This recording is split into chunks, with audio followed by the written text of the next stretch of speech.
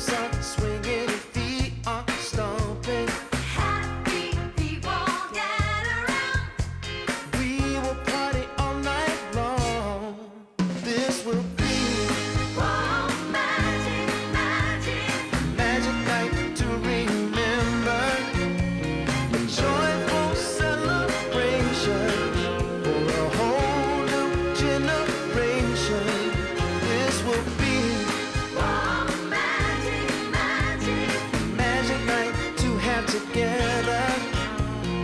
No more limitation. We united as one nation. I want Keep on moving, moving. keep on moving. The sweat is dripping. I want Whoa, shake it, shake it. shake it to the beat of the drum. No need for hesitation. Bass is pumping and everybody smiling. Happy people get around. We will party all night long. This will be Whoa, magic, magic. a magic night to remember.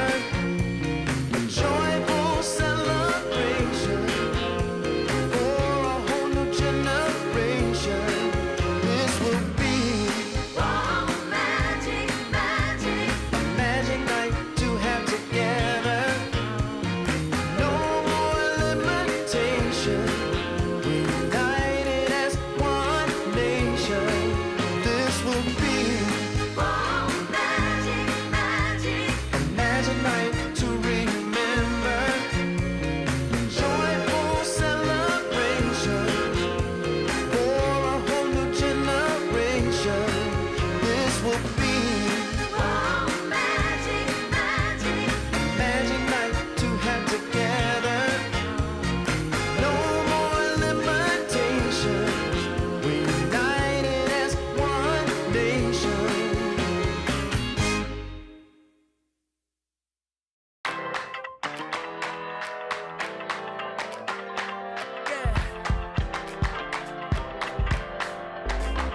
You crack the ceiling. This love is an open sky. Can't shake this feeling. I want you know I can't lie. These doors are open. Welcome, darling, won't you stay? And you got me hoping. Forever's here, today's the first day. I wanna be closer to you. Closer to you, yeah. You to be all mine. I got all these choices, but I so made up my mind, yeah. There's nobody better, gotta be you. A thousand voices, 'cause it's so good to be alive, yeah. There's nobody better, so it's gotta be you. These myths are busted, the grass is greener on my side. It's done and dusted, I'm never getting off this ride. 'Cause life with you is golden, so how can I go back to silver love? I'll be holding on, can't get enough. I wanna be closer to you. Closer to you, yeah. You to be all mine. Oh, yeah. Got all these choices, yeah. But I so made up my mind. There's nobody better, gotta be you. Thousand voices, yeah. 'Cause it's so good to be alive, yeah. There's nobody better, so it's gotta be you. Yeah.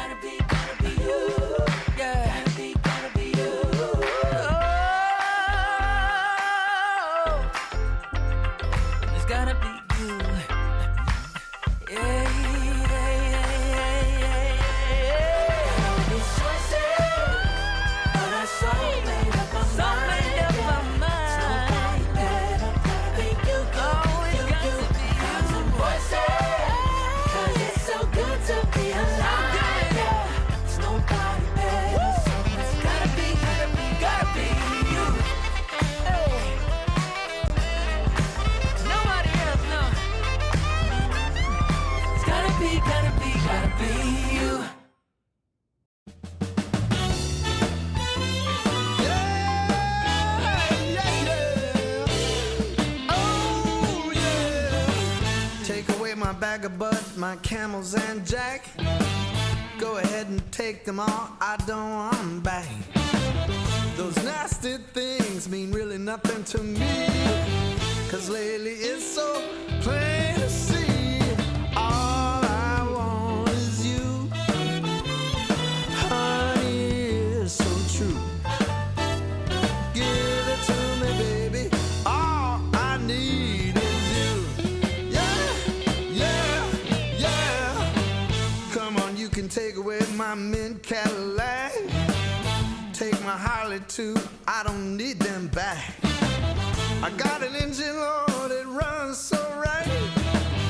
As long as I get your loving each night, all I want is you, honey, is so true. Give it to me, baby, all I need is you. Yeah, yeah, yeah, yeah, yeah. In the morning, well, early in the morning, late in the evening, round around noontime, round about noontime, baby, 24/7. Give it to me, baby, all I need is you. Yeah, yeah, yeah.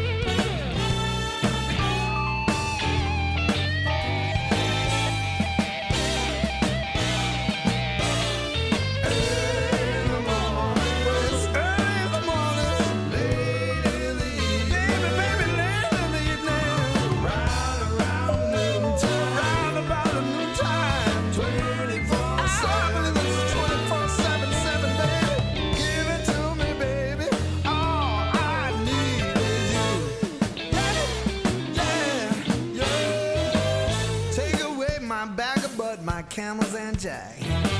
Go ahead and take them all, I don't want them back. The only thing I could ever really miss is what I feel when I get your kiss. All I want is you, honey, is so true. Give it to me, baby, all I need is you.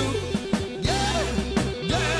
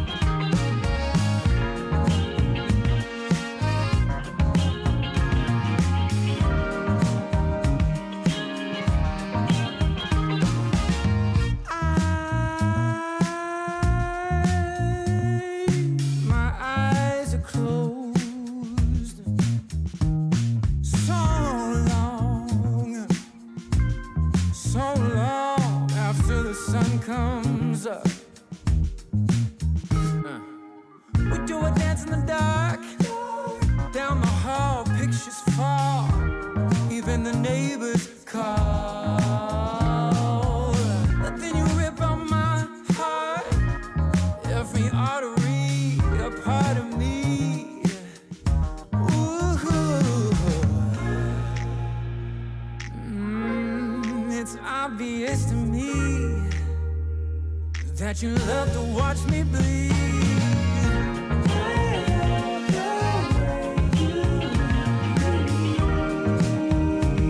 But not half as much as I love when you leave. I hate to see you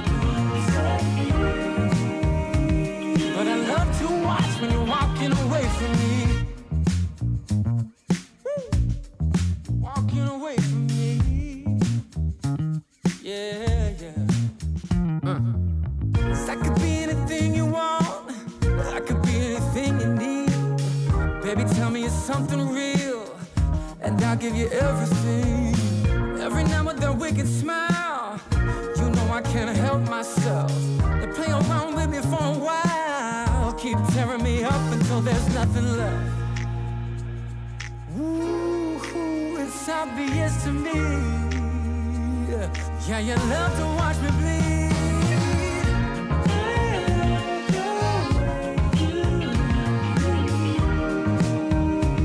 But not half as much as I love when you leave. I hate to see you go. But I love to watch when you're walking away from me. Yeah, yeah.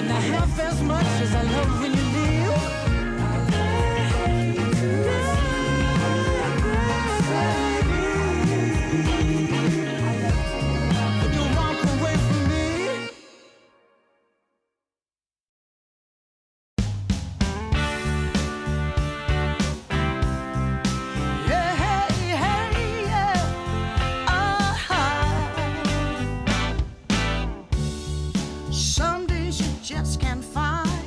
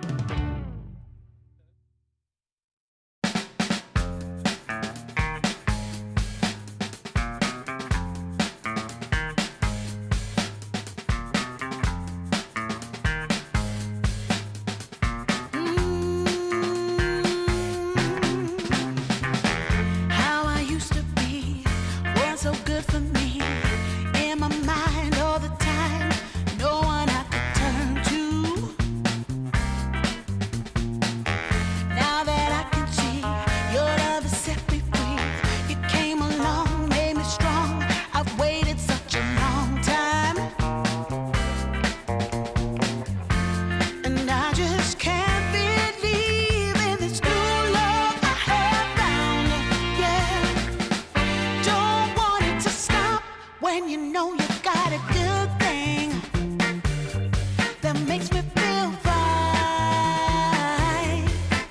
Ooh, wherever it leads me, you know it's all fine. I never thought that this could sweep me off the ground. Oh, I don't want it to stop when it's feeling this good.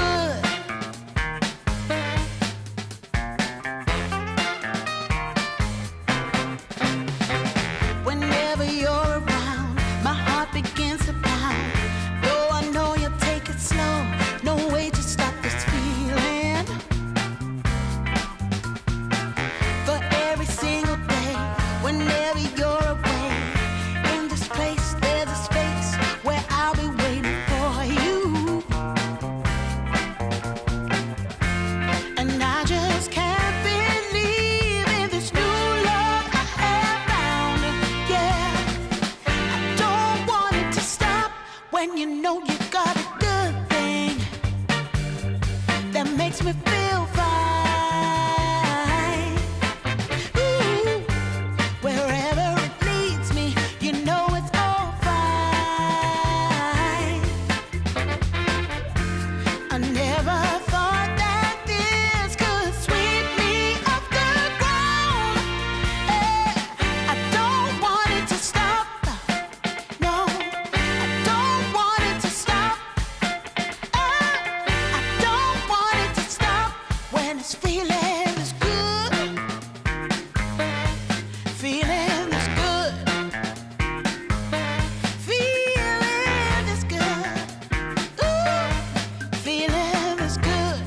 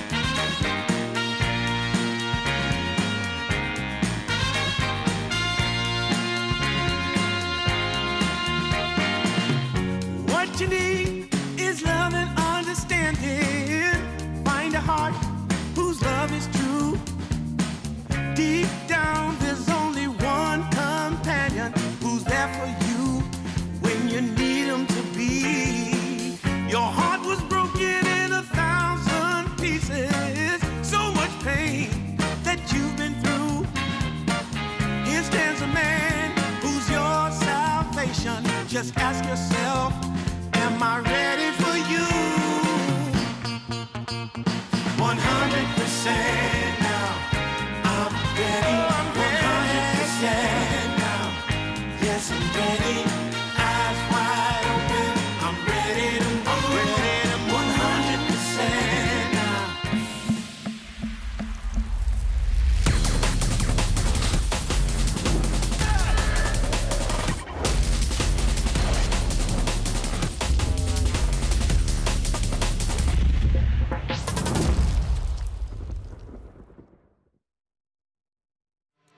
DreamLeague Season 26 is brought to you in part by DHL, 1xBet, and Anthros.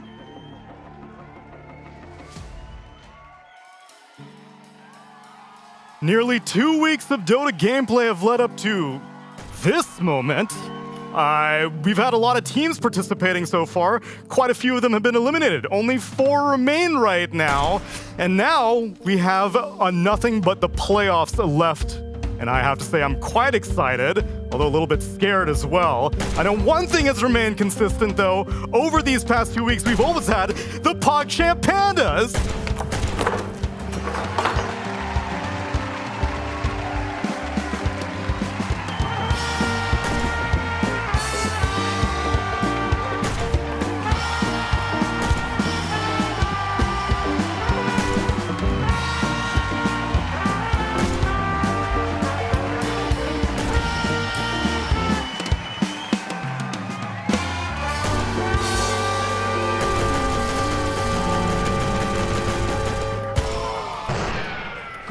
Remnants though. Quinn's doing big damage. Can he finish off any of these heroes that zip on through? And there's the hits, the Tidebringer. I believe it was 10.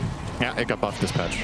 Oh, they're gonna try to counteract this. Emo takes the Aegis and the Roche. He's gonna run into Aurora, gonna run into Panto. Oh, he got a big static storm. He hit three of them inside the kinetic field. It is perfect from Panto. Drop another one on him. They're done for inside of this mosh pit. The Fiend's grip is up. Kataomi, he got him right before the Rolling Thunder hits him. Meanwhile, the grab on Amiro here, trying to stop this RP. It's up in a second. He got it off just in the nick of time. Locks down 2. Now they're in big trouble. Kieran starts going to work. Like trying to keep them at bay with the pin, but the jump for GPK trying to grab the Aegis. He gets it. Oh, there's the black hole though. And caught V-Tune and Boxy. They both will die inside of it. Have Torrent boat to punish you here, but if they hit the right Torrent and the right boat, oh, it's gonna look so pretty. He knows it's pretty low because of the wolf. It's gotta be perfect here. He jumps in, uses his he snatches the Aegis! Joke him! And now this is super obvious that they're getting backstab too. Yep, Cuckoo. Okay, they're gonna start things out. The RP is trying to use it, but he gets stunned at the last second for WS, but the snowball will save him. Still relatively healthy though with that BKB, and now the avalanche toss onto 2 heroes with the arm. Ace almost dies, but they got that kill, and it looks like Satanic might lose his Aegis here. No one goes in with his epicenter. Oh my what God. A stinger! Jesus Christ, he just wiped them all! A lot of Dota has been played over these past 2 weeks, and now only 4 teams remain. And all these teams have been doing it on a variety of patches as well. And now I get to close things out on our second to last day of DreamLeague Season 26 with Pyrian Flax. Hello. Suns Fan. Boo. And Senderin. Boo. I hear. When you fell over, he was legitimately worried for you. Every single that time. Was a jump scare. Every single time I do a physical feat, Pyrian, the first thing he asks me is, "Are you okay?" You okay? I'm a parent. Very fatherly instinct. I hear a body hit the floor, and I think, "Holy shit!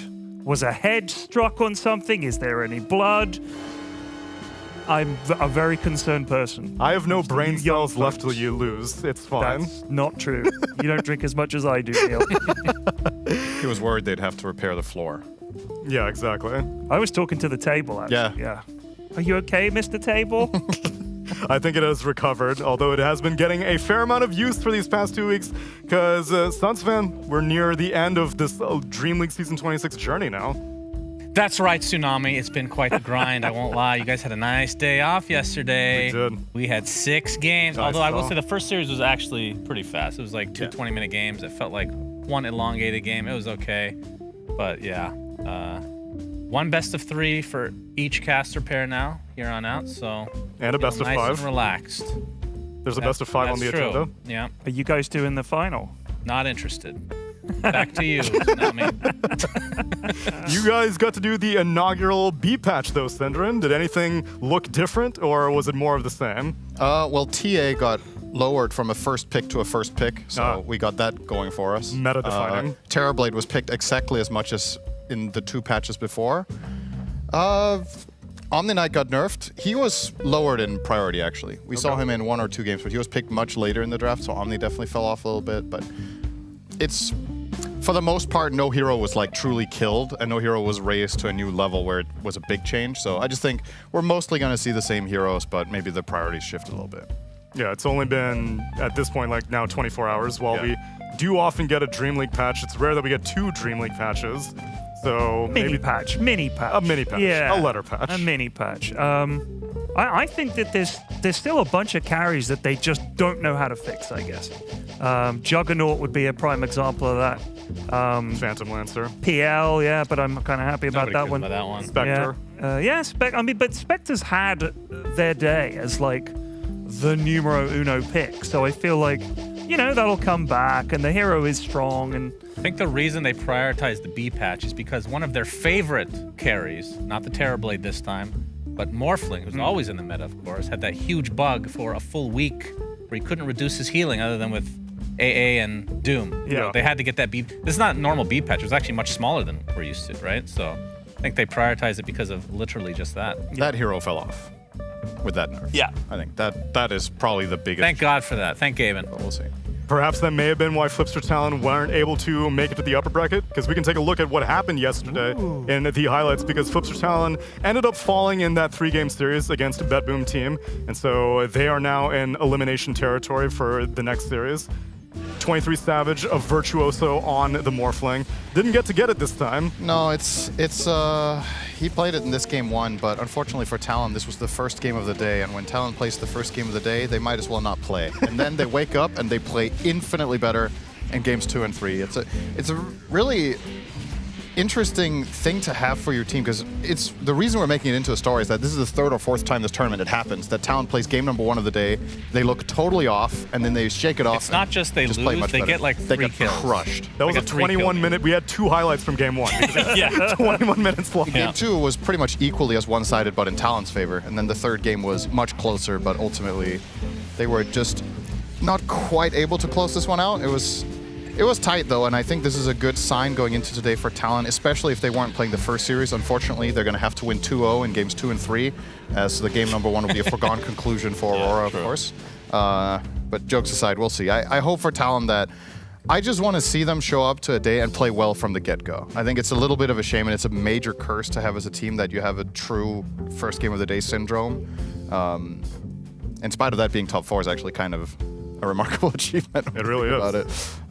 And on the other side of the series, we had Gaming Gladiators and Aurora fighting to remain in the tournament. That one was also a 3-game series.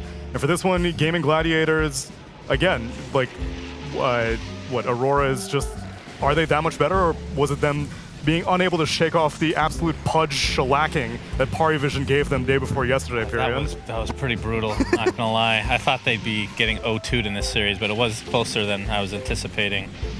But yeah, this game, I'm trying to remember what happened. I had the day off, Neil, so... and I cast, and I don't remember anything. There was an Undying, that's right. I remember this It's been now. a long Yeah. 2 weeks. Very I did see important. that at some point Axe and Sniper got picked.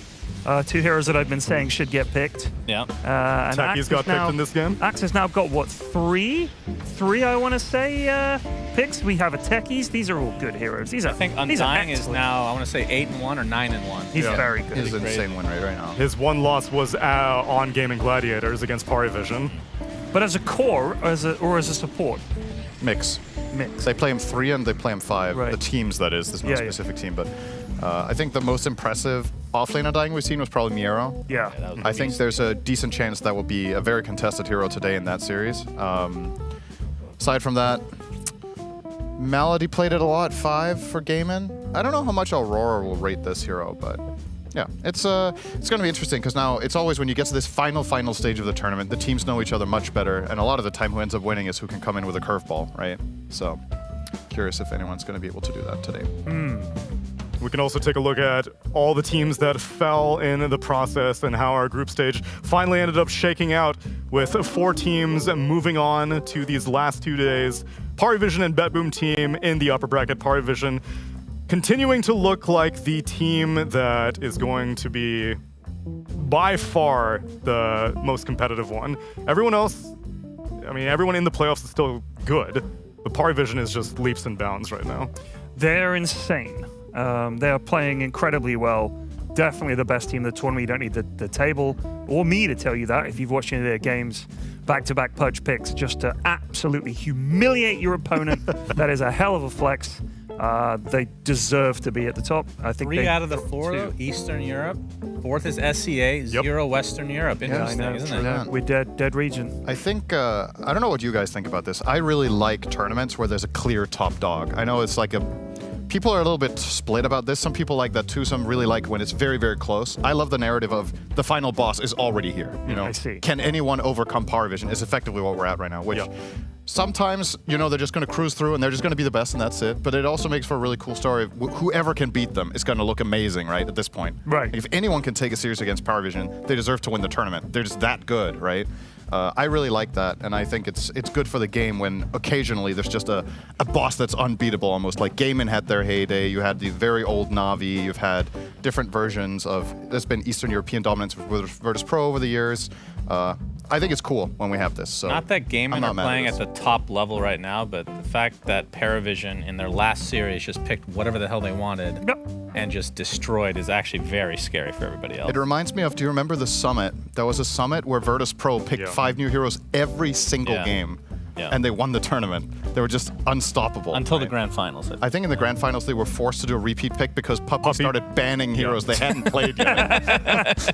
I vividly recall Puppy banned out Ricky, who was a wildly unpopular hero at the time. And everyone was like, he's literally just doing this to force them to do a repeat pick. Yeah. But for what it's worth, the teams that are even in lower bracket, Aurora and Flipster are the only teams to take games off Parivision in Group Stage 2. They 2-0'd everybody else, but Flipster Talent and Aurora was able to take 1 game off. So even though they're in lower bracket, everyone still can make Pari bleed. I mean, I would say the 2nd, 3rd, and 4th seed here, all 3 of them, they're considered wildcard teams in general. You never know what's going to happen, right? Yeah. Like Talon, first game of the day, they get dumpster, but then they can just win out easily. BetBoom and Aurora, I mean, the same players have been shuffled between these teams, it feels like 100 times. GPK is available. Yes. Tsunami. Always. Although he's not. Kiyotaka has overtaken GPK as the GPK, as the eternal envy of the modern day Dota. So it was a it's coin gonna be flip. exciting. You never know. Though some motivation may have waned for these teams because now that Flipster Talent and Aurora Gaming are in 3rd and 4th, that means that they get some EPT points. And they have got themselves just enough EPT points to make it into top 8, which means that they are now qualified to make it to the Esports World Cup.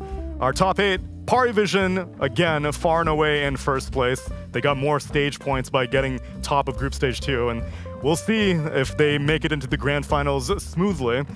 It was really funny, though, because like we talked about, Aurora is very wildcardy, right? Mm-hmm. The last game of the day, when it was elimination, where if they had not won it, they would not be on this board. They played so safe. So they are capable, Nami, of actually playing disciplined, but choose not to most of the time. The stakes just need to be high. They need to be in a good position, and the stakes need to be high. Then they will play like Falcons. Exactly. So, you know Virtus Pro, right? They picked up a roster in the MENA region. Correct, Meswa. But they still have a polar bear on their logo. You know, they changed it for TI9. To what? A panda. They changed their logo to a panda. Oh, I remember this. Well, they could change it to like a camel or something. Like an animal that's native to the region, rather than legit. a polar bear. Yeah. Little camel face. Well, That'd be maybe lit. they have polar bears in a zoo, local zoo. Does that count? I don't think you would. It's too hot for a polar. Oh, they have great AC in the Middle East. I can attest to this, having lived there. Well, yeah. The best AC in the world, in fact. Well, Better it than better Arizona. be. Yeah. Otherwise, people are going to melt. Yeah, of course. if they manage to beat Enigma Galaxy in that qualifier, then maybe they can consider changing the logo, because of all these teams leapfrogging, that means that Enigma Galaxy gets bumped down to 9th place, which means that they have to grind it out through the qualifiers. Gaming Gladiators is also on this list, but they will be in attendance due to their status as defending champions of winning last year's Esports World Cup. So they will be there along with Extreme Gaming, who were able to qualify through the Asian Champions League. I wonder how many players they would have to have gotten rid of for that to not be the case. If they could just come with a full new roster, you think they'd still be auto-end? I guess the org has won it, not the player. It's not like when you had points, and if you switched, you took those points with you and stuff. Do you remember the DPC thing? Yeah, I'm sure I mean, they flip-flop on the rules a lot. With yeah. It's like a roster of Theseus. How many do you change before it's still the same team? Very and deep. only one slot is allocated per region.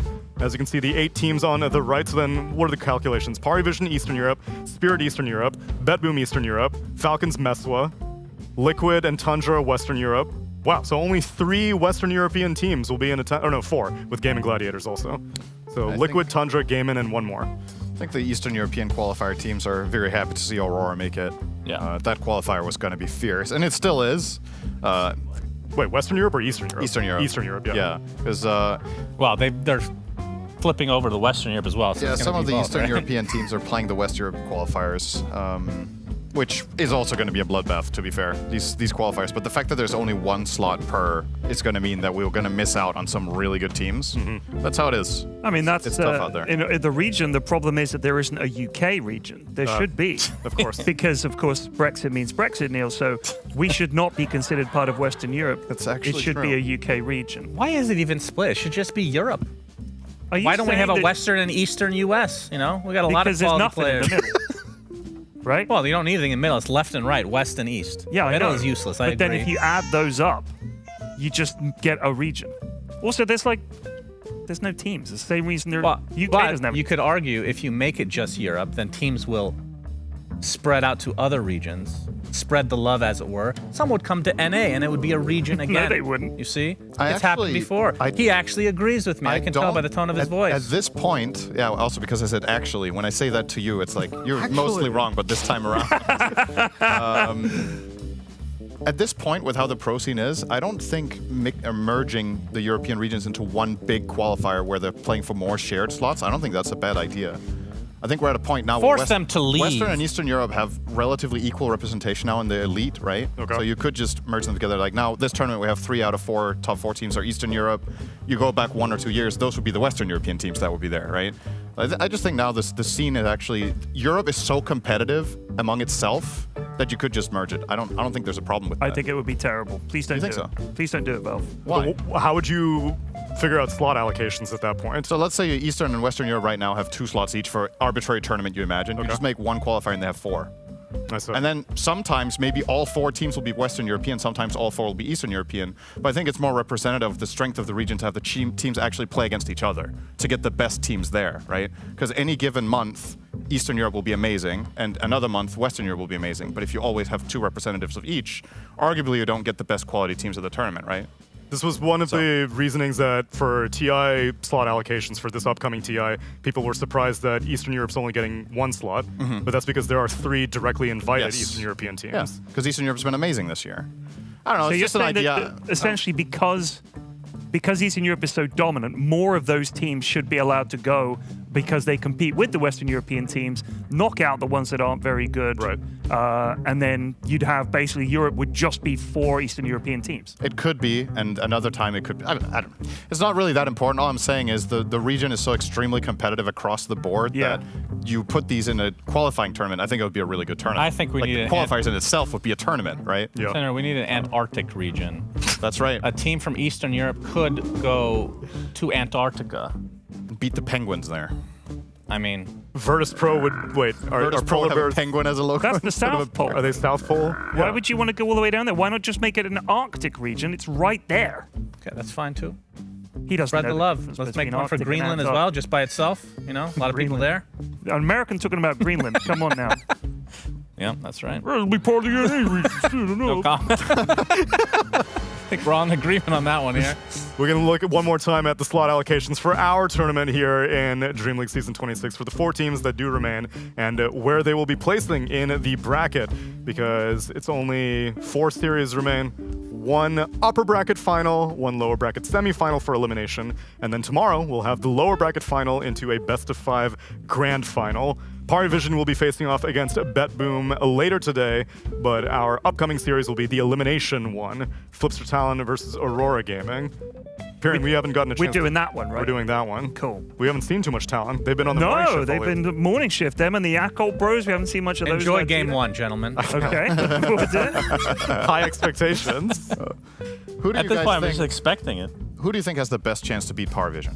I think that's going to be the narrative of the tournament that remains, right? Because I don't think it's Bet Boom, even though they're in the upper bracket. I think that is Power Vision's best matchup that remains, actually. So I was saying yesterday that I think Flipster Talon is the team that has the best shot. I would agree with that. Because I think that Paravision at the moment is so confident and playing so well that there's kind of a chaos to their drafts and the way they play, and it just feels like they're just running over people. And I think if there's a team that's going to enjoy that and play alongside it and have fun with it, Flipster Talon.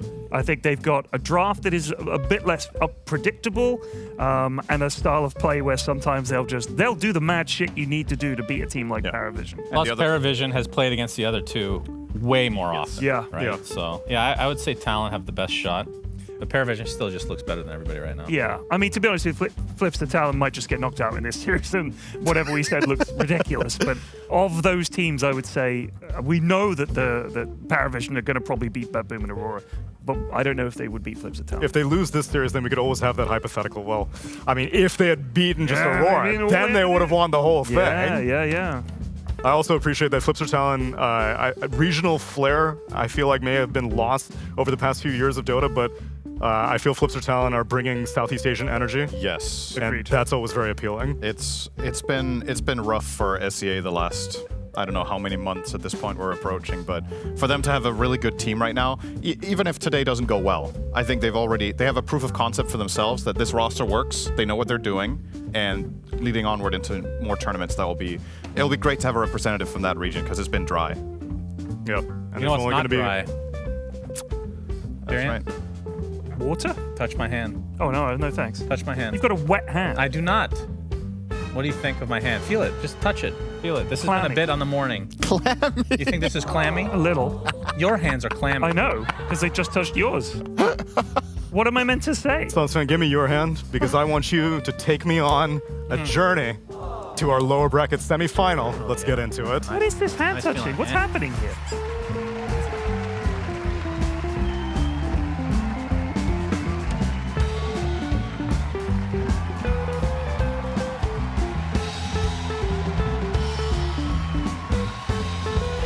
As we head into our first series of the day, we've got Flipster Talon versus Aurora. These two teams, not the most convincing performances in Group Stage 2. They both showed a lot of promise, but also some potential drawbacks that may be playing a factor moving forward in the tournament. They both qualified for EWC, super exciting, but I wanted to show you guys what we might have in store for us today just based on historical evidence from Group Stage 2. So first off, this is the Game 1 lack of shower syndrome for Flipster Talon. 3 times during Group Stage 2, during the first series of the day, which is what we are on right now, they lost games miserably. They lost to Enigma Galaxy 39-7 in kills. They lost to Yakult Brothers 25-2 in kills, and they lost to Bet Boom Team 24-3 in kills. And these are all Game 1s that they lost horribly. But what happens in Game 2? Do they just give up and keel over? No.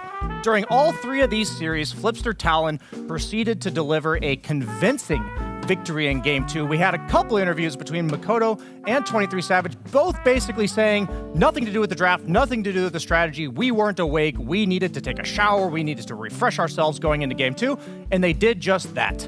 Now, if we're looking at Aurora and what's been leading up to this series as well, the problem that we've been seeing inconsistency-wise is from Kiyotaka. Now, we look at some of his KDAs during this event, and I highlighted these 2 games, Game 1 versus Aurora, and coincidentally, that was also Game 1 versus Flipster Talon. Very important to note that these are both victories, right? These are both victories for Kiyotaka where he was 0-7 on puck, ended up winning the game. That was against Team Liquid. And going 13, 16, and 17 on Ricky, starting the game 0-7. And this was game 1 against Flipster Talon that lasted 80 minutes. This series went the distance in favor of Aurora during Group Stage 2. They took a 2-1. Was not clean at all. Expect to see some scrappy stuff today. Don't know what we're going to get from Talon. Did they shower up? Did they clean up? Is Kiyotaka ready to be Takayaki or Kiyotaka for Series 1? We'll just have to find out. Both these teams have vast highs and lows. Like, welcome Lacoste, Pyrian, and Misery. Pleasure to have you. So I've been on night shift, and I've been hearing so much about this shower business. Can you give me a little bit more lore? Is it real? Did 23 Savage legit take a shower in between the series? Yeah, they lost the first game. How do you know? Were you guys there or what? He takes it. I'm gonna go take a shower now. Exactly, I need photographic evidence. I mean, technically he could have been lying. He could have, but he said in an interview that he took a shower in between game 1 and 2, and then suddenly he felt fresh and ready to win the series. Yep. And it's been happening, as you showed from the numbers, Brian. For some reason, Cinderin was also saying that game 1 is just consistently slow from Talon, and they're taking time to get their groove. But then Lacoste, it seems, once they get into game 2, things look pretty damn good for them. They do. This is the team that I would say needs a little bit more time to maybe adjust as well. I think we've seen a lot of adjusting to the patch in general, because day 1, day 2, when the patch dropped, everybody was kind of playing their own stuff, and then they also started to look, because you don't have enough time. Like, you're playing the games, you need to sleep, you need to shower, maybe you do, maybe you don't, but you also need to be able to, get to see what other teams are playing, to see what's actually strong. And I'd say that they have their own ideas. They might be a little late to the party, but seems like they managed to address some of the issues. That's what I was saying for our pregame period. I like that Flipster Talon, in the sea of Eastern European teams, they are bringing themselves that sea flavor from Southeast Asia. It's nice to see. I mean, you just hope that they don't just get whipped here in game 1 and then give up. But, it's good to have teams from different regions in here. Obviously, at the moment, Eastern Europe is the dominant region in Dota, I'd say. So let's see if Flipster Talon could shake that up. Yeah. And whether or not Kiyotaka will also be able to come correct, because...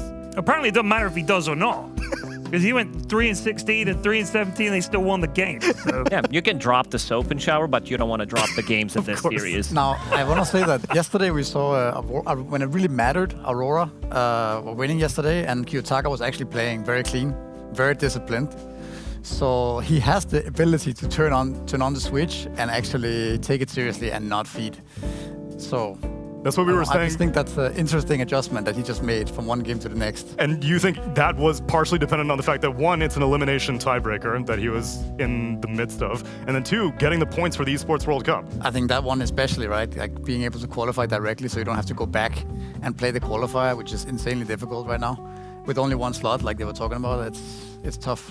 That's why so many of these teams from Eastern Europe are currently rearranging their regions, because right now Aurora qualifies for EWC, but TI they are not directly qualified for. Yeah, I never thought I'd see the day that Western Europe was like the region people are migrating to in order to dodge a difficult qualifier.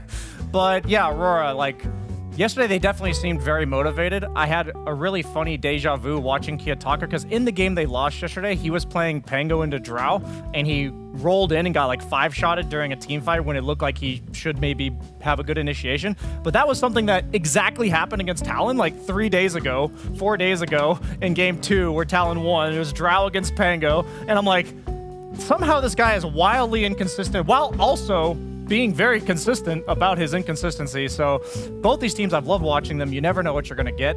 It's really hard to analyze their drafts because we all try to envision how do we think this game's going to play out, and that's just never what happens.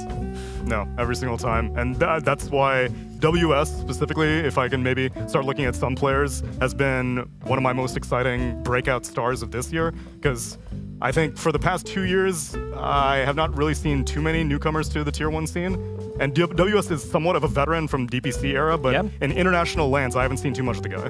No, but he can definitely pull up some weight. He has very interesting hero pool that he does play. He's playing the meta stuff as well, but he's also not afraid to play heroes like Mars. This is his, by the way, most played hero, and he plays it really well. A lot of the times it does seem like it's a good game for Mars, but people don't want to actually pick it, which is kind of a meh for me, because this is one of the most satisfying heroes in Dota, like when you drop it, when you land your spells, but it's also one of the shittiest when you miss your spear inside of the arena. It's like, well, what did I just do? But overall, he's playing like different stuff like Slordar, he's playing Darkseer, Kunkka. He played Lycan randomly? Yeah, the Lycan, it was the biggest one when they had this strategy with the 3 physical cores. I did not believe that they're going to be able to win that game, but he managed to make it work, and was really impressed by him. Well, we're touching on some heroes right now, but a lower bracket semifinal is ahead of us. Elimination is on the line for both of these teams. Flipster Talent and Aurora Gaming eagerly looking forward to making their way to that lower bracket final and getting to show off some more 7.39B action. So without further ado, let's get into it.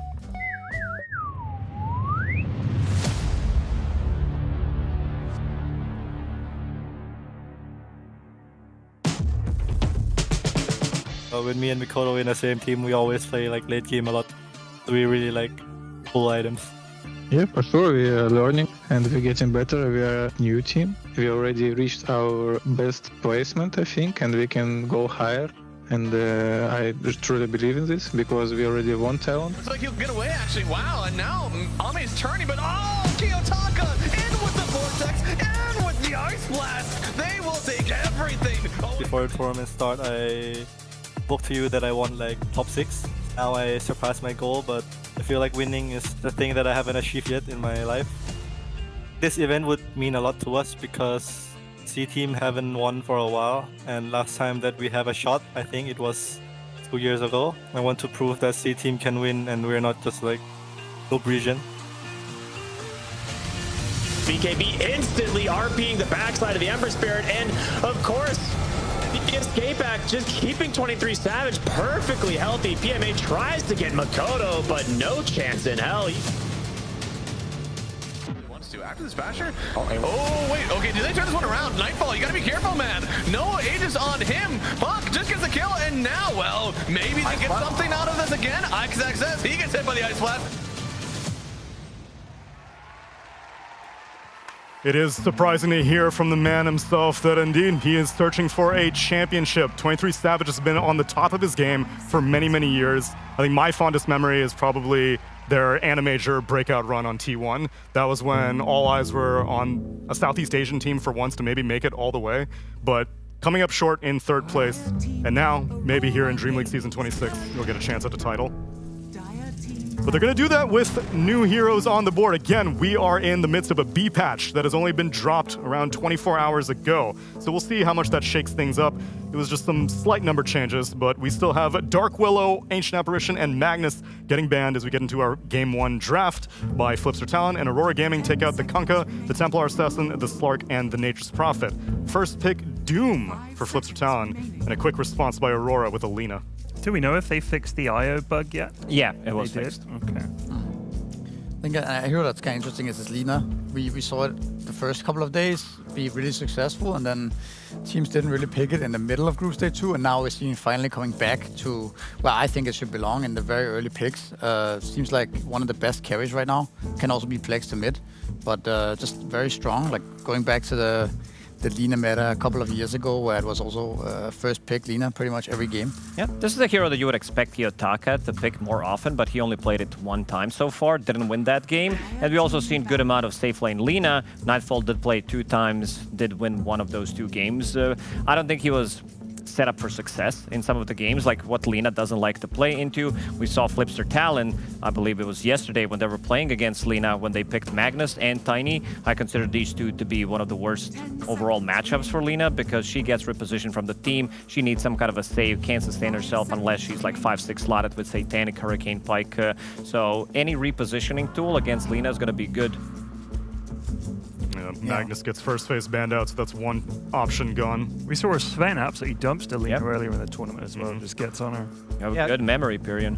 Yeah, it's interesting. I feel like the meta of Lina throughout this Group Stage 2 has gradually developed for me personally. I was a huge fan of it at the start, especially because it seemed like a genuine flex between the mid lane and carry. The last, I think, 6 or 7 times that I've seen it, it's all been carry, which makes me less faithful in the hero. Like, I don't believe in the hero nearly as much because of the fact that the option to flex it is there, and it seems like the opponent will counter it, and then they leave it carry anyways. It did go 1-3 yesterday. I know that's a bit anecdotal, but it felt like a large, not a part in the Lina, but the enemy team figuring out how to deal with it. They did ban the Magnus themselves. You have to ban the Tusk yourself because they have the next round pick, and that's such great synergy with Lina. But also, I feel like Flipster Talent's perfectly comfortable playing against it, and I'm curious to see how they craft a strategy this time around. And what's the melee 5 that Aurora's gonna to pick with it? Well, the only exception to melees is maybe Bane, so we're gonna see like Undying, Bane.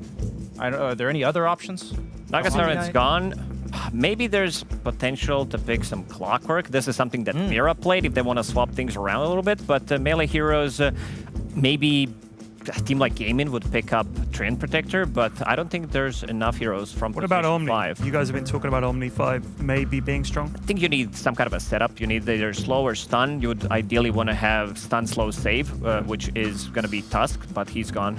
I think Omni Knight in this game is not that good against the Doom, I think. I don't think you have to have a stun. You can also just play for farm in the lane, like with Undying, for example.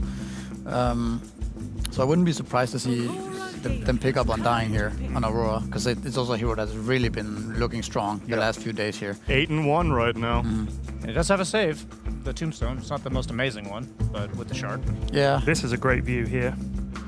This is Kiyotaka Cam. Yeah. By the way, the Doom, I feel like Flipster Talent is the team that's played best with Doom. I think WS has looked really strong. They also put it on 23 Savage sometimes, so giving that flexibility is... And I feel like both of them play it really well compared to perhaps other teams that pick it but don't really make it work the same way. There it is, the Undying, you called it. Been very impressed by Dooms from carry role. I did not expect this hero to be as strong, but the performances that I've seen from 23 Savage, from Nightfall as well, like this hero can really scale well because like you're building into Radiance, your items are going to start to pile up, you're farming super fast, and you have tons of damage in the team fight. You're also anti-carry, which is something that like anti-heal as well, so this is a big deal as well. I think part of biggest buff to Undying is in the previous patch, a lot of the best offlaners were things like Darkseer or Sand King, that when they lost their lane, they would just farm jungle stacks. That's a good point. And it feels much more powerful to just own the lane, and the offlaners right now don't have nearly as much of a retreat option. It also feels like it's not that easy to kill that Tombstone in the fight. Like it feels like the Undying is offers such strong team fight from the 5 compared to... It's like a little bit like Warlock used to be, right? Like last patch, for example, where teams just couldn't fight into that Fatal Bonds Golem timing, right? And the same thing is here with the Undying, that it makes your draft so strong just because of the team fight factor. I think we saw Kunkka Undying on the same team yesterday. It's just how do you imagine fighting into both Tombstone, you know, Flesh Golem? It's just too many things to deal with in the fight. And then you just end up split pushing all game and you can never really take a fight. I think the Shaman is a good response to Undying. It used to be one of the best counters to Undying in the lane, just because you come to lane with like 70, 80 base damage, right? You can skill chicken fingers and actually trade with this guy. And then later on, you can kill the Tombstone with the wards. So I think this is a pretty good response. And they follow up their support duo with a Bane, and Aurora Gaming will pick up a Beastmaster. I'm curious if they're going to protect their Beastmaster with the Gyro pick support here, or if they're just going to pick, at least consider that Flipster Talent is going to pick the Gyro on 18 and pick something that they feel is good against it in the game overall. I think that'd be a sick draft move, because we've seen Beastmasters get absolutely owned by it, and it also owns Undying, because you don't technically have to kill the Tombstone. The flag will just kill the zombies in the middle of the fight very conveniently. So I think it's a huge oversight that there's no way they haven't considered, because Beastmaster Gyro's the most common you pick Beastmaster, ban Gyro hero pairing I've seen over the last like 3 patches. So is there any more solid? Okay, I guess they can check these. You're just giving it to him, huh? Is there any way they pass up on this on the Gyrocopter?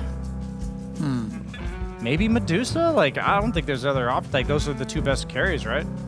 Maybe they feel like the Lina out carries those because of their range disadvantage.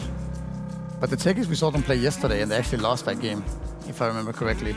They did. What's their idea with the Techies here? What are they thinking?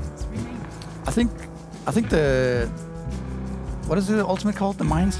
The Proximity mines? Proximity mines. Yeah, I think the proximity mines are pretty good here. There's no way to actually remove them. If they pick a gyrocopter as well, they have 4 heroes that cannot clear those mines. And that's really problematic when you play against techies in the mid-late game, that there's just mines everywhere. And they become really scary. And they'd have to get past remote mines, zombies, a dog to get to Lina. That's a lot. I will say that's probably why they picked the Storm here. I think that also means that they think they have 3 carry options. So I'm going to go through down the list. Almost certainly banning Gyro, perhaps Medusa, just as like these like range split shot range carries that deal with Beast. The other option I was thinking for Flipster before the Beastmaster came out is Ursa. Ursa? It's not as good in lane, but it's like it just shreds these Undying heroes. I've been very impressed by Drow Ranger. Oh, yeah, true. I think this can also work because you have ways of stopping techies with 2 things, so he's not going to be as effective in the lane from getting the blast off. And I really like this matchup. I think they don't have enough ways of dealing with Drow Ranger. I thought she was a bit slow, but also players like Satanic showed that this hero can be played also extremely fast. And they also wanted to have something that's going to be able to jump Lina, because right now Shaman, Bane, these heroes are really not good at it. They have a lot of ways to like protect certain areas. They have 2 BKB piercing abilities as well, so that's going to be nice. But they are lacking some kind of a damage. Like Bane is not that much damage. Shadow Shaman is good amount of control. If you're not fighting near the Serpent Wards, you're going to be lacking some of that damage. So I'm going to see something. You did mention.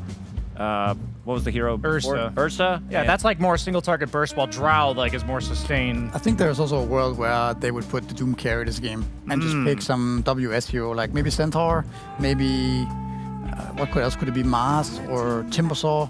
The lane's gonna be a bit rough, but I think maybe they feel like that's the better option. They won't know where this Lina's going yet, though, because Aurora have last pick. Yeah, that's true. I think they are somewhat confident that it's gonna be the carry, though, just because you picked the Storm already. I feel like the mid Lina might be in trouble if Flipster Talon support start roaming mid, whereas the carry Lina is a lot harder to get on top of with the Undying there. Also seems like, to me, it feels like Kiyotaka maybe would benefit from playing a different hero. He hates tea. But I'm not sure. I'm just curious why they didn't pick the Gyro. What about the other end? I know. On pick 18, it seems strong. Yeah. Maybe they felt like if the Storm gets banned, we don't have a good way of getting on top of Lina, and it's simply that. And I feel, while I haven't caught as many Talon games, it does feel like 23 Savage, the synergy with Mikoto is amazing. Yeah. And if Mikoto's like, I want my hero on 18, 23 Savage will acquiesce and be like, all right, fine. I'll get my carry pick near the end then. Tidehunter and Gyro get taken out by Aurora, so they are not sure where the Doom is going, and Medusa and Puck get banned out because they're not sure where the Lina is going. That might be part of it, right? They also leave the flex open by picking the Storm right there. And I once again, I just think it's like Makoto's like, how many heroes do you feel comfortable playing this game? And he's like, I think Storm Spirit's by far the best, so we'll just give him that. But they do end up putting the Doom carry. I don't know how much I love this. Enigma is pretty good, I'd say, against Undying, but you can also potentially get Dove, like at some point where they get like level 2 or 3 before you do, and then pushes the lane out and tombstones you. Now, where's this Tiny going? Mid, probably? Nightfall has shown that he's okay playing it as a carry. It doesn't really lane with Undying. Yeah, he'll be going mid. And 23 Savage will be playing his Doom into a Beastmaster offlane. How do we feel about this one, guys? I think I like Aurora gaming a little bit better here. I feel like, I think the Beastmaster Undying, it just looks really strong. I think it's gonna be hard to get good black holes off here. There's just too much stuff around that can mess it up. Too much things that can cancel blink daggers and get the positioning correct. So I think I like Aurora more here. I like Aurora more as well, but I've also been very impressed by Flipster Talon, even when they don't win the draft, how well they're going to be able to play these drafts, especially if the game goes long. This is the Southeast Asia team we're talking about, and we've seen that the games are pretty much longer, 41 minutes average game time. This is where Talon kind of shines, so hard to say. I would just give slight advantage to Aurora in this one. If it was game 2, I'd say flip the Talon, but it's game 1, so I'm gonna have to lean towards Aurora for this one. I'm just a stats-based man. Pyrion, my most trusted advisor. Which way you feeling? Well, my liege, I'll be honest with you. I think other than the Storm, they haven't addressed a way to get on top of Nightfall. And I can see him zipping in and just getting blown up by Aurora and everything else while the rest of the team are trying to catch up. So I think that Aurora Gaming have got this one, even putting aside the horrific Game 1 record that of course Talon has. Yeah, that has no bearing whatsoever. All right then, lower bracket semifinal, game number 1. It's an elimination series, and we'll see which of these teams will be able to progress further as we get into game number 1 with the PogChamp Pandas.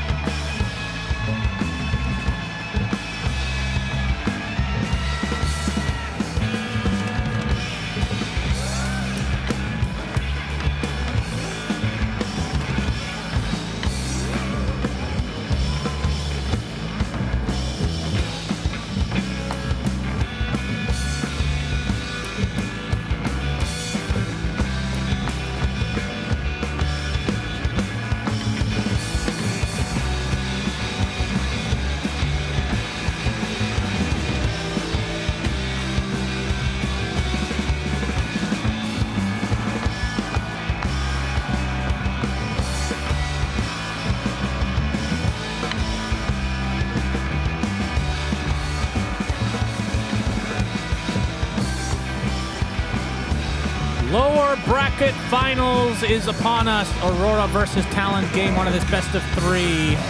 Cinderin is with me, Suns fan. Greetings, ladies and gentlemen. Everybody's picked Aurora to win this game because Talon's game 1s have been horrific. But something I will say, a nice adjustment, at least that I've seen, Cinderin, is the 23 Savage Doom. He's played it before, but not really in game 1s. This is like a hero that can actually get somewhat active early. It's not like this Morphling that just sits AFK farming. You lose your lanes, you just lose the game. Yeah. I like this adjustment for Talon. I give him a better shot. I feel like, so from the panel's perspective, I'm really with them that Gyro was the obvious and amazing pick in that slot. And I think the reason Talon did not go for it is that would have forced their their Doom to lane against Undying, which is a lane matchup that's horrible. And you really have, you've seen WS in this tournament pop off. You don't want to give him that bad of a matchup, so they're actually willing to pass up on the Gyro for that reason, I'm assuming. Because 23 Savage is more than capable of playing a great Gyrocopter. It's one of his better heroes, but yeah, at this point, as you said, they will avoid that said matchup by putting the carry Doom, unless if Aurora were just to swap lanes, potentially. For now, they're starting with Techies and Beastmaster showing up top and Panto on backup here on the high ground, maybe thinking about a first blood. Not gonna get it just yet. And I'm curious to see if he's gonna TP bottom or if they'll actually do some sort of shenanigans. No. All right, so crisis averted in that regard from Talon. They do not have to lane their Doom against Dying. And we're off to the races with standard lanes. Yeah, and I do like to see WS on Enigma. We've seen the position 5 just be disastrous. As long as they can get to the mid-game Cinder without a huge deficit, I feel like this team can really pop off. Of course, Aurora, the most recent games we've been casting of theirs, they've been a little bit more consistent. They've been more disciplined, less throwy, if you want to put that word out there. Especially on this young lad, Mr. Kiyotaka, has looked like a different person. He's looked like the modern-day GPK. He went through the recent replays and figured out, oh, it's better to do what? Better not to die 16 times. Seems like new DPK is better than old GPK. I'll mimic the new one then, I guess. Yeah, for me, I know we've been harping on this a lot, but honestly, the biggest question mark for me here is, are Talon going to play well in game 1? I don't even really care that much about the drafts, because in the games that Talon have lost as game 1 of the day, I don't really think they've been, like, brutally outpicked in those games, but they just got run over, as if they needed to wake up, and bottom lane needs to wake up right now. All right, Nightfall, first blood for Aurora. Can they break that curse? We saw the stats from Brian. Stats don't lie. We've had 3 games in this group stage 2 where game 1 for Talon just goes terribly wrong, and then they bounce back in a big way in game 2. Which, the good news is, if this game is to go wrong for Talon, they've clearly already shown that they're able to bounce back in series. So I'm not really worried for them if they lose the first game, even if it's very one-sided. I just think it would be very healthy to see them do well at the start of the day. At what point does it get into your head as a player that you're not performing particularly well in game ones? I don't know how much they've noticed. You don't think so? I'm not sure how much they think about it. Panto, he's getting gone on. This looks to be a kill going the way of Talon. Enigma Shaman is a very strong lane. You have so much damage during Shaman's disables with all the Eidolons. If Nightfall doesn't have LSA to slow down those Eidolons as they go in and remove that damage, you can easily kill Undying with this type of lane. Should mention mid lane, Makoto is dominating right now. 20-4 versus the 14 against Kiyotaka. So a really good start in the mid lane for Talon. And, Tombstone placed, and that means Talon are going to have to exit as fast as they can, but the LSA did hit for Jokum. And the Innate's going to proc eventually here, but Panto should be able to run him down, and indeed that is the case. And Nightfall and company, they get the Lotus as well, and an additional LSA to WS, so dying a little bit earlier, and now stuck on very low HP. I mean, this lane is just disgusting for Aurora. It's a cool lane to watch in general. I think this the Undying Lina is incredibly powerful, but Shaman and Enigma actually have counterplay, as we've already seen.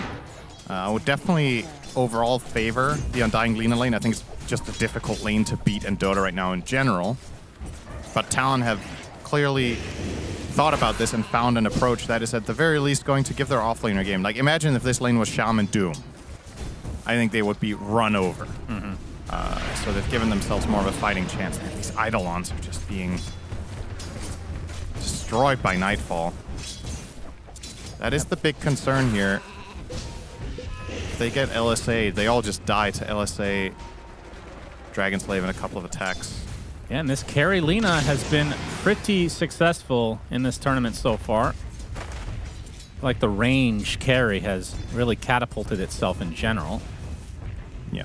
I mean, what melee carry? Like Ursa has been pretty successful. There's a handful, but it does feel like it's majority ranged. I think the best range carries we've seen in terms of success have been Ursa and Doom, right? Melee. Yeah. I don't know what else really comes to mind. We have a Nightmare on Tamira, getting chased a bit, but 23 is getting a tad low, and the blast-off actually hits him, but Mira does die first, so at the very least 23 Savage gets some XP advantage, but has to go back to base, and now Cuckoo getting chased down by Toronto Tokyo with plenty of resources to work with. This will be an eventual double kill for him. He's going to get a really fast Helm of the Dominator. He's 400 gold away, minute 5. Yeah, one of the scariest heroes in the early game if he gets off to a good start, for sure.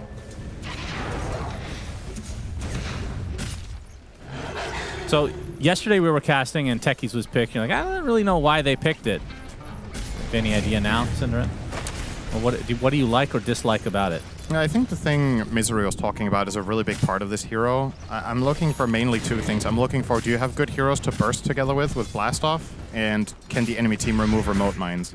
At the time they picked this, there was nothing that was good against the mines. Now you have Eidolons, which is at least something, but...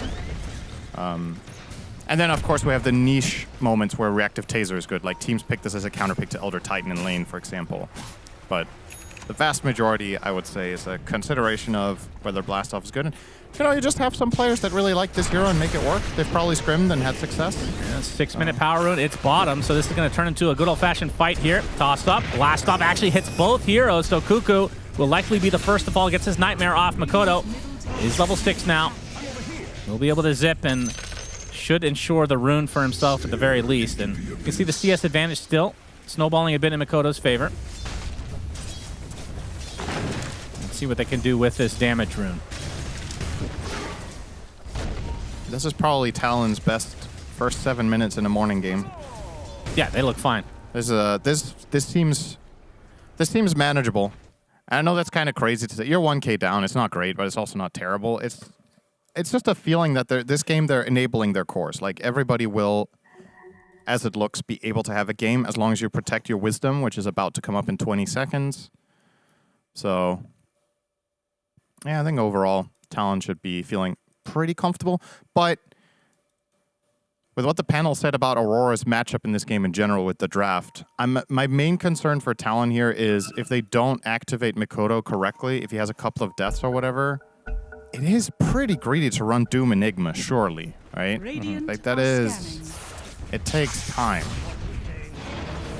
So as long as the early game is all right and you stay afloat, it's fine, but gotta be careful in the next 10 minutes to not let Aurora walk all over you when their heroes come online. Beastmaster with Dom, you get Tiny Blink, and then Carolina is more than capable of contributing to early fights.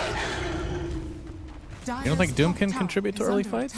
He can. Versus like a Morphling that we've been seeing so much of? For sure, but it's not one of those games where 23 Savage can just pop Scorched Earth and run into 4 heroes, right? He's just going to get roared or burst by Lina, Tiny, and die. And the Undying matchup is terrible for Doom. I stand by that. His hero hates Tombstone. He can't destroy it.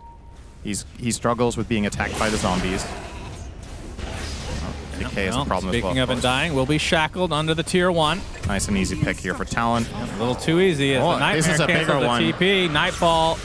He's going to get zipped on, gets the LSA off, but he is in a 5 versus 1 as Mikoto takes him out. A nice pick off for Talon. Yeah, that's really good. They were destined to lose this top tower no matter what. So turning this into a trade plus 2 kills doesn't get much better than that. They didn't even have to use a big spell. They still have Black Hole.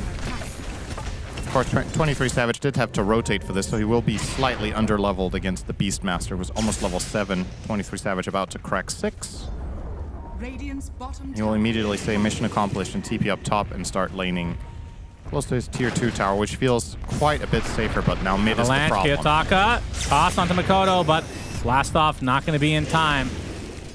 Good attempt from Aurora, but they will get grouped up here with the help of Toronto Tokyo, so trying to get these early towers on the Aurora side. Standard Beastmaster stuff. Take top tower with Helm of the Dominator, rotate mid, take mid tower with Helm of the Dominator. And of course he has dominated the creep. The Dark Troll Summoner. Currently playing with 6 stacks of Rally. Love a Rally. It's really strong. Yeah, it was a good place. I loved it there too. Cuckoo on the high ground. He is going to get roared, but the tree saves him. Sticky Bomb not going to hit. He's sticking around though. Kiyotaka will get off the avalanche, and now it will be an easy kill onto Cuckoo. Trying to deny himself, but it is not to be. So Toronto Tokyo with his 3rd kill of the game already, 3-0. WS has his drums. What kind of build up for the Enigma did you want to see this game? Because the Roar, obviously, piercing BKB. We don't really see Lincolns almost ever, it feels like. Yeah. This hero. I think Pipe's good here. Probably. Pipe or Crimson, or even both. I don't know how important Black Hole is in this game compared to being able to just keep your teammates alive. It does feel like Aurora is going to be used first. Like, Aurora has to use it pretty much, right? Where you can kind of be a little greedy with the Black Hole at times. So you mean you can play Blink BKB, wait for him to roar someone else, and then go? It's possible, but at the same time, if Toronto Tokyo is wary of that fact, he can reserve the roar and they can initiate with Tiny instead. Because if you're trading off the Beastmaster and Enigma, both hiding off away from the fight, Beastmaster at least can contribute with his summoned units, so he will still have impact, whereas if Enigma has to hide away, he does nothing. So you get more value out of your net worth and you can still counterplay. Oh, Mikoto, he runs into Toronto Tokyo. He's queuing up the pipe here in WS. I really like it. You could make a case for Crimson because of Beastmaster as well as Lina's right clicks, but I think the pipe is more inherent value against the burst. You want to make sure you survive the Tiny combo plus Laguna Blade. Oh, I'm very much on board with this. Now, if he goes pipe, I'm not sure he should also get Crimson. I think you get one or the other, and then you start planning for the later portion of the game, but what effectively this pipe does, it helps you bridge the gap when the game gets scary. When Aurora would potentially just run at your tier 2 towers at 15-20 minutes, try to pressure you, fight for the objectives, the Tormentor, the Roshan. With a pipe, you stand much more of a fighting chance than with a Blink. I'm still about 800 away for the Blink for Kiyotaka. As Toronto Tokyo grouped up by Mirror again. Tier 1's already taken though, so maybe just still only 11 minutes in the game. It does feel like it's a bit later than that, but invisibility. From the side of Aurora, Nightfall just about to finish his Maelstrom. This is a paradox. And the Helm of the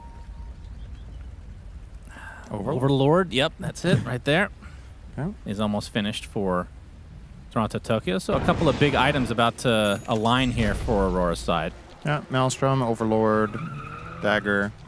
It'll be a pretty strong timing a minute from now. Perhaps we'll see a smoke. Obviously, now that the Tormentor is minute 15, minute 20 up from 15, the map play changes quite a bit. You're less likely to see aggression around that bottom area at this point. So likely Aurora will just keep playing top half more so. Yeah, Makoto's been all over the power runes. He's gotten just about every single one of them. Yeah, that's a big one. Has the Kaya coming. 23 Savage, almost done with his Midas, which he'll use a couple times and then just sell for the Radiance and then buy the Midas again. The classic Doom. Do you like that facet? I think it's very cool conceptually. The problem is it's just, I don't know how you balance the other ones around it. Yeah. Especially at the high level, they're always going to go for the min-max, which will inevitably just be this one, right? And then if you lower the numbers too much, it's just not good. Yep. It's really, really hard to balance. But, I mean, what other hero? Like Gyrocopters I find interesting. It's not a facet, the innate, but you can take apart any item. I think that's kind of cool. Yeah. So I do like it. So we have a smoke from Talent. Not going to find anything yet. Not initially, but Nightfall is on the way. This boar is kind of giving away some movement here from Aurora. Now Makoto will break the smoke. At the Avalanche toss. Walking into Aurora. 23 Savage gets evaporated. Oh Laguna my Blade God. destroys a Makoto as well. Oh boy. That is very bad news for Talent. I think he genuinely might not have looked at his hero at that time, which is a lot of the time the correct thing to do is look ahead when you're playing Storm, because you want to see if there's targets to jump. But there was literally a Beastmaster just on top of him, roared him, and killed him. He did no counterplay in that situation, so that's really not what you were looking for as Aurora, losing your two biggest cores. Yep, and they smoke to try to find some more, it seems. Yeah, they can also contest the Wisdom Shrine here, potentially. That's what Aurora maybe are hoping for, but not going for the full-on play onto it. So I think WS will get away with getting this one. But yeah, looping back in again. Yeah, looking for Cuckoo, maybe? Avalanche. Toss back. Big zip from Makoto. They don't have to worry about Roar for the time being. Cuckoo is certainly dead as WS goes for the first black hole of the game. It's on Kiyotaka. Looks like they'll have enough damage, surely. I mean, Makoto has plenty of mana to finish the job. He'll do just that, but now has to use the rest to just exit as WS takes a blast off to the back. Double kill for Toronto Tokyo. 3 for 1. Wisdom Shrine's still here. So Oh, yeah, they never got it. Well, Makoto will get it. He will. Fortunately, he's alive to take it. So silver lining there that Talon didn't lose that in addition. But that was a very successful sequence for Aurora. Radiant's middle tower is When you add up all the numbers, that was a 5 for 1 when you consider the 2 kills they got prior to making the smoke. And obviously what even facilitated this to begin with was that they found those 2 kills in the top half. Yeah. And now in the second one, they didn't even have Roar. So they still have that if they wanted to go for another play right now. It seems like they'll be happy to just chill a little bit. Got a lot of value out of their fresh items. And by extension are up by about 3,000 gold right now. And now Nightfall should just be pulling ahead of everyone, and he should continue to grow at a faster rate than the Doom. I think Doom with level 4 Devour and Midas, probably, maybe you tie with Lina in farming speed, as crazy as that sounds. But this hero is top tier for a reason. When she's a carry, she farms ludicrously quickly. Still looking for the first Doom of the game, I believe, as Panto shows himself. And there he is. There it will be used. Yeah, what a prediction. So a kill is a kill. He's back immediately. Yep, back immediately thanks to that innate. I would love to see a smoke here from Aurora if they have an invasive play to make. You just got Doom expended on your 5 Undying. Oh, Serpent Wards are placed, but Kiyotaka there for the control. Jokum will not be able to get a trade, and now it's just going to be easy farm for Toronto Tokyo. He's going to eat up those Serpent Wards. As he is 7-0, just taken over this game as the Beastmaster. Yeah, if this top move is successful as well, they might just get Roche. Cuckoo is he's already dead. Pop him in a blade. And into the pit they go. 23 Savage still showing on lane, though. And Kiyotaka, he's very fast. He's got haste. Well, the TP is going to be successful. Meanwhile, Toronto Tokyo already gets Roche to half HP. 23 Savage is close to being able to purchase the Radiance. And by close, I mean he has it now. Sold the Midas, of course. Yep. Standard. He has not queued it up again, though. Now he has. Riveting. All right. Roche is dead. Who gets the Aegis? It will be Nightfall. I think there was merit to giving this to Toronto Tokyo, perhaps. We have seen Beastmaster sometimes being the priority for Aegis, especially when they have this good of an early game with 7-0. Obviously, keeping you alive is... It's not just that you're such a strong hero and could value out of the Aegis. It's also if a fight breaks out and the enemy team doesn't kill you, you're worth a lot of gold. Yeah, for sure. But Talon will find techies. They'll find Easy a small kill. one. Got a decent control of this area right now on the side of Talon, but unfortunately with Roche dead, you can't really retain control here and then think about a 20-minute Roche on the bottom half. He's already gone. And the next objective that's spawning, guess where that is? That's right, it's top. So Talon kind of can only get the mid-tier 1 here. Oh, they can also lose Cuckoo another he's going to take all the burst in the world. He does get off the Nightmare, but dies shortly after as Toronto Tokyo. I say, all right, let's get my 8th kill of the game. No big deal. Yeah. Cash is in his 6th death here on Cuckoo. I mean, this is a point where Talon, if in the next fight, they just have to go all in on this Beastmaster.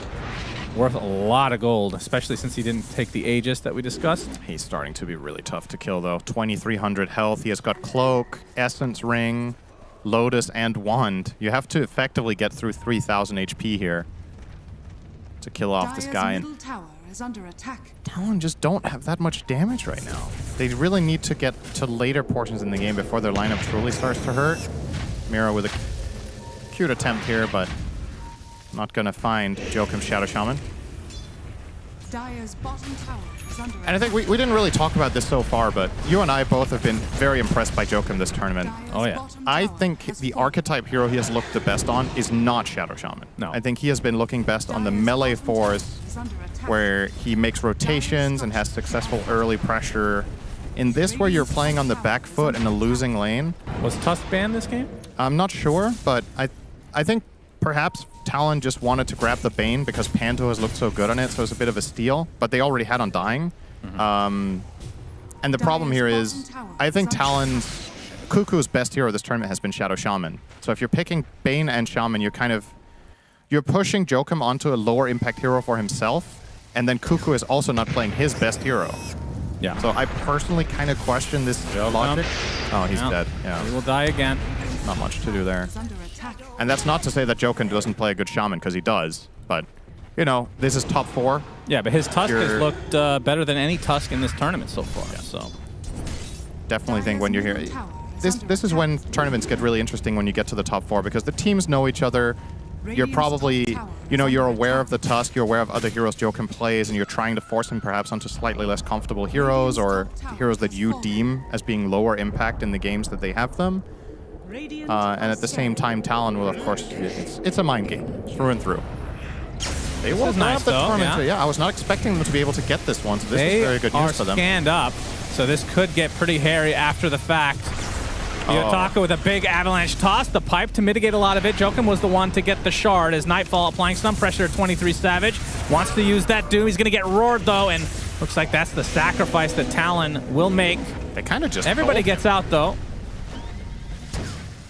Nah, never mind. WS, so second core will fall. That looked like Blade, Talon definitely not needed. Not on the same page, right? 23 Savage just ran into all of them and everybody else backed out, but it kind of looked like he wanted to fight, not, all right, guys, I'm going to die so you guys can get out, because, I don't know, let's see here. So Mikoto's off on the side, Cuckoo just low on resources. But you can tell he could have kited off to the north and maybe got some backup, but just not enough in the tank. But this, all in all, turns out to be a relatively even trade because at least you got the Tormentor. So it's not all that bad, because that Tormentor, for me, kind of had Aurora written all over it. So taking that away is a 3,000 gold swing, and Yep, they do get the tier Even 2 more, though actually. now. It's not too bad. As Greaves are now online for Panto. Who got the shard? Shaman. Jokum, yeah. I don't really think it's that valuable. Nah. I mean, it's solid, but yeah, I don't think it's going to change the game. Yeah. Where they see that for a lot of other shards. I mean, even the Bane one, over time, it can change the game, but not outright immediately. The Undying one would have been amazing for Aurora. Yeah. I think this is an incredible game for Entomb, as we call it now. No, we do not. Just grab ally. Yeah, into the black hole and whatnot. Black hole, Bane grip, Shaman initiation, Storm. Talk about a crazy shard. Shackle. Oh, and the Aegis runs out. This is beautiful timing from Talon. Perfect. Nightfall dead. Great assassination as here the Doom going off. That's on the Undying. Half HP at the moment. Do they have the catch? He's fine. They'll take the tier 1 instead. That's a really well executed move from Talon, though, timing that to perfection against the Aegis expiry. And also getting the tier 1 to boot, so definitely not bad. The Doom left something to be desired. Would have probably liked to follow through on Panto, but he's stupid tanky on Undying. In Flesh Golem, 2200 health. Greaves. Tough kill.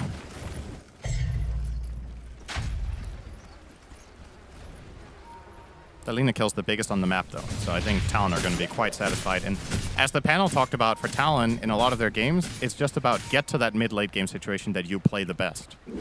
And you're 6k down. It's not great. It's manageable. But it's manageable. And in most of the games we've cast with this team, game 1 of the day, the game was over now. That's right. 23 minutes. That's the average time, probably. Vast improvement for their side for this game. And if that means they're going to be better by the same relative amount in game 2 and 3, they got this on lock. True. Because the game 2s and 3s, and especially game 2s, have been really good. Of course, that's unlikely that you would be that much better in the second game than usual, because there hasn't been very much room for improvement there. We'll see. Toronto Tokyo still deathless, 8-0. Yep. Going for the assault now. Or Blink is both queued up. I kind of think I want to see the dagger first. Radiant's top tower is under attack. But both are good. Dire's Putting the pressure on the tower. They know there's no Doom. Yep, and it's the last outer tower on the map. Talon don't really care about this tower. And he did go Pipe and Crimson on Enigma. So yeah. That means no BKB for the foreseeable future, no Blink. Oh, Atos catch Mira. Blast off, does hit. Makoto is fine. The TPs are too long. And Cuckoo will also escape. Clean disengage.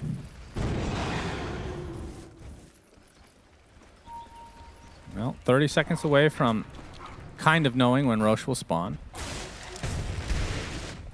Having a general idea.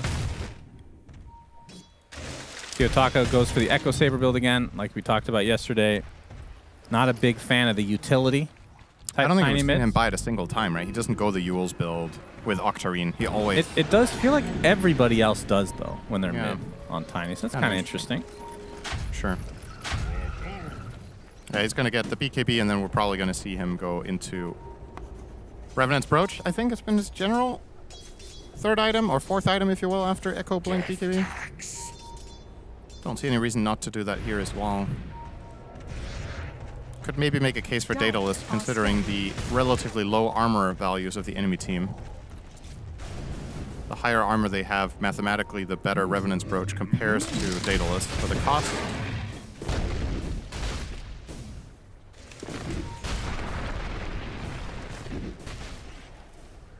Yeah, should have BKB before the next Roche spawns. Yeah. What's the spawn timing at? About a minute on the clock. The unreadable clock. As an avid clock enjoyer myself, I must say this looks like a minute. Yes, indubitably. Damage rune available. Excellent He's development of time. Yes, of course. Yes. Wonderful. Makoto will obtain the... I feel like the later this game goes, Talon are going to be pretty damn happy. They have I think so, crazy too. ass late game. They do. They haven't itemized for it yet, though, on Enigma. No. So that we're talking very late. But they can get there. Absolutely. Enigma does farm pretty fast. I mean, he's bottom net worth right now for the cores, but... By about 3,000, but he does farm really fast, yes. I mean, it usually does. Come on, WS. Kick it into high gear, bro. Yeah, what's going on, brother? All right, what's he going to take? Get a neutral item option here? I guess... The Jitty pollen bag was buffed. It was. Has a really cool icon, too. What if it takes Tumbler's Toy and then skips Blink?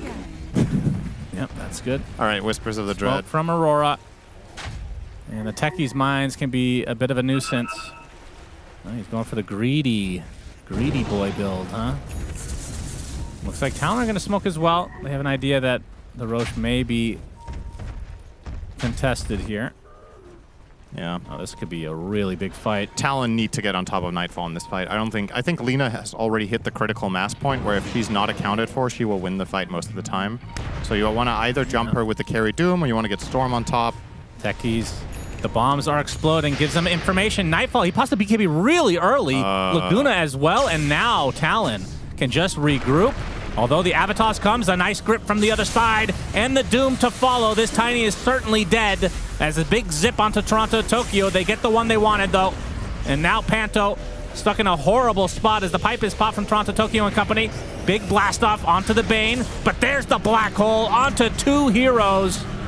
They don't have a huge amount of follow-up damage, but Nightfall, no more BKB, so he will drop. They have the control for Toronto Tokyo as well. 3 for 1 for Talon. They're going to get a fourth on top of that, which means Roche is likely theirs as well. And that BKB, the early one from Nightfall, kind of spelling the doom for them in this fight, no pun intended. Yeah, I actually don't know what the intention was there, because if he wants to kill... that's quite the reaction. If he wants to kill the Doom when he runs up the high ground, start with LSA, right? He broke the smoke. You could go for the stun. If he pops BKB and you don't hit the LSA, so be it. Then you go to Doom BKB. Instead, you Laguna, you pop BKB everything, and you just get nothing out of it. Yeah. And ironically, Nightfall would have been better off BKB TPing out than getting this atrocious fight. That felt super forced when they went in with Kiyotaka after, just completely disconnected. The one time Nightfall doesn't Nightfall. I don't know if there was just a misunderstanding internally that he was thinking, all right, Tiny's going to immediately Avatos the Doom, so he just wanted to output all the damage he could and then follow through on Avatos with the Light Strike Array, but that did not work out. And for Talon, conversely, that was pretty much the best thing you could have possibly hoped for. 4 kills, you get the Roche, and you found a great black hole without any of the items for it yet. Yeah, so it's only going to get easier for WS to get off good black holes in the future. That was I'm going to walk up and just black hole. Yeah, this was a pivotal fight for the potential outcome of this game for Talon. Oh, cuckoo. Yeah, grip in 5 seconds. He can Nightmare first. Yeah, Makoto's here as well. Kiyotaka. There's the zip. He's going to hold off on... Yeah, he's waiting for the BKB TP. No, won't bother. BKB does come out, though, as 23 Savage making his way over as well. And Kiyotaka will fall, so another giant kill for Talon as they take the lead in terms of net worth. Yeah, they're in a very comfortable spot now. And let's remember, when this does go later, their lineup has a lot of potential against the carry Lina, courtesy of a Storm, courtesy of a Doom carry. Any of these heroes get on top of Nightfall, his fight could just be ruined. Yeah. You want to Doom Nightfall every fight until the game ends, if you're able to. This hero deals very poorly with getting doomed. In late game situations, Carolina depends heavily on Satanic, and that will be a non-factor. So I think for the side of Aurora, there's just so... I just think there's incredible intrinsic value in having Shard on Undying. I think if he doesn't get it from this Tormentor, he should buy it in this game. Mira, careful, yeah. Careful there. 23 Savage, okay. He comes in, here. Kills off Panto. Wait, Kuku died to mines. All right, so okay. 1-for-1 trade as expected. Interesting. In that situation. So now the grab ally ready to go. Nope, it went on the techies. Well, he did buy it, so. Ready to go. Yeah, they have 3 shards on the side of Aurora, and Talon only the one on the Shadow Shaman. Kuku Kuku's always such a good sport when things go wrong for him in the games. I think this is really... Yeah, I don't think I've ever seen a good reaction like that to dying to techies' minds. I think it's really admirable and really good for a team environment to have a player that can just laugh stuff off. Oh, for sure. Instead of it becoming all tense and you being stressed out and frustrated with mistakes. Yeah, imagine if Nightfall was more like that. They'd probably win TI every year. Wow. BKB and laugh it off. New Nightfall.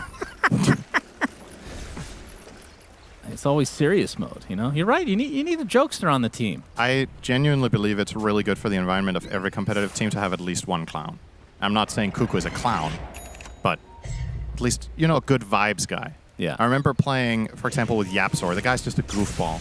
Yeah. I just think it's really good for spirits in wins and losses to have someone that's just comedic relief, you know, to keep the morale. For every Yapsor, there's a good. Kabop, though, Cinderin. Oh, yeah. Well, don't need to remember that right now. All right. Hands off keyboard. Makoto showing himself in the mid lane. Has the Aegis for another minute 45. Still, all the tier 2s for Aurora are up. And in terms of building hitting, outside the Serpent Wards, Talon just do not have much. It's more about getting team wipes with these big team fight ultimates and then pushing off the back of that momentum. As Makoto with the shield rune. Kiyotaka will be his target. BKB pop, though. Nice avalanche as well. Makoto not scared with that second life. Toronto Tokyo waiting in the back lane. He's going to get the roar onto 23 Savage. The blast off is coming as well. LSA and the Laguna. Jokum and company are going to have to watch their carry Doom die. And now the rest will try to exit. Looks like the Aegis is going to get burned as well. He's going to have to BKB too.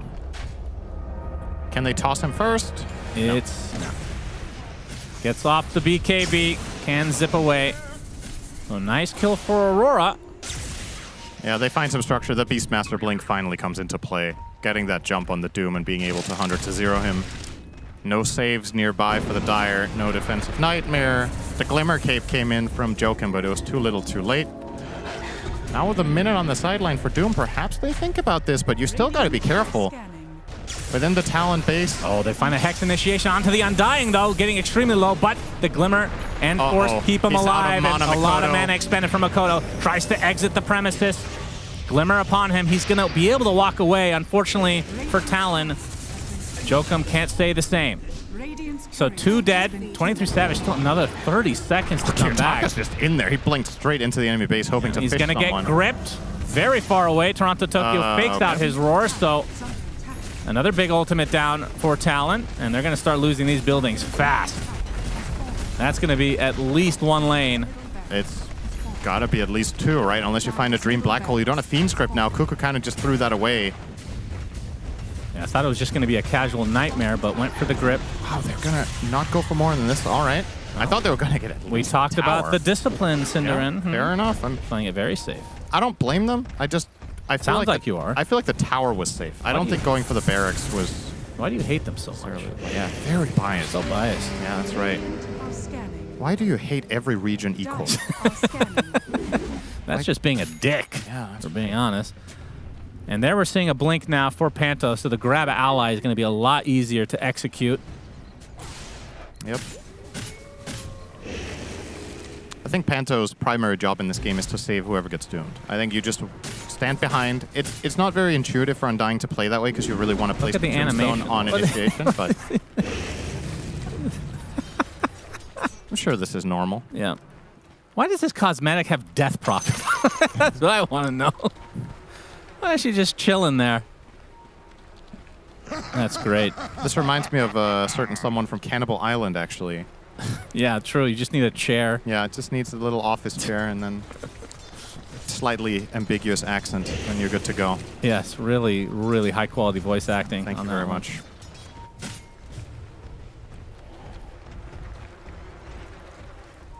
Yep, so Aurora in pretty good position, but Talon have these huge ults. I just can't get away from their team fight being pretty crazy if well executed. Yeah, all my eyes are just all my eyes, all 2 of them. That's still correct. All your eyes. My eyes are on Panto for the side of Aurora. Getting a Tombstone save, you're going to be playing backline instead a lot of the time now. The dream fight for him is somebody gets doomed, you blink Tombstone, then you pop Flesh Golem, and you become the target. Yeah. Nothing better can happen, and I think Talon should be aware of this and try to play around it, either by targeting the Undying first, or perhaps if you make an initiation, you jump someone with Doom, you want to make sure you have the Serpent Wards immediately placed to destroy the Tombstone, because otherwise you're getting way too much value out of the save. It's the only tool they have to kill the Tombstone with. None of their heroes are good at killing it. You can't expend a Doom BKB to just stand there and smack the Tombstone, then you're going to lose the fight for sure. So yeah. It's quite a lot of pressure here on the side of Talon to execute it correctly, but we have seen them already in this game find that fight. Roach is coming for Kiyotaka. Toronto, Tokyo, 4K into a Lincoln Sphere. And same for Nightfall. So they're going to go double Lincolns. And same for Tiny. The triple Lincoln. Triple Lincolns, okay, yeah. so deal with the Doom, deal with the Bane to an extent. Yeah, Shaman. Funnily enough, 23 Savage. Lincoln's next on the list. Yeah. Enigma, though, Mr. WS, it will be the BKB. Yeah, he's going to need He needs both at some point.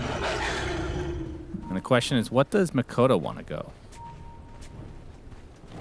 He has Shiva's SNK Witchblade BKB. I think you should finish probably Parasma here. It's either Parasma or Axe, right? You'd think so. Why do people not go for earlier Ags on this hero? It just looks so insane. Like, I'm not talking first item this hero, third item Ags. Like, why is that not consistent? You don't have enough mana to... Yeah, I think part of it is mana economy, but the other thing is also, if you think about the stage of the game that you're in when you would buy that axe, isn't necessarily going to be this wombo combo high ground defense play or whatever that you're going to find. If it's more skirmishy in nature, think of it this way. Every fight that the enemy team is not stacked, the axe does nothing, right? The other items do something in every scenario. Shivas will help you with solo pickoffs, it'll help you with farming, it'll help you with skirmishing. BKB enables your hero to function in different types of fights. The Tokyo, the opening, a nice nightmare, but the damage is still coming from 23 Savage. He does get off the Doom at the last moment onto Nightfall. The right click's not quite enough. The Essence Ring's actually saving him with the Greaves as well. WS, Crimson Guard applied at the moment. The fight has actually been completely separated as they do find there's the grab ally onto Lina. They're trying to chew through the Tombstone. They do, and eventually get Nightfall as well. So 1-for-1, the Enigma for the Lina. As the Bane will fall as well. Talon do have double buyback, and the Black Hole is still up. But Aurora, do they even continue without their Lina? That was really cool to see. That was genuinely the exact fight I was envisioning, right? They get in, they get the Doom on the Lina. Lina gets saved by Tombstone, and they Serpent Ward it instantly. Jokem on top of the assignment. If they kill that Tombstone 3 seconds slower, perhaps Lina gets to play that fight a little bit coming out.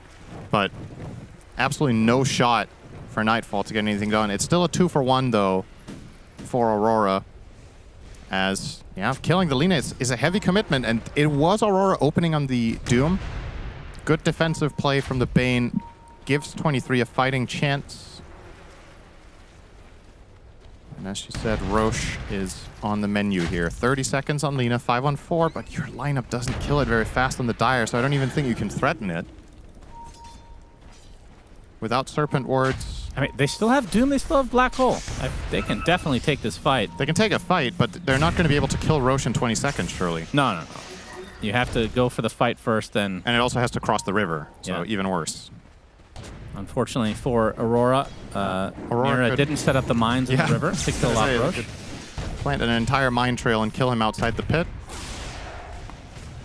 What if he could pick up the mines and throw them? That's an awesome idea.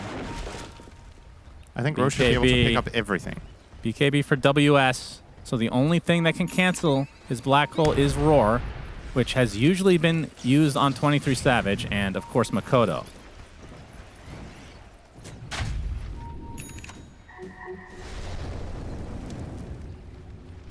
$7K lead for Aurora, but this feels very even right now.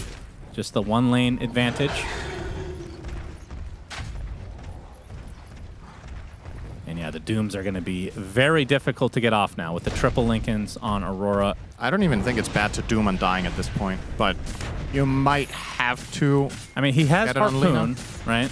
So Harpoon into Black Hole, or into Doom. Yeah. Okay, so in order of preference, I think if you see the Lina, you blink Halberd Alter.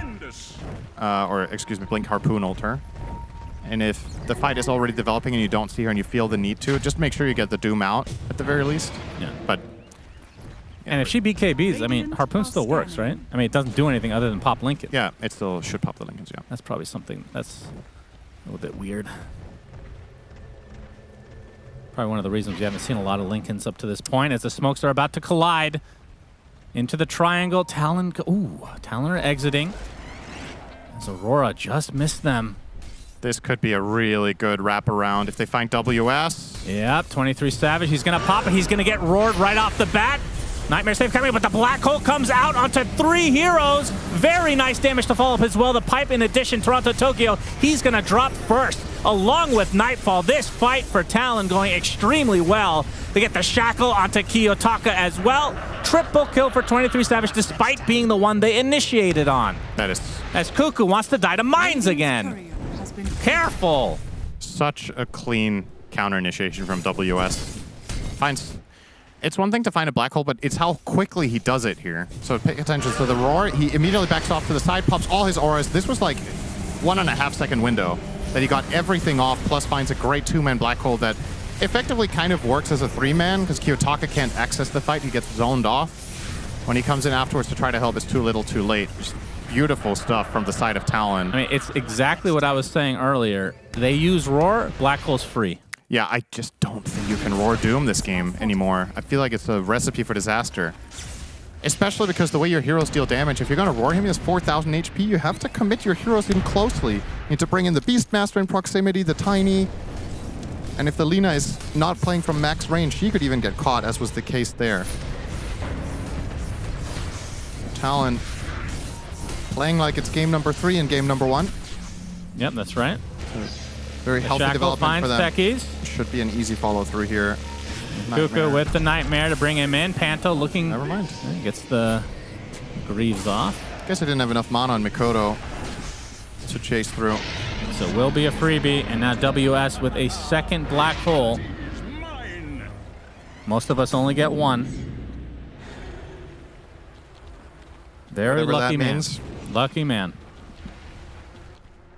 And of course the Aegis onto Makoto again. Arguably the best Aegis carrier in the game. Has the Nullifier, which I don't think you mentioned unless I wasn't listening. That's true. I did not mention that. Thank God. So get lucky this a time. Lincoln's Breaker. Takes off the Yules, of course. Any skill-related one? I guess it dispels Reactive Taser, right? Yeah. Yeah, that's true. Which and he it does is have the the shard shard, for. actually.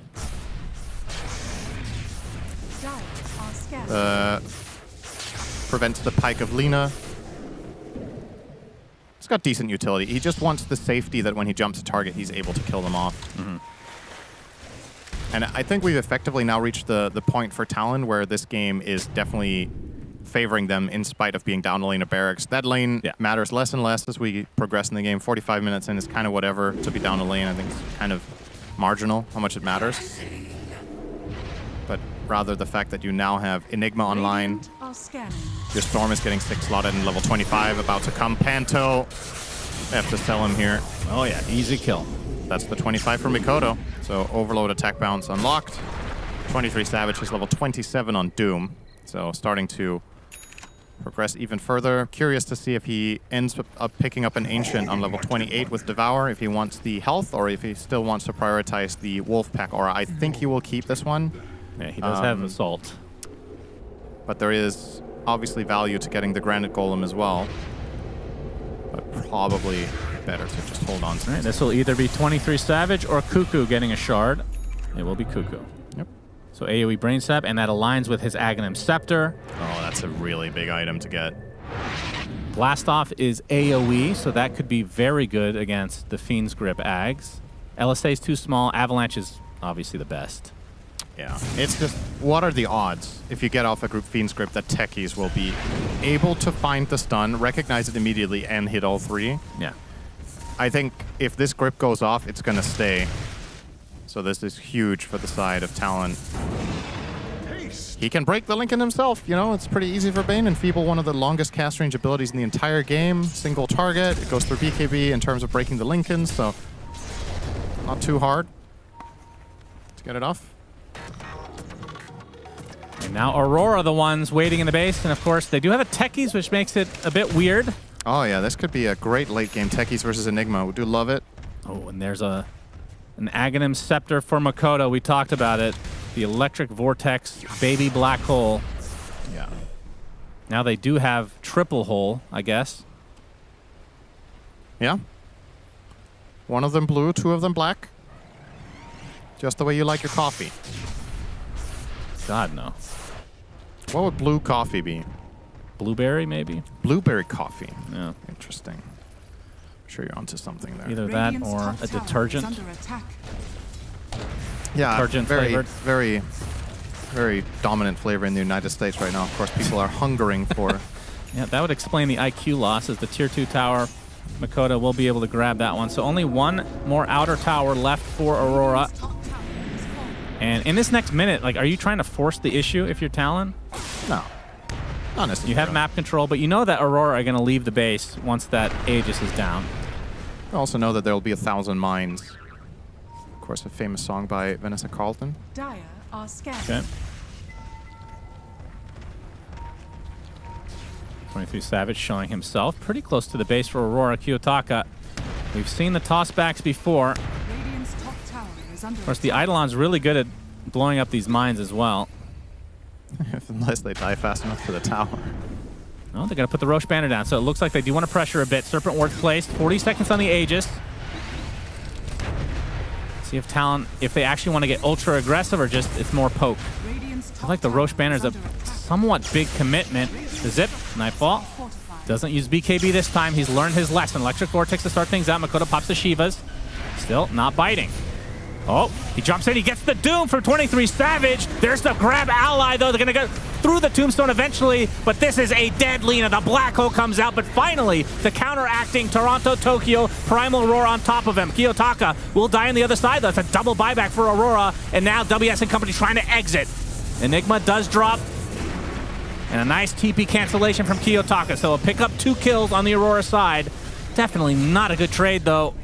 2 buybacks expended for Aurora. And that might have been a game-ending fight if WS had enough mana, but the classic problem with Refresher Enigma did not have enough in the tank. He popped the Refresher, he swapped in the cheese, but obviously it wasn't ready. Yeah. And he can't get off the second black hole with his Refresh.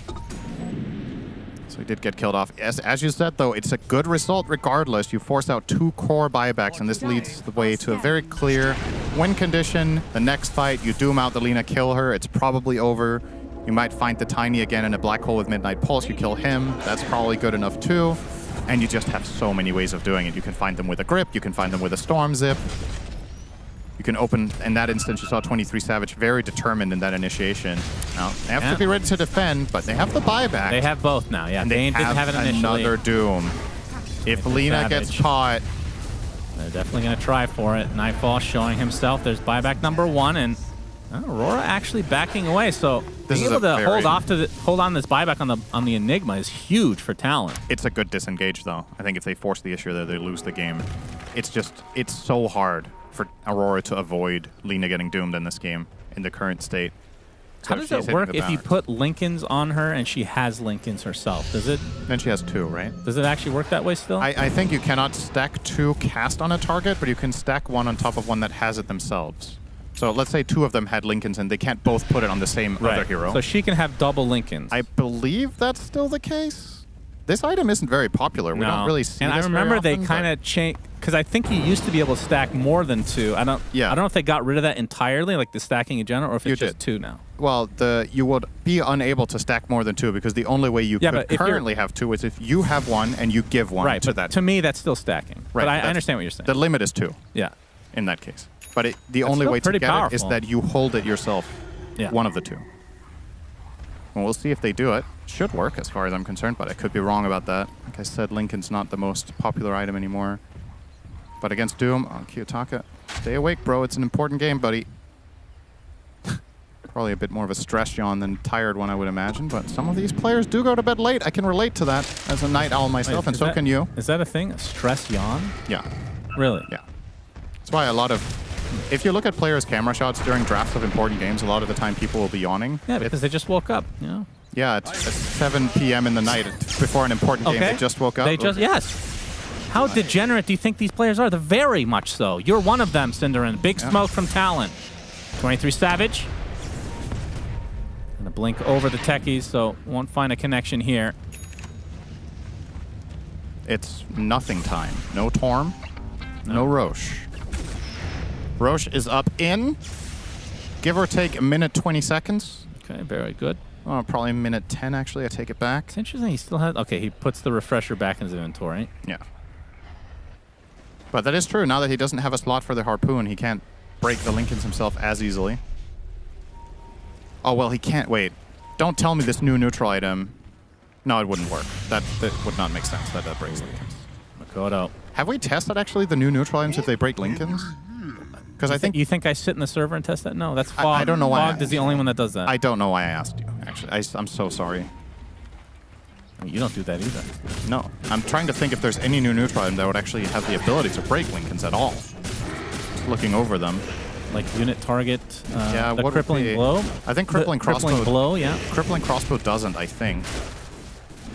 Because you remember there were these neutral items that were kept, like tier 2 neutrals that people would play with at 45 minutes because they broke Lincolns. Yeah. And then they got removed, right? Yeah. But I don't think anything... Yeah, but finding something to break Lincolns is not hard. No, you just... Because it goes through BKB, right? That's the issue. That's what makes it kind of weak.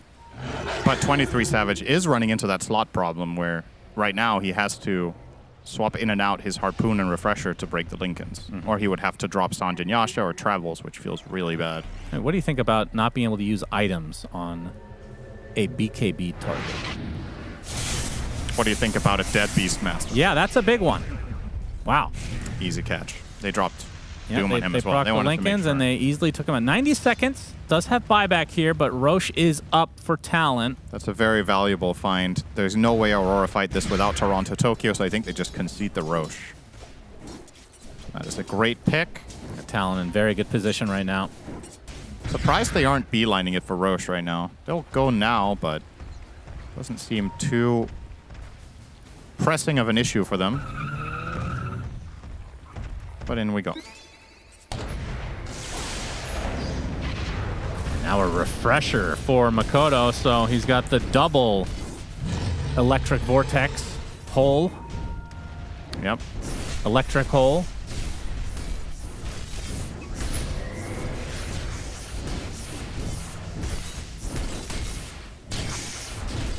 So a freebie Roche. And that means WS will get a refresher shard again. Has he changed his build at all? Did he have Lincoln's last fight? I don't think so. So that should be enough mana now, right? Yeah, and it's roar protection, which is really valuable. You saw in the fight in the enemy base that he got roared after he black holed. Now with that extra layer, has a decent chance of getting it. Oh, that was simultaneous Ags buys. That was very satisfying. A rare sight. Tiny with Ags. Huh. Don't see that every day. The tree volley. Yeah, that's a high ground defense tactic. It's good at top. It's really bad at mid. So, unless they buy a lot of branches, of course. Somebody put Mira on branch duty. Just plant trees everywhere for Kiyotaka to grow non-stop. Problem is they only last 15 seconds, right? Or maybe give him the mango tree back and plant that. What about the money tree from Nature's Prophet? Oh, yeah. Yes. Throw those. Can't wait for that to make a big splash. It's completely irrelevant, of course. Talon biding their time. They have all the resources to take big fights. But of course, we talked about they don't have a great pushing team until the heroes are dead. Aside from the Rasta.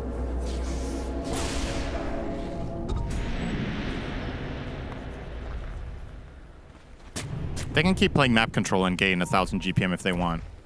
Yeah, they might have to. I mean, these techies' minds are... It's not like you can dive the base. You're expecting this. Well, the banner is a pretty important item this game, actually. Yeah, it does feel like they kind of wasted it the last time around. This is a double siege wave. I've been wanting. Will be dealt with. 23 Savage. I don't think they're going in here. Thank God this is new techies. Yeah, this would be... Okay, they do use Roshan's banner. Makoto zips in, zips out. They get the tier 3. Yeah. And the Serpent Wards and Siege doing a decent amount of work to the melee barracks. Nightfall. Makoto, he actually forces out the BKB from Nightfall. Uses the Nullifier as well. They're going to trade BKBs essentially. Is that actually it? So, I'm not sure if Nightfall had to be that stressed on the BKB there. He was double Linkened, and then they double Linkened him again. Really trying to protect their Lina as much as they can, but if that Vortex is enough to scare him to pop BKB, these Linken's layer is not as important. The Serpent Wards and Siege with the combination of Roche's banner. Yeah, mission accomplished. That's They're gonna essentially get a lane. They got it. Radiant's top barracks has fallen. All right. Well, if they get one lane per banner, then another 20 minutes should do it. Yeah, with the banner kind of the MVP. Is a big zip from Makoto on top of Kiyotaka. They're going to get the AoE Doom as well, but it's reflected. So I think the fight may just end as a result of that Lotus. And with only a minute 48 left on the Aegis, I mean, it pretty much aligns perfectly with the next Doom, but it's probably too close for comfort. We might just be waiting for another Roche here and the tier 5s to come. Pretty epic game number 1 for Talent. Little change of pace. It's epic because it went past minute 30. Yeah, and they are in control right now. Gonna find Mira. Yep, already at half HP, applies the Lotus as the Avatos on the other side. Kiyotaka looking for the defense. If they're going to be able to get the Laguna Blade onto 23 Savage, taking a lot of damage. Will attempt to TP out in the midst of the BKB. Is out. Toronto Tokyo too slow on the Roar as Makoto expends all his mana to get to the other side of the river. Is Kiyotaka continuing to pursue? No. We'll pop the Lotus as Makoto gets a hell of a lot of mana now. And now Kiyotaka getting a bit closer to that Divine, which with Tree Volley is pretty good. He doesn't have a Daedalus, he has the Brooch instead. So I would think that's less damage. You absolutely just replaced the Echo for Rapier, right? The Echo does, I mean, it does proc off the Tree Volley. Yeah. I don't know if you care about that. Just the slow, right? It's kind of whatever. Yeah, it's pretty expensive to consume the Ags. Now Aurora looking to hunt. 5v4, but plenty of spells where that came from for Talon. Only one Doom, but they have 2 Black Holes. Yeah, we have not seen a Black Hole in quite a while. But this is a good timing. Aegis expires in 10 seconds. Tanking the gank. Kiyotaka actually blinks over him. And Jokum, is he actually fine here? Value he has a Shadow Blade, baby. That's pretty sick. And now the Aegis is gone. And he still has the Tumblr's toy as his tier 4 neutral. Oh my god, dude. That's hilarious. Little horsey action. He has the... Oh, and it's Unleashed. Yeah, it is Unleashed. So it's a 390 horsey. All right, we're about to hit tier 5s here. Sure are.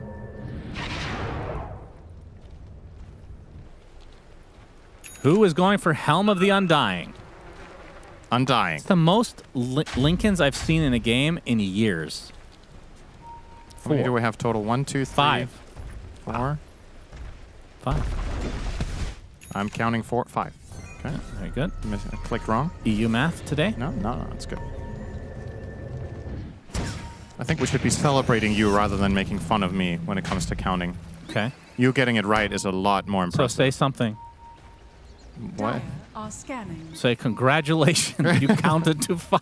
That's even worse, actually. All right, Kiyotaka will help take out the Torme. Toronto Tokyo with the shard. Is that the double... Upgraded Call of the Wild. Yeah. Second Hawk and longer duration. Not really important, minute 60. Yes. As 23 Savage eclipses $50,000 of net worth. Yeah, has the refresher in his backpack again, so not really expecting to take a fight here. Of course, lest we forget, Doom was nerfed this patch. He got less HP regen in lane, and Reddit said, wow, this hero is terrible. It's already bad. It has bad win rate. Why do they nerf it again? I like how Panto just made a tier 4 neutral. What? He just made that. Now he's going to get a tier 5. Okay. Interesting. Yep, there we go. Now we can get to craft. All right, let's see what we got. I think, wait, why can't he craft? This says 10 out of 10. Huh. Yeah, that's weird. Valve usually makes rounding errors. Okay. All right, so Tiny, I mean, the Stygian, I mean, Divine Regalia. We're seeing a lot of people take this, and it has not... I mean, it's hard to say if it's looked good or not because they've just died right away. Helm of the Undying on Lina is big, though. Oh, yeah, that's... Because he is the target, and he can do so much damage in 5 seconds if he dies. If he kills one hero with the Laguna plus all his physical burst, he gets to live another 5 seconds. Yeah, 23 Savage goes for the same. Yep. And Similar Divine logic. Regalia onto Makoto. And Undying has Helm of the Undying, very fitting. So 3 Helm of the... I was right about one item, at least. Yep, that's right. You said Helm of the Undying would be good. You said Self-Exile would be bad. Yeah, so 50-50. Yeah.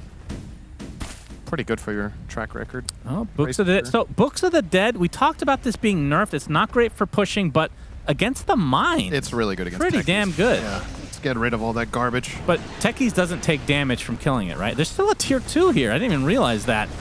As Aurora smoked up, they will show themselves. 23 Savage blinks in to nothing as the Divine Rapier now picked up by Nightfall. He is the kill. He's going to get initiated on right off the bat. Pops the BKB. Gets to half HP already. That's a self-grab ally, I believe.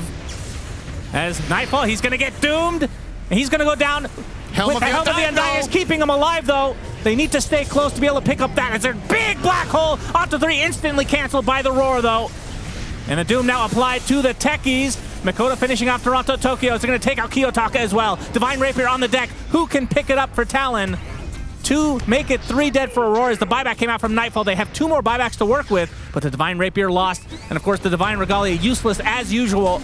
As 23 Savage was still alive with the Helm of the Undying because of how many people died around him. And in classic pro player fashion, he makes sure to use Devour on the way to the base. Very important min-maxing. Rapier on the deck is being pinged out. Nobody's picked it up yet. Yeah, WS is crazy. He's like, I'm Enigma, and will not pick it up. Yeah, Makoto, he's going to be pushing with these double Books of the Dead. That is a second lane for Talon.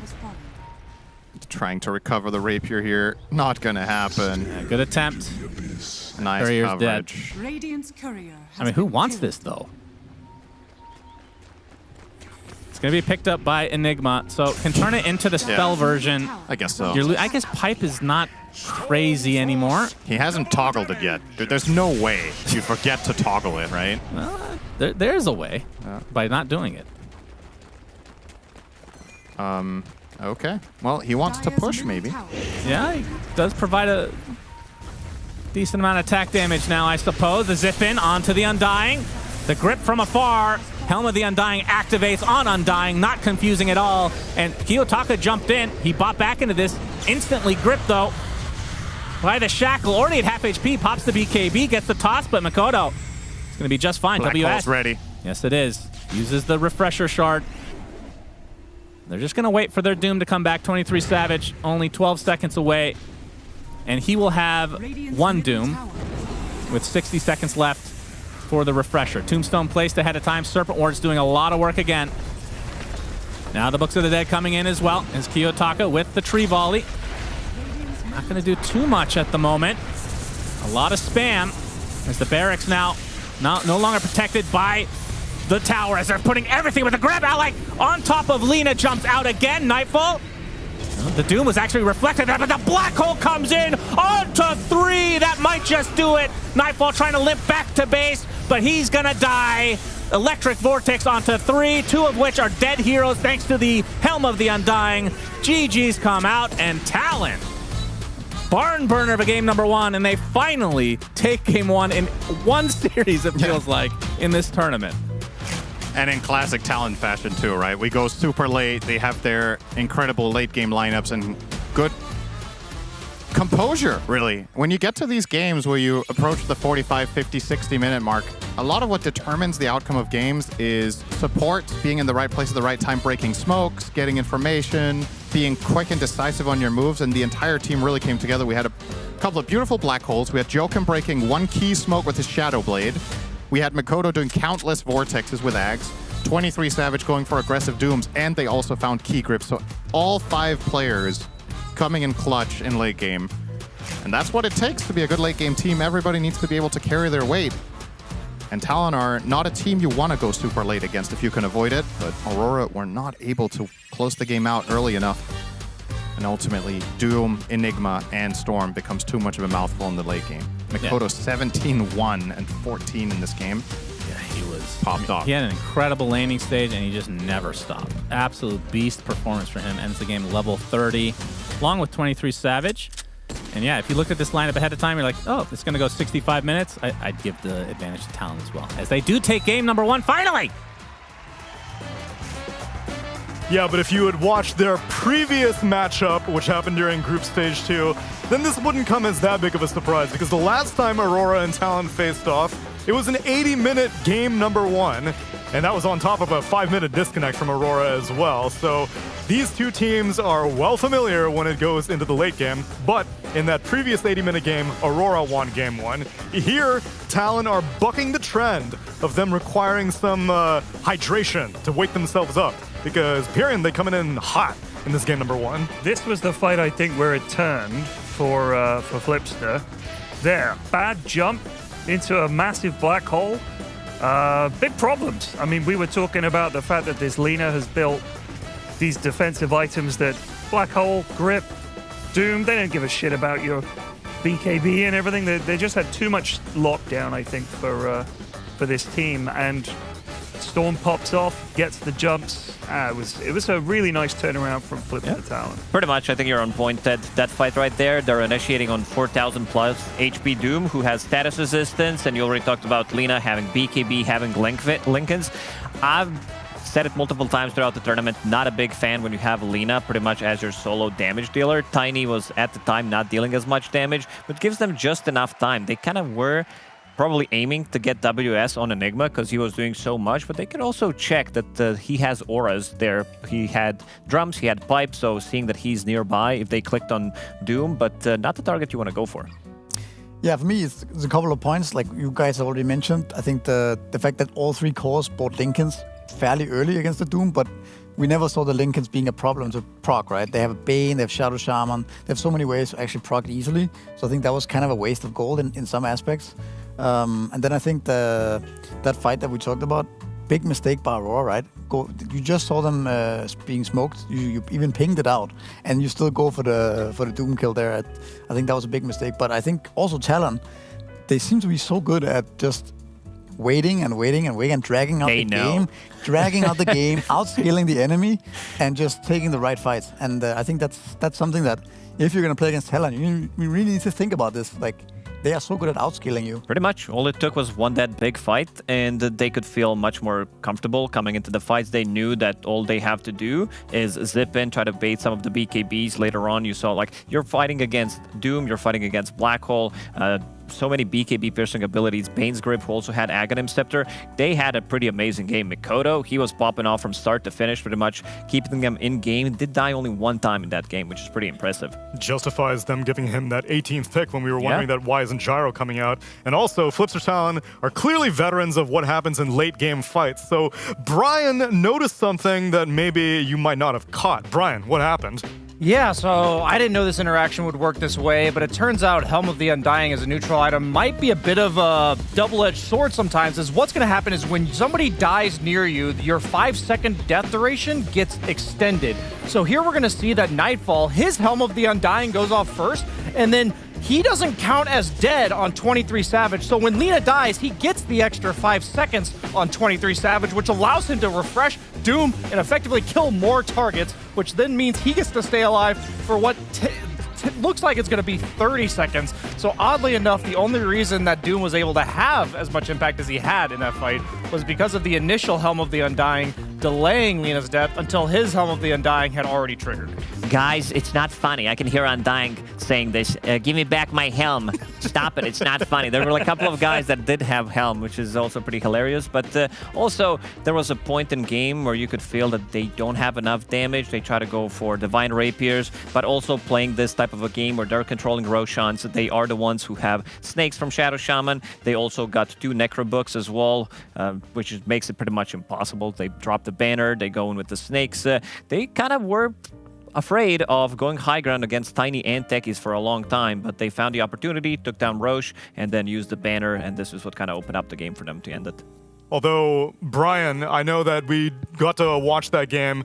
As much as I've been very excited to see Talon make this recovery, what happened to the they always lose game 1 theory? Well, I feel like that game, the biggest difference, I hate to say, was in Aurora's hands because Talon found themselves once again down like 7-8k gold at a 15-20 minute mark.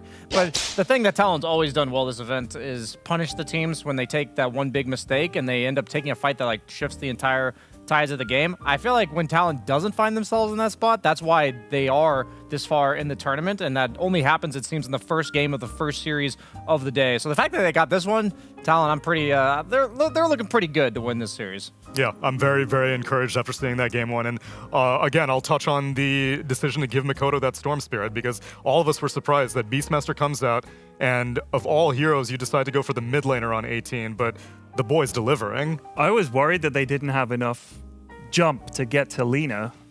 It turns out they did. And this Storm, Mikoto just absolutely popping off 17-1, got the Ags, just had that control. And then if he's got that Vortex, then you've got Black Hole coming in and everything. So it was really nice. I'm wondering, what is the interaction between Helm of the Undying and Wraith King Ags? Which one pops first? I'm just thinking. Because if you die around Wraith King with Wraith King Ags, you stay alive as a ghost. At that point, that runs out, like, you I would die. say that it should extend it by 5 seconds on top of Wraith King's Aghanim Scepter. Yeah, but which one goes first, though? Because you're be getting bonus time if someone dies around you if you're in the Helm of the Undying duration, but you won't be getting his bonus time ulti takes otherwise. priority when we're talking about Aegis, so I assume that's #1 priority here as well. I think it's, I mean, I don't know. It could just, Theory both crafting. could just trigger, but I think maybe Wraith King triggers first, and then when you actually die after the ghost, then Undying. That's what I'm thinking. Maybe. That's a strat there. I think, by the way, for this game, I also think at some point in this game, the Aurora supports completely fell off and become more or less useless, right? We see the techies just planting mines in his base for like 20 minutes. He doesn't really do anything. No stun, no real damage output, no save. Same for Undying. You know, you try to save the Lina with Tombstone, but like he's already dead inside that Tombstone, right? You just need to click it. So I think that's something that Aurora, it was pretty expensive, the fights that they lost, right? Because they don't scale as well as Talon. And maybe that's also why Talon felt so confident just dodging and keep scaling, is because they knew actually these heroes just fall off the Undying, the techies. So I think, yeah, Talon are smarter than you may think, I think, when it comes to playing the game. Yeah, in contrast, the Talon supports were scaling very well. That Bane getting himself the Aghanim Scepter was becoming a huge nuisance, and just the fact that both these supports were so survivable, their main job was to pop Lincolns all day long, which they were doing. You have so many abilities, every single ability that they do have. You have Shadow Shaman with 3 abilities, and you have Bane with pretty much 4 abilities to pop the Lincolns. He also got the Aghanim Scepter relatively fast in this game, even without getting the Shard early from Tormentor. He was still keeping up with the network, and also both of these supports are very good at getting the pickoffs. Like Lina, she needs to be super careful. She gets jumped pretty much by Shadow Shaman before they got all these Lincolnses, before Shard on Undying. It makes the fights very, very difficult for them, and their positioning was top tier in this one. Well, we got an opportunity to talk about this game for a good maybe like 8 or so minutes. How quick can you shower, Aurora? Because you need to turn things around if you want to stay around in DreamLeague Season 26. Or maybe Flipster Town will close it out 2-0. We'll find out after the break.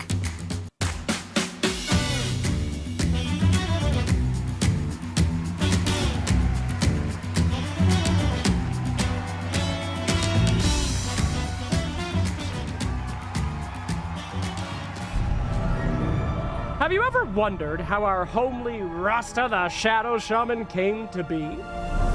How a simple hill troll discovered powers that would allow him to fight against wizards, monsters, and soldiers? We know the answers.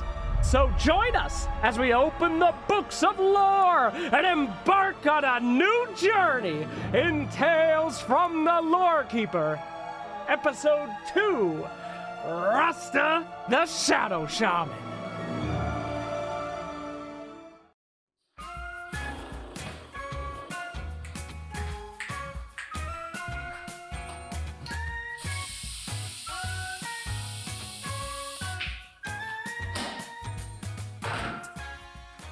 And welcome back to this special event. Suns fan here with Synderen as we watch a middle-aged balding man try to make some tea. Yeah, I've heard he's got a lot of experience with this. I think he's been in the competitive scene for, I want to say, about 35 years of tea making. So Okay. I'm expecting some really high-level tea making today. I know he's been exploring the meta a little bit, and I hope we get to see perhaps something new out of him. Obviously, the previous tea events we've seen from him, I feel like it's been a lot of the same. So maybe he can bring out something today. Yeah, I was told beforehand that he might be a little bit challenged, but we'll see if he can get this to work in the favor that we actually agree with, Synderen. Yeah, well, so far he's looking through his options and nothing really coming to mind here. These are also, to be fair, quite basic selections here. So, all right, he's gonna end up going with, I believe this is a lemon. I can't quite see it. It's yellow, that's for sure. Yellow label. Okay. As his starter. He's gonna open with Interesting. yellow label here. Can't say I love that Boy, choice. it looks like he's going to try to bank that into the mug, but he fails horribly. If you would have fooled me with the 35 years of experience there, it's probably going to add some good flavor. It's got a little bit of the ground into it, you know? Yeah, it depends on where you're from, but absolutely. yeah. That could be a cultural thing. I'm not sure where he's from, but Yeah. he does look quite British. Depending on who guess. stepped there earlier, perhaps, or if there's any animals around, then perhaps a little bit of extra flavor. Looks I know like for he's coffee, going for some that sugar here, makes a big Synderen. difference. Don't forget, got to be careful here. Okay, You don't want that's- too much sugar, of course. That's unless you really despise it. Was that 2? That's 2 cubes so Two? far. Okay, he's gonna just dump the entire thing in there. It looks Okay, like. that is. Okay, he might actually be American. Come to think of it, maybe not British after all. So you're not much of a tea person. I think this maybe could be more your cup of tea, if you will. This actually might be something I would attempt to drink. Yeah, Looks like he's gonna try to pour the liquid in. It looks like it is quite hot, and he's gonna do it from quite a distance. He's spilling pretty horribly. Pretty bad accuracy. I think that's 80% accuracy. I've seen better, but I've also seen worse. You could have knocked it over. Yeah, he's gonna look but- in the fridge. I'm not sure. Is an that? orange soda. Excellent. Adding some soda. Really, this is your. Wow. Yeah, it's getting better and better for you, isn't it? Oh, that vintage. Oh, that is an interesting texture for that orange drink. Yes. It's a little too yellow, I would say. I'm used to the neon orange, so. I will say, I don't know if it will taste any sweeter than it was already going to with the 16. No, he's taking a sip. 16 pieces he of does sugar. not like it at all. That is that a is- dumpster fire, it looks like. All right. Oh! Okay, gonna get some champagne. That is looks like. an interesting alternative solution here to the tea, and he's actually just going to end up settling for the Magnum. I respect it. If you put something in there and you just don't like it, be honest with yourself. Thanks for watching this edition of the TI Championships. That was not a great showing. Yeah, unfortunately, we only had one contestant, so, you know, what can you do?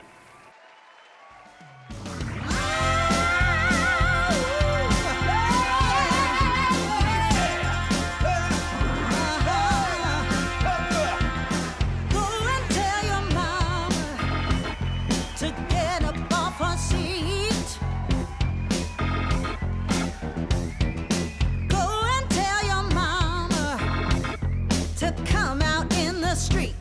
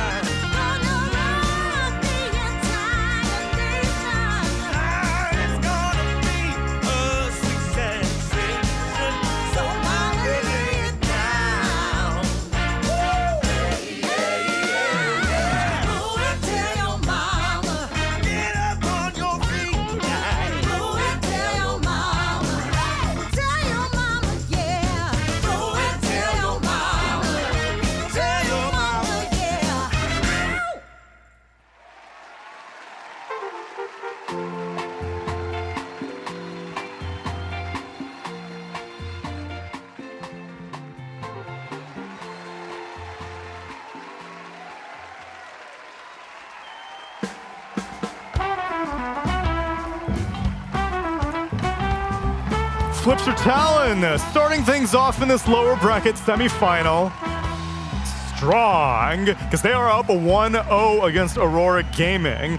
And actually, in the meanwhile, Brian was on the quest to find more information about our supposed hypothetical between Wraith King and Helm of the Undying. What'd you find out? Yes, Detective BSJ on the case here. I discovered that Wraith King Ags is second priority to Helm of the Undying. If I die next to Wraith King, the Helm of the Undying will go off first. Okay. And at the end of the Helm of the Dying duration, depending on how many kills you get, if you are then within range of Wraith King, you will get the Wraith King Ags afterwards. But the big caveat is, if your Helm of the Undying was on cooldown when you died, you'll go into Wraith form, but if you refresh it or somehow get the cooldown back of the Helm of the Undying, you will not get the Helm of the Undying buff from the Wraith King buff. So, long story short, Dota, inconsistent mechanics, totally makes sense, and I'm sure you guys will need that knowledge in your future pubs sometime. Well, Detective BSJ, you're off the case. Thank you. Hand in your gun and your badge.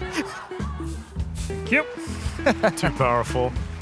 Much as how Flipster Talon were in this game number 1. Now, as I had mentioned before, whenever these two teams faced off in Group Stage 2, it was a full 3-game series, but Aurora had won their very first 80-minute game. So, Aurora are capable of taking things late, but they probably need the right heroes to do it. And Lacoste, you had mentioned that time and time again, whenever you see Lina be the only damage dealer, you're generally discouraged by her in the draft. Yeah, I mean, they had the opportunity to kind of take this game, but they needed to close it out relatively early before, as Misery said, these two supports, they kind of become relatively useless. But overall, I feel like Lina, she just doesn't deal enough, especially with this type of an item build. So I want to see something that is paired up with Lina that deals quite a lot of damage as well, not just her being the sole damage of the team.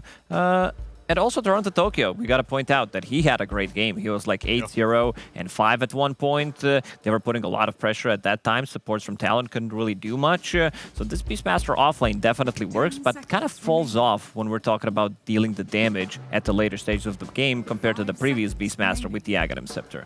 We'll see if that makes a re-emergence in game number 2, but right now it seems like things are already a little bit different as we take a look at our draft. Aurora banning out the Templar Assassin, the Kunkka, and the Slark. Flipster Talon, they ban out their own Doom, although they were not first pick this time, as well as banning out the Willow, the Magnus, and the Ancient Apparition. And Aurora start out with a first pick Naga Siren.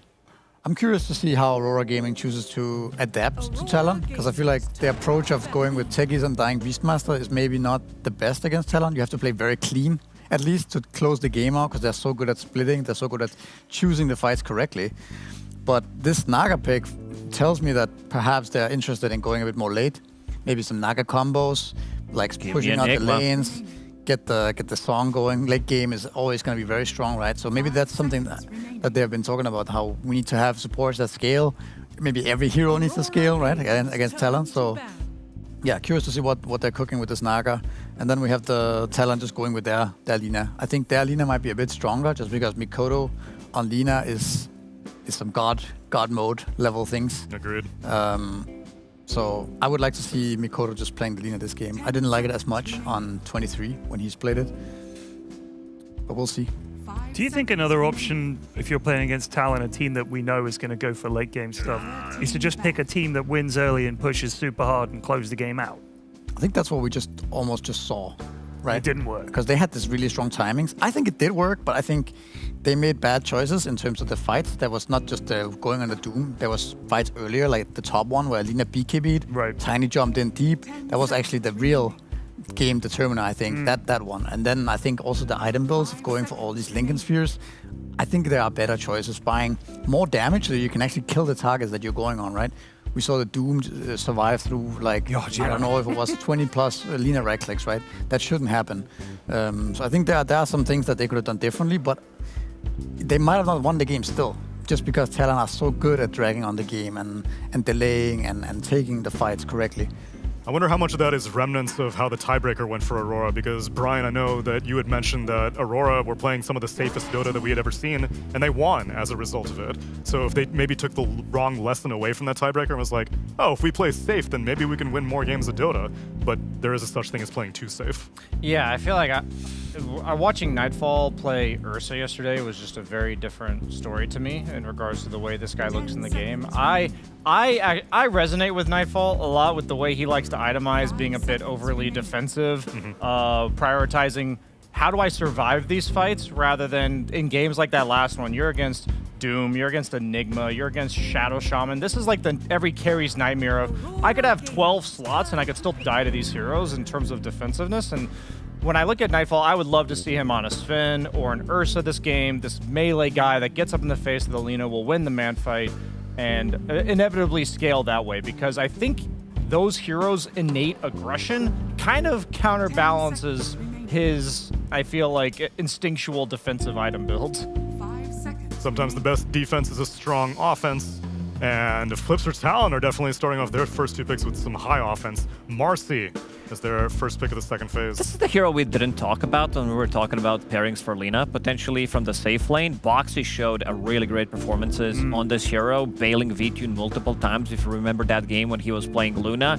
This is something that Lina, I would say, need. These type of heroes, Tusk who can save her. This is also a setup for them, but also just the damage as well. It feels quite a lot. Sometimes Lina needs that extra bit of a kick, as we've seen, especially with the item build that they were going for. So I assume Aurora will pick up one more position, one more support here, and then this still opens up potential Enigma coming out for them, which I would definitely, well, maybe not now that Centaur's picked, just disregard that, but I feel like WS on Centaur also looked godly. It's also a hero that builds into 2 auras. We haven't seen many heroes do that. Maybe we saw Rise of Pango from the offlane that kind of does the same. This is something that Ace did, going for Crimson and Pipe, but Centaur does give that relatively earlier. We actually saw Enigma last game go for both Pipe and Crimson, which was actually very good for the team fights that they won. I think that was a very smart choice instead of trying to get those black holes early game, because that's where it's impossible to black hole. I say that, and then he walks in and get a 4-man black hole top lane, right? Yeah. But still, it should be hard, right? Against techies, against Undying, Tombstone, Beastmaster summons and stuff like this. So that was, I think that was a very key reason why they also won that last game, is his item choices. I think they were very good. But yeah, Aurora also just not really jumping the gun on their core picks here, just going for the stable Centaur. The Mirana is interesting with the Naga, right? It's a classic combo as well.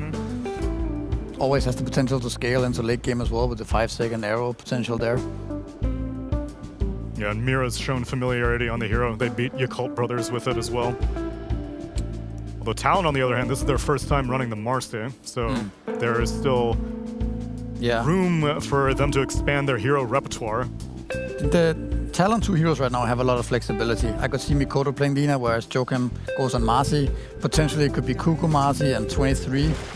Okay, so it looks like it's going to be Jokem Marcy and Kuku Nature's Prophet now. Nature's Prophet did get nerfed just now though.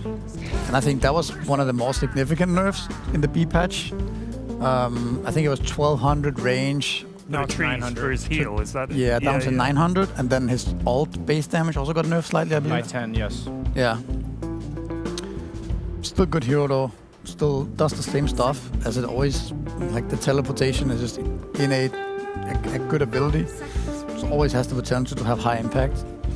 I'm a little worried about this support duo from Aurora Gaming. Again, these 2 supports are not really scaling in terms of damage. Like Mirana can be very hit or miss type of a hero. I think it's not about the damage that they picked here. It's more about we want to use this Moonlight Shadow, go for the pickoffs, maybe try to find this Lina. And if Marcy's not around, there's not going to be a save. But they also have like still no big setup for Naga Sleep. Like there's literally nothing. Maybe later there's going to be Aghanim Scepter on Storm Spirit, but other than that, it's nothing crazy. Yeah. Could you see Io getting picked up here by Flipster Talon? Goes well with Bristol, goes well with Marcy. Well, who would go mid and then in that case? put Lina mid and... Oh, Io Marcy safe lane. Nah, yeah. I think it could work, but I think it's unlikely here. I think they're gonna use their ultimate last pick to pick either a hero from Mikoto or 23 Savage, or even WS, because I think Bristleback could potentially also be the carry, right? Yeah. We saw some Kiritich who was playing yesterday. played yesterday. So when he plays it to that, extent and show how it works, I'm sure 23 is looking at that and saying, I can play that too. So I think their last pick is actually very flexible here. Could be all 3 roles potentially, depending on what Aurora Gaming ends up doing. I would love to. Oh, go ahead. That's okay. You can go. I would love to know why Flipster Talon stopped playing Lina mid. Like, they were the team that I felt like picked Lina mid, or picked Lina first in this tournament when the new patch came out, and they were only playing it mid. And the last few times they've played it carry. And I just love Makoto on this hero. And I also think that Lina carry has been lacking a bit in the... If you're against a pipe, then your mid game is really awkward because even though Lina's a right clicker, it's all Maelstrom, you're using Laguna as well. You are, I'd say, like 60 to 70% magic damage still at that portion of the game. And every game we've been seeing, like you see this pipe Crimson come out, and when you have Lina plus Tiny, even though, or like any other normal mid, right? You just lack the physical damage, and then you compare it to something like the Ursas that I've been very convinced by, even when they don't have good lanes. Nightfall had a bad lane yesterday on Ursa and ended up 18-1 and 15 or something like this. So I would love to see that swap up to Lina mid, and also I want to see once again Nightfall on this melee guy like the Ursa, perhaps like the Slark, something. I think also one thing that Lina should do this game in comparison to the last game is buy that Silver Edge. True. 3rd or 4th item, like get it online pretty quick against heroes like Storm and Centaur. It's really nice to have so that you have a way of not showing in the fight. Positioning. Like I think that was a big mistake by Nightfall last game in my opinion to not go for that Silver Edge. He kept getting jumped by the Storm and the Doom over and over, right? Like I think it's I think that's important in this game as well. Weaver, okay. Well, they don't have the best lockdown on Flipster Talon, so we can just run about and do Weaver things, I guess. It's Bloodseeker hero. Maybe not with that draft. Come on, give us the Ursa, man. This hero, how is it going unrecognized in these drafts? Is it losing in scrims? It's been owning in this tournament. I thought they might go for something with more control, because right now this Weaver and Storm are going to cause a lot of issues. If there was no Naga Siren, this would be kind of godly Faceless Void type of a game, because he ruins both of these heroes. It's just that Naga Siren pre-BKB is going to counter all of your Chronospheres, which makes it very difficult to play. That's true. They don't have... I mean, at this point, do you even go for a hero like that, right? You just... Maybe you're committed to playing the map on Flipster Talon, low cooldown based Dota? Maybe you can also play something like Nas in the offlane here. That could work. Catch that Weaver Arena. There you go. Okay. But that's even low that they did. They bought even more so into the low cooldown aspect. What's the longest cooldown on Flipster Talon? Is it Nature's Prophet ulti, pretty much? None of these heroes operate, even the heroes that do have cooldowns, the Laguna, the Prophet ulti, they don't actually require these spells in order to participate in the game. So one team's got the teamfight wombo, the other team's got the pickoff. Ted, your turn. It's your boy. Be unbiased, Ted. I know you're excited to see the axe. Oh, this could go either way. You never know. Maybe it's not a good axe game. I don't know. Perfect answer. Now be biased. They cannot lose. They cannot lose. This hero does not lose. Mikoto Lina doesn't lose. Mikoto Lina also doesn't lose. But mainly Axe doesn't lose. How about the other heroes on the board? How about Aurora's heroes, Lacoste? What you feeling? Not too much team fights. They're very good at getting pickoffs, but there's also not that much team fight on side of Flipster Talon. I don't know. I kind of like Makoto Lina, undefeated yet. Axe sitting at 75% win rate as well. This hero has proven to be like super strong, even though he didn't receive like any kind of relevant buffs in the previous or patch before that. But yeah, I believe in this hero. Big believer.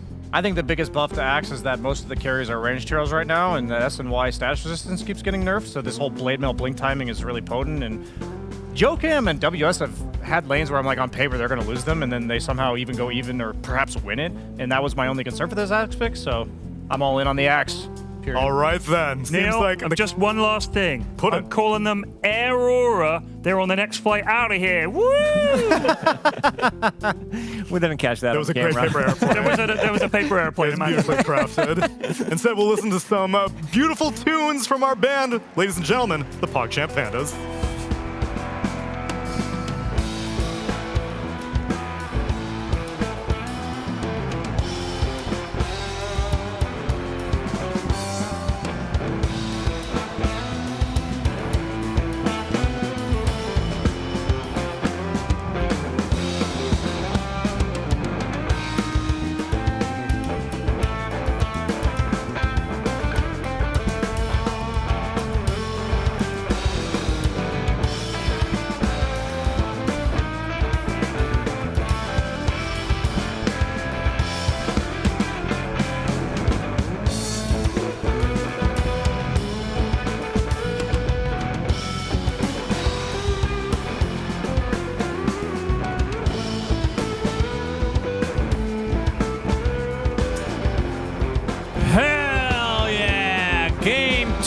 between Talon and Aurora, and Talon's lineup has Pyrian and myself very excited. Cinderin, the Axe, everybody's favorite hero to watch and play, usually doesn't get to see the spotlight in pro gameplay. We have only had 4 games in this tournament, has a good record though, 3-1. They have a Marcy support with the rebound facet, which allows Axe to initiate before Blink, which I think is really cool. That's an interesting idea, yeah. But yeah, Talon, very, very aggressive lineup. Love to see it. Can Aurora extend this to a game 3? I think Aurora's lineup looks a little bit more stable, if you will, in terms of, you know, you've got the Naga Siren that has a very good track record this tournament. You're running it together with very stable follow-through. You've got Ensnare into Arrow, you've got Stormpull into Arrow, Centaur Stomp into Arrow, Disengage, Team Fight. Makoto, Hoof Stomp finds him. They had the Blood Grenade on him as well, but the rebound into the high ground. He gets inside of the Sprout from Cuckoo, the little bit of heal, as Kiyotaka looks like he's going to go down. So 23 Savage ends up with the first blood. Mira running away through the river. Both heroes very quick thanks to that amazing change. And it ends up being Mira dropping, and Makoto does end up falling to Nightfall. So in the end, a 2-for-1, but first blood to Talon. Yeah, great result for them. Considering Aurora were the ones looking to initiate a fight there, did not get the outcome they were hoping on the Lina. Instead, this turnaround play from the side of Talon. I think Makoto did lose 1 creep in the lane before being able to come back. Yeah, oh, well worth it then. Could be horribly wrong, actually. Maybe it was not the case. So far the numbers say a 1,000 advantage for Talon. I'm going to trust Dota over you, whether that was good or not. But yeah, I wanted to talk a little bit more about... I didn't say it wasn't good. I want to talk a little bit... You said Lina lost a creep and therefore it wasn't worth it. Anyway. Just mentioned. Yeah, okay. Looking at the Axe, he's always going to be the talking point of any game. This hero is very polarizing. Part of the reason he has not seen much play in general is that even in good games, Axe has a tendency to fall off. It's like very... It's on a knife's edge in a lot of games, whether you can really get the job done or not. But I think what Talon see in this game, in addition to, of course, as you mentioned, being able to rebound him in, the matchup against Weaver is very good for Axe. Weaver, in fights, will often try to Shukuchi through the enemy team and play on that mobility. If you get caught mid-Shukuchi by an Axe call, you can get 100-0'd by Blade Mail. There's nothing stopping him from truly getting that off either. Centaur can't really counterplay this. The Song can always counterplay these types of plays, but it is very fast. The damage comes out very quickly. And on top of that, Axe should have a very good laning stage against Naga Weaver. What are they going to do to him? He's going to get a Vanguard and he'll free farm. Yep, as you say that, they're getting pressured out of the lane though, onto the tier 1. Rebound in. Well, who's pressuring who? WS, still level 2. Panto. Battle Hunger applied, and this will eventually be a kill going the way of Talon, but will they lose WS on the way? Nightfall applying as much pressure as he can. Shukuchi is up under the tower. The Berserker's pile goes up. Beautiful timing. Nightfall dies under the tower. He just gets level 3.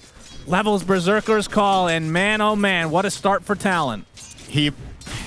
He might have just anticipated that he was, without a doubt, going to level the second point counter helix, but I love when Axes do this. I think the 1-1-1 build in a lot of games is actually better than the 0-1-2. That's more common. Especially this lane. This kind of situation, and the lane in general. And he timed it perfectly. He didn't get hit by the Shukuchi damage, right? He got him on the way in, I think. Either way, job well done. 2,000 gold lead minute 3. Yep. A great start for them. 23 Savage playing the Bristleback this time around. That is ours. And Toronto Tokyo will be playing Mr. Centaur, of course. Gets off the Hoof Stomp, but just a little residual damage as 23 Savage already has 3 kills in this game. So an incredible start for him as the Swarm comes out into the Ensnare. As WS gets off a call only onto the 1, though. So Talon's still getting pressured quite a bit in this lane. As WS has the Ring of Health and still 600 away from finishing the Vanguard, which will make him close to unkillable in the early stages. Healthy amount of creeps in the tower, though, and also has a healing salve to get up to full to be competitive in the lane. Got the Water Rune before he was forced out, but It's good news for the side here of Aurora. They get both waters. Kiyotaka desperately needed some resources here to be able to be somewhat competitive against the Lina. The mid lane actually for Kiyotaka going quite well so far. This is not an easy matchup, especially when Lina gets more levels. The constant long-range harassment, you're always outranging the Storm Spirit. You had the advantage from the first blood fight. Kiyotaka still able to somewhat hold his own here at least. Yep, relatively even mid lane. Makoto with a bit of an advantage, just very slight as we see a call onto Nightfall. The ensnare with the reel in for Jokum, but now you have the rebound on top. Nightfall dead. I love this lane. I don't think I've seen it played before. Very cool. I am on board with Marcy Axe. It looks super fun to play. It's also easier to look fun to play when you have a good lane matchup, of course, for this type of lane, but... I mean, let me ask you this. Really cool. We talked about Axe's build being you either go Vanguard Blink or Blade Mail Blink. Can you go Blade Mail and Vanguard before Blink with the Marcy on your team? It's not out of the question, but I still do think it's just safer to give yourself that opportunity to make the moves. He's actually going to get reeled into the tower. That's funny. Doesn't really do too much. Kiyotaka, only level 5 inside of the Sprout. Cuckoo helping set up a kill for Makoto. As Talon continuing to snowball this game. They really woke up with aggression today. They had a cold shower, I feel like, Synderen. Yeah. A rarity these days. So I'm told. Panto. I mean, that is kind of the issue, though, that you brought up from the Talon side, is that the song can be really powerful. It's going to force out BKB for the Axe, which, I mean, he typically would go for anyway late stage of the game. There's Arrow, a melee one onto Cuckoo, trying to get to the high ground. Looks like he's resigned to his death. Tries to deny himself on the creep. It's going to be close. No, they're going to get a residual kill, though. Makoto takes out Mira, so it's a 1-for-1. Joe comes nearby, though. Yes, he is. He pokes him. Dispose. Back into Makoto's arms. 23 Savage coming in to steal some XP. Successful maneuver from 23 Savage. And we'll get the stack as well. Everything for Talon coming together right now. This is a total stomping. See, this is the standard Talon game 2. But today, they also won game 1. Yeah. They've had quite a few very one-sided affairs, both for and against themselves. I have yet to see, I believe, Talon crush an early game and then lose the game.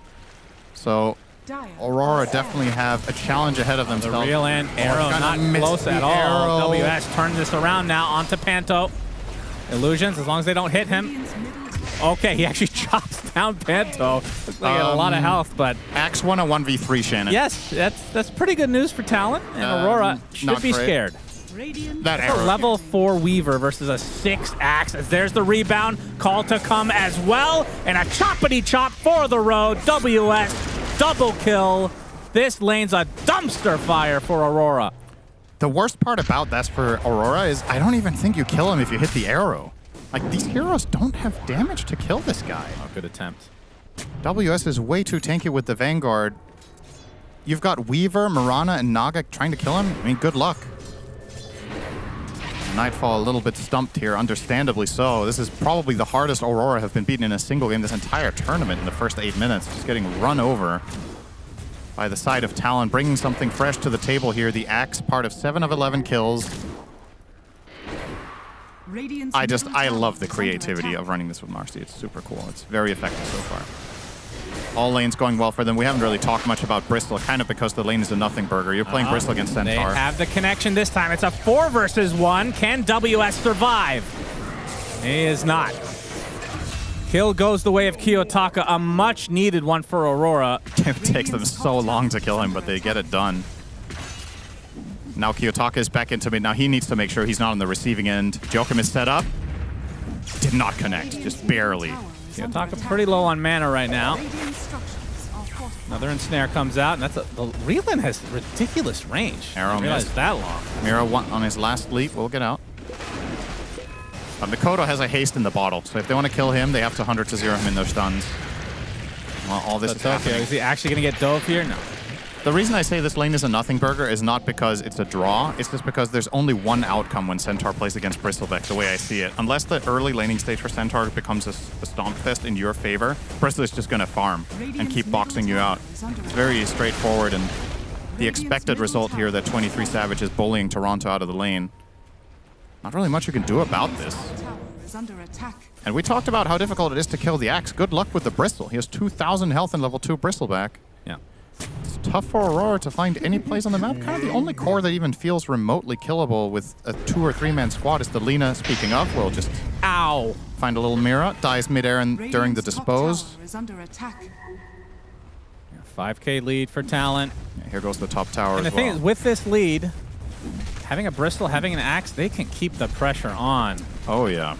And they are, what, 2K away from the Ags on 23. And for WS, wait, what did he buy? Oh, he went for the phase boots first. Okay, so it's going to be phase boots into Blink. Yeah. It's good. He's protecting the 10-minute rune. It will be bottom. He gets the He call. gets the call successfully. The rebound to follow the Oh my shot. God, it's enough. Kiyotaka dead. Panto still only level 5, so no song to work with his Cuckoo inside his own Sprout. He's going to be fine. As Mira, he's out of leaps.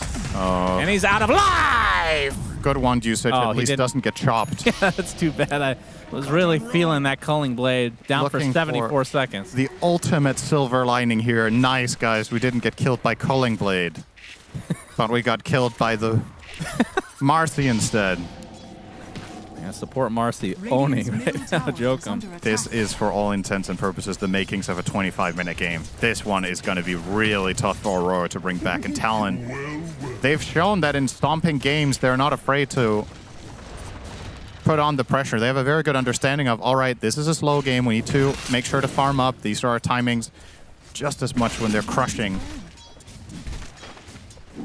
They'll not let their foot off the gas, and so far in this game, I mean, what a dream game to be Prophet in. Your 2 side lanes are stomping. You can just go wherever you want with your teleportation and find kills.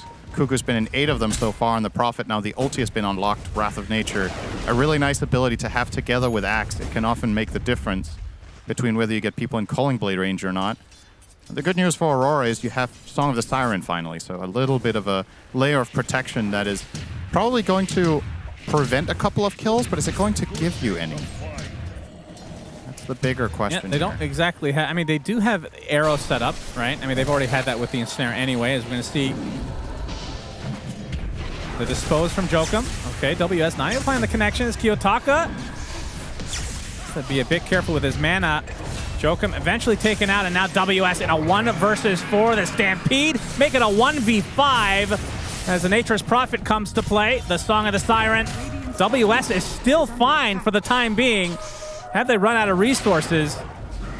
There's the call to follow. They finally take out WS again, but Toronto Tokyo is going to pay the ultimate price on Nightfall. On the run, no longer with time-lapse. Moonlight Shadow upon him, but they have the vision. They have the kill. Double kill for 23 Savage. It's going to cost Aurora heavily. Just to take out that Axe, they lose 2 cores. They even did a really good job there. I feel like Aurora, very good kiting. They kept playing on the angles. They did not get hit by the rebound. They did not get hit by the call a singular time, and still, the kill is just so... It's such a long time to get through him. Cuckoo helping out with, I believe, 2 sprouts there with some healing as well. Makes that get ever the more difficult. And it turns into effectively an even trade here in the net worth with these kills expended. Both sides. Kiyotaka rushing travels again on this storm. Doesn't have that much mana. Oh, okay, yes. Okay. Well, I say that. Sprout makes it a little bit more difficult. Now he's truly out of mana, but no more chase to come. Boots of Travel coming out. He is, I believe, the only player in this tournament to rush this on Storm. Does it basically every single time. I think this, when you're this far behind, is super risky. You have no impact right now. That's one word. That's one word for it. Because the alternative is to go the standard route where you go, let's say, Tread, Switchblade, and then you come online much earlier, and you can perhaps... I think you just need more damage. Yeah. You already saw how much they struggled. Oh, Stampede, 23 Savage. They try to get to the other side. Arrow does hit him in the back. TPs are coming. 23 Savage doing a lot of damage. Makoto comes in from the sideline, takes out Mira. Kiyotaka as well. And it looks like Centaur next on the list. Triple kill for Makoto. Talon completely dumpstering. What an amazing performance so far. This is the price you pay when you rush Travels on Storm. His damage was pitiful on that kill. Yeah, I don't want to harp on it too much, Cinderin, but it's Kiyotaka, so I will, of course. There's no way buying this literally every game, no matter the situation, that it's correct. I would agree with that. I'm just going to say that outright. On a theoretical level, I just don't see it. Cuckoo gonna dodge the arrow. Here comes Storm. WS in the vicinity. Oh, Kiyotaka's already used a lot of mana. Good thing for him, he does have the move speed with the Boots of Travel to get away. WS has Blink. There it is. On to Panto with the creeps to help out. The chop comes. WS with another stack to his name. 11k lead, minute 14. This is disgusting to watch. You have no map on Aurora. You have to get to some sort of damage items. Well, with Boots of Travel, you can teleport away from things and switch to other lanes to find creeps, but you paid 2,000 gold. So now, effectively pigeonhole yourself into farming for, I want to say, at least the next 10 minutes. I think every move Aurora makes is going to be a net loss. It's just so hard.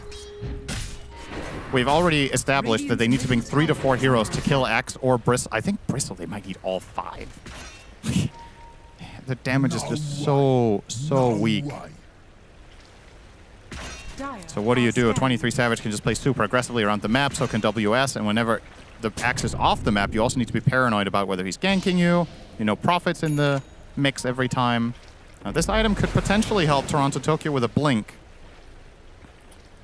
If they were to find, I don't know, this feels like such a checkmate already. Like usually I would be focusing on, all right, Centaur has a Blink, let's go make moves, let's find kills.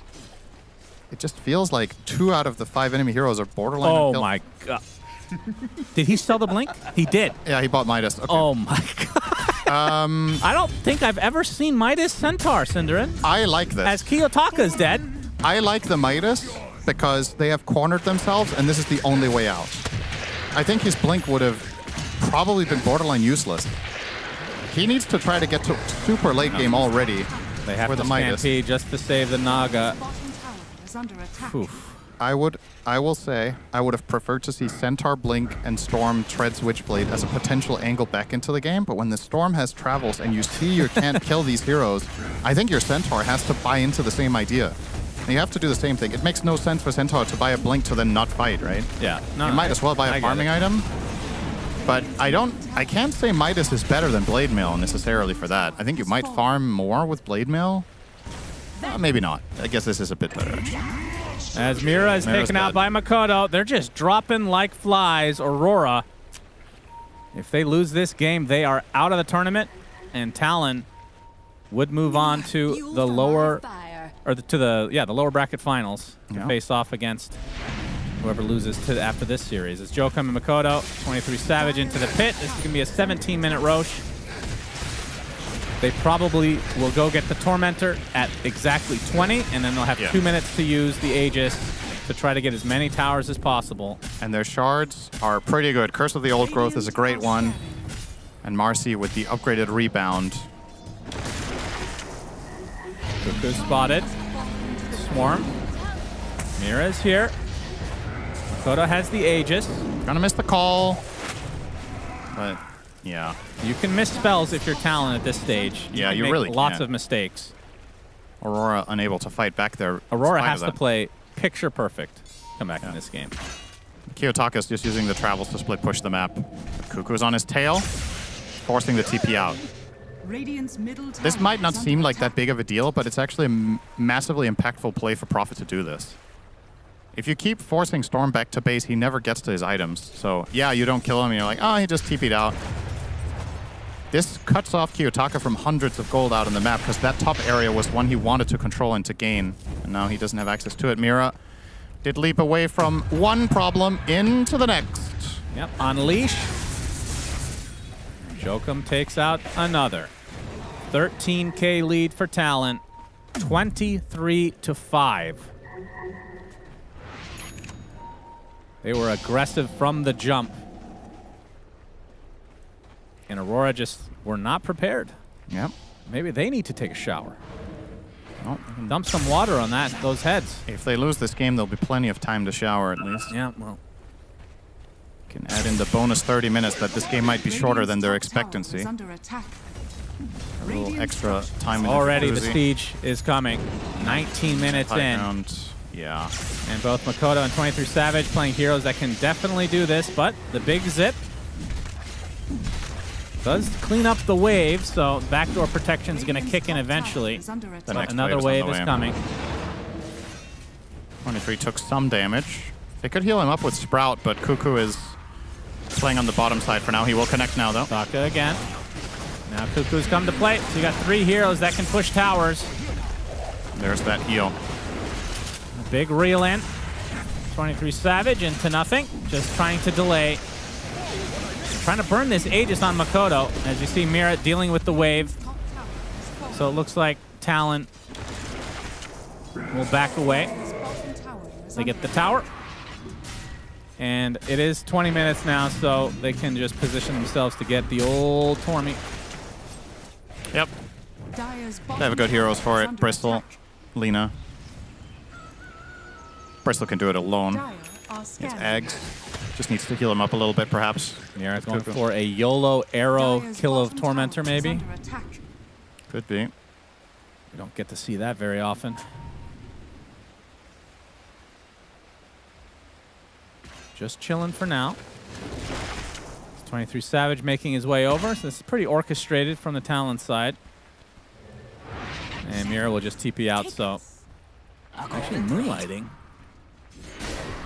Yeah, they're going to try WS. They will. WS with the Blade Mail. Makoto's nearby. Oh my god, Kiyotaka almost kills himself onto just the Blade Mail alone. And even with all those numbers, they can't do much. WS gets a free shard. All right. So Berserker's Call will apply Battle Hunger, and you can apply multiple Battle Hungers on the same target. Yep. Not too shabby at all. Just a nice damage increase for the hero. Feels good. You get the move speed. Yeah, which talents did he go for here? It's only level 13 because we're taking any yet. I mean, when you get something like this, do you go for all the Battle Hunger talents, like the 10 and 15? Would you say? I think you could take the 10 and 15 Battle Hunger talents here. Yeah. Always feel good, as so does that. Panto chopped. 30 seconds on the deck, and 23 Savage ready to go for more. They don't have a wave, so they cannot push yet. But they will cut the coming waves already. Well, Aurora, they're going to get their first tower of the game here pretty soon to that siege. Cardi the Catapult, the MVP so far for Aurora, the only one to show up in this game, number 2. Hey, I got to say, today the creeps have been playing consistently. Yeah, not too shabby. Mira, get away for now with that leap. Jokum BKB, by the way. Yeah. Lest we forget, there's a 4th core in this game already in the Marcy. Yeah, she can definitely scale. An additional problem for Aurora to try to deal with. But they're doing the right thing by playing the map. Kuku is once again going to force out Kiyotaka from the side. Take it for himself. The Aegis has expired, and I mean, Talon didn't really gain anything in terms of net worth, at least. Yeah, it is a bit of a stalemate for now. Good stalemate for Talon, though, to be ahead 13k. I don't think they mind too much. Yeah.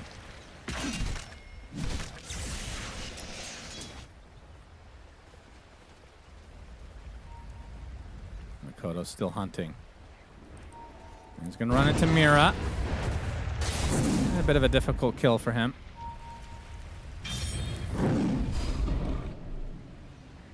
Jokum wants to chase, though.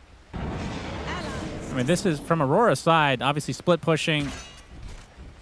It's going to help extend this game. But also, just forcing them to chase you. Even if they get the kill after a long portion of this chase, it could feel worth it for Aurora. That's kind of the game they have to play at this point.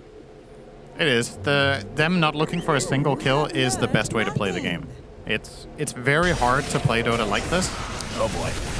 Oh boy. Because eventually... That's a big one. Eventually you get caught. Like, you just can't play keep away forever. Kiyotaka runs into Lina. Oh, nice dodge Takes of the Laguna. Very close to out of mana. The arrow gonna fly by. Uses the rest to get to the path of no resistance again as Mira. He's expended everything. will be dropping as WS now hunting for the Storm Spirit. There's Mira. Well, they're going to get the Stampede to help out. Kiyotaka with a sliver of mana left will try the TP, but burns away to the Battle Hunger. How many was that on him? 3. It was triple That's Battle Hunger. He insane. took so much damage. That's kind of crazy. That's 90 physical damage per second. Oh my god. And the song is going to do literally nothing here. Wow. Wow. This, this is quite the shellacking. Aurora just can't do shit, man. Yeah.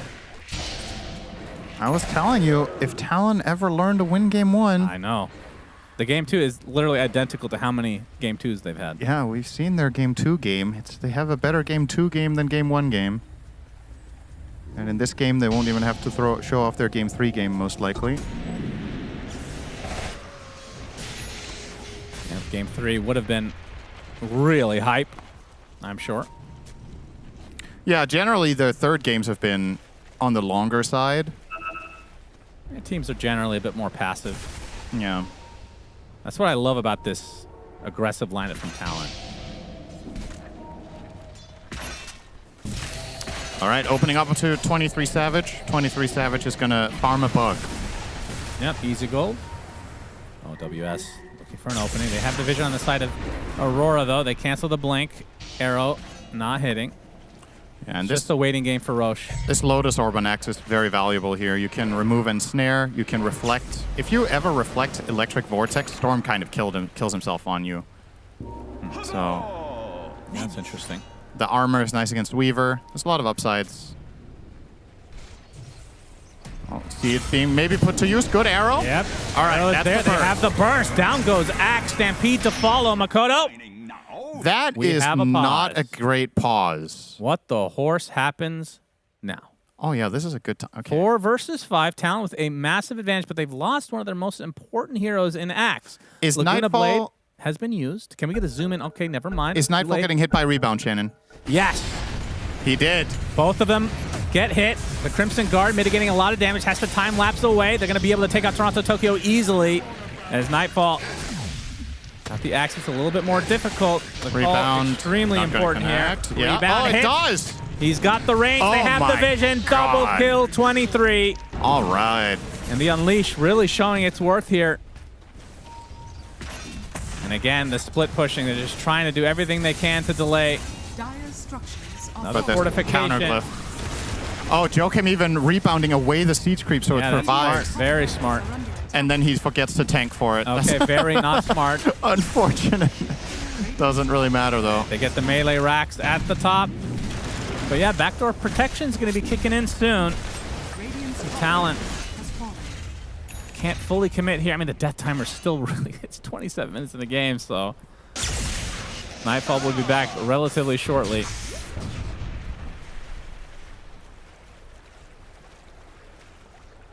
Yeah, he's going for Sanjin Yasha, anything to try to survive that Berserker's call on the Weaver. But of course, that does mean when you have to buy this item, been harping on it quite a bit, but the damage just is not inspiring a lot of confidence in me. Oh, WS. There's the Blade Mail initiation. Cuckoo coming nearby. Oh, the Orchid. And he can't get in range for the chop, it seems. WS will be a little sad about that, but the kill on Kiyotaka is still big. 50 seconds on the deck, can't use the boots of travel. If he sees Mira here, this could be a secondary kill. The Watcher. Yep. Has some leaps available. He is Double slow to battle a hunger. crawl, though. Let's get 3 on him. There we go. And nope, no chop. Cuckoo again steals the kill. But meanwhile, the rest of Talon, objective-based gaming. It's Toronto Tokyo with a nice double hook stomp with a Stampede to follow. Cuckoo's dead. Lotus actually reflects the ensnare, it looks like, and there's a rebound. They're going to turn this around onto the Naga, just destroyed. 23 Savage with that Spirit Vessel applied. We'll get the tier 3 mid. Storm up in 5 seconds, so Talent playing it safe, playing it disciplined. Yeah, they're quite low in resources in the Bristle. So And Roche is up. They recognize there's a potential risk here where they could get killed on Bristle and perhaps snowballed against in a fight. So I think just returning to the Roche pit and your side of the map slightly is completely fine here. You can tell Aurora are looking for trouble now with the Moonlight Shadow. I mean, 23 Savage is actually very low if they were to check the pit. Yeah. But instead, it's WS waiting here. If anybody were to show... Oh, they find him. Arrow. Yeah, they're going to get him again. That's a good pick. Comes at the cost of Roche. Yes, it does. And that's the second Roche of the game. So. But you were kind of getting this Roche anyway, so it's just a kill. That essentially is a trade for nothing. It's highly unlikely you could have contested Roche. You would have had to have the read that Bristol is low and you can jump him with Storm and kill him in the pit, so then maybe build a fight around it, but no information to really warrant that risk for Kiyotaka. Dire's top tower has fallen. Yeah, I'm sure Talon obviously waiting for the axe to come back, but with this second Aegis will likely try to finish the game. Money to burn.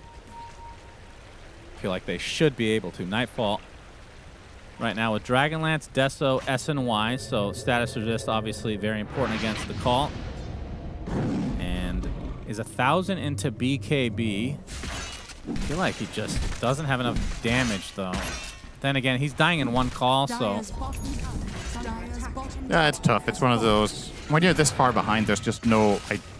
there's no item that's going to solve all the problems. You have to choose what's more important. And try to visualize the type of fight that is... Let's say the best possible fight for you is a 20% chance to win. You have to itemize and communicate for that play. It still feels bad, but it's the lesser evil. We're at that point here. And I personally don't think BKB is the right choice. I think he has to go all damage, and then they have to find a good fight where they open with Centaur. And if he gets caught by a call and loses the game, so be it. Because the alternative buying this BKB is the enemy team just shrugs you off. Aurora gonna have to do something here. There's a siege unit, so the zips won't really amount to much. It's gonna be a free tier, or free mid lane rather. Been a long week here, Cinderant. Sure has. Next lane. Talon looking for the killing blow and a top 3 finish. Absolutely. 4 smoke from Aurora. This might be the last stand for them. Big zip onto WS, but Kiyotaka can't find the connection. Lotus Orb dissuading them from going any further. Tier 3 bottom taken out. They have to defend here. They have to do something. Where's Nightfall? He just TP'd back. He has no HP. As they find a connection to start thinking about a nice rebound save from Jokum, they're going to apply everything to Kiyotaka. Gets bursted. There's the song, though. He buys back as well. Jokum, BKB ends. Going to try to take out WS first inside of that Sprout. The Mirana melts, though, to the pressure. WS is actually going to live, it seems, as Toronto Tokyo taking right clicks from afar. Makoto, just too much damage to work with. WS somehow survived throughout all of that. This is going to be Megas for Talon. And now going for the win. There's a buyback for Toronto Tokyo as GGs end up coming out. And into the fountain they go. 23 Savage gets rebound to safety one last time. Talon, top 3, Cinderant. What an amazing showing.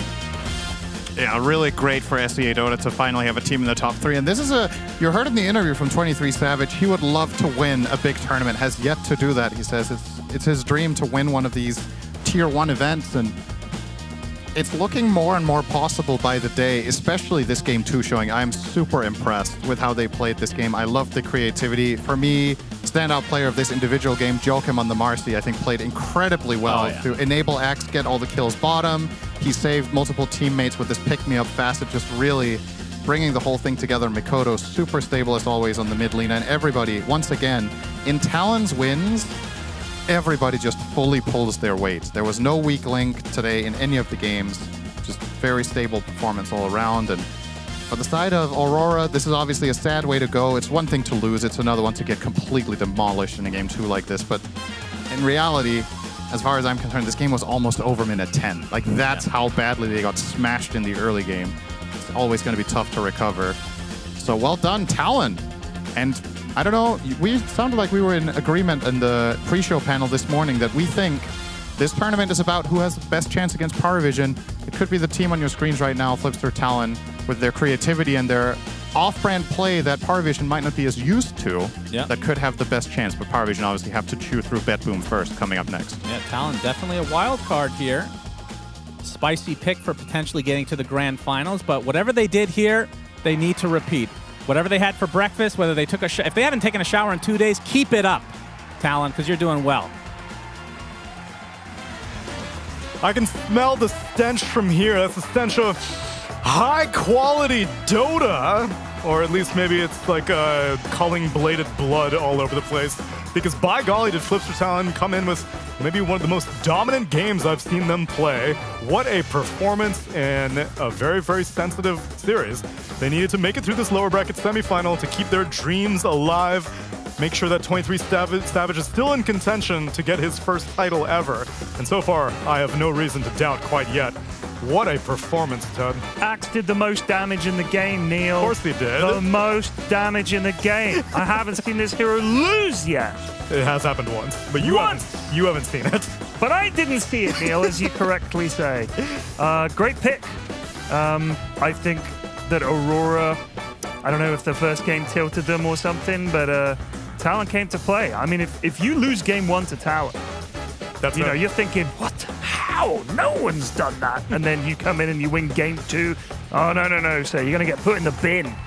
Yeah, but then you just come into game 2 and you're like, let's just buy Midas's, right, Lacoste? That's the solution. Yeah, on Centaur, very good item overall. I think this is going to become new meta. Probably was never bought on the hero in professional Dota because there's always a better item to buy. But the absolute cinema of the game from Flipster Talon. They just dominated from the start. That 5-man fight, Sprout saves Mikoto. They get double kill on Bristleback. They come to the bottom lane. Axe gets another double kill. And it also pushes him to his early Vanguard. And there was a lot of questionable choices coming out from Aurora, what they want to do. They were not respecting this Marcy plus Axe combo, which looked very, very good. You're basically having, you're throwing him in, giving him Blink Dagger, giving him setup for the call, and these heroes, they just don't deal enough damage. We were worried about 2 supports, Morana and who was it? Morana plus Nagasar, that they can't really do much, and in this game, it really showed. Yeah, I think also, I mean, not to take any credit away from Talon this game, but Aurora's game plan felt kind of short this game, in my opinion, with the first pick Naga into Mirana Centaur. It felt like kind of lackluster ideas, I think, and then smoking and then dying like that. It just felt like the game was over at minute, 3, perhaps 4. It felt like... I mean, when your Centaur sells his Blink and buys Midas, it's almost like my pops. All we needed was some buybacks and some, Yeah, they had a Hand of Midas plus Boots of Travel combination on different heroes. Storm, Boots of Travel, Hand of Midas on Centaur. It's just not going to be working out. But also the moves that they were making on side of Flipster Talon were definitely top-notch. They make a 3-man rotation to the mid lane, 9 minutes in. They take the tower. They see that the 2 supports and mid laner on Storm, they don't have enough mana, so they can't really defend, not having enough damage, and just kind of snowballing the game out of there. Maybe we can take a closer look at these moves, because I see Brian sitting up there in his balcony. My man, what'd you see? Yes, thank you, Neil. As for this game, gotta say, if you lose game 1 to Talon, you gotta be rattled, as the panel and casters were talking about, because this is early game for Aurora. Little bit of a blooper reel we got for you guys here. Not just a blooper reel, but also highlight reel coming out from Flipster Talon, punishing to the max. WS gets level 3 off of that range creep, perfectly timing the call. Nightfall perhaps forcing that a little bit, but now Mira. Now, Cuckoo, he's going to walk up, place a sentry to block the camp, but he de-wards Mira. Now, Mira places another ward to see outside of the Sprout, and just gets that one also de-warded. Something I don't think I've ever seen is less than 5 seconds, 2 wards getting de-warded by the same sentry, with one of them being placed during the fight. And we've got one more fight here, which is another attempt on WS. Stopped the reel in, thinking it was going to help Mira land it, but it just didn't. And WS, he's going to get his level 6 off this. 1 versus 3 at 7 minutes into the game, and this guy is getting not only a kill, but also a permanent scaling axe buff on the armor. This was, in the words of Sunsfan, a Gaben-level shellacking performance from Talon. Promising moving forward in the event. Aurora clearly rattled from game 1. And they're going home rightfully so. Excited to see Talon show what they got tomorrow. You're putting Flipster Talon's placement right now up, Absolutely. Right? They're number 1. They're going to beat Parivision. I kind of agree with Cinderin. We still yet to decide between Parivision and Betboom, even though Parivision looked like the best team of the tournament. If there's going to be a team that can bring down it's definitely going to be Flipster Talon. Especially if they're able to replicate a performance like this. But how did they do it? How have they been doing this entire Dream League Season 26's tour? Well, they've been doing it off of the shoulders of this man, March. Congratulations on a fantastic 2-0 series.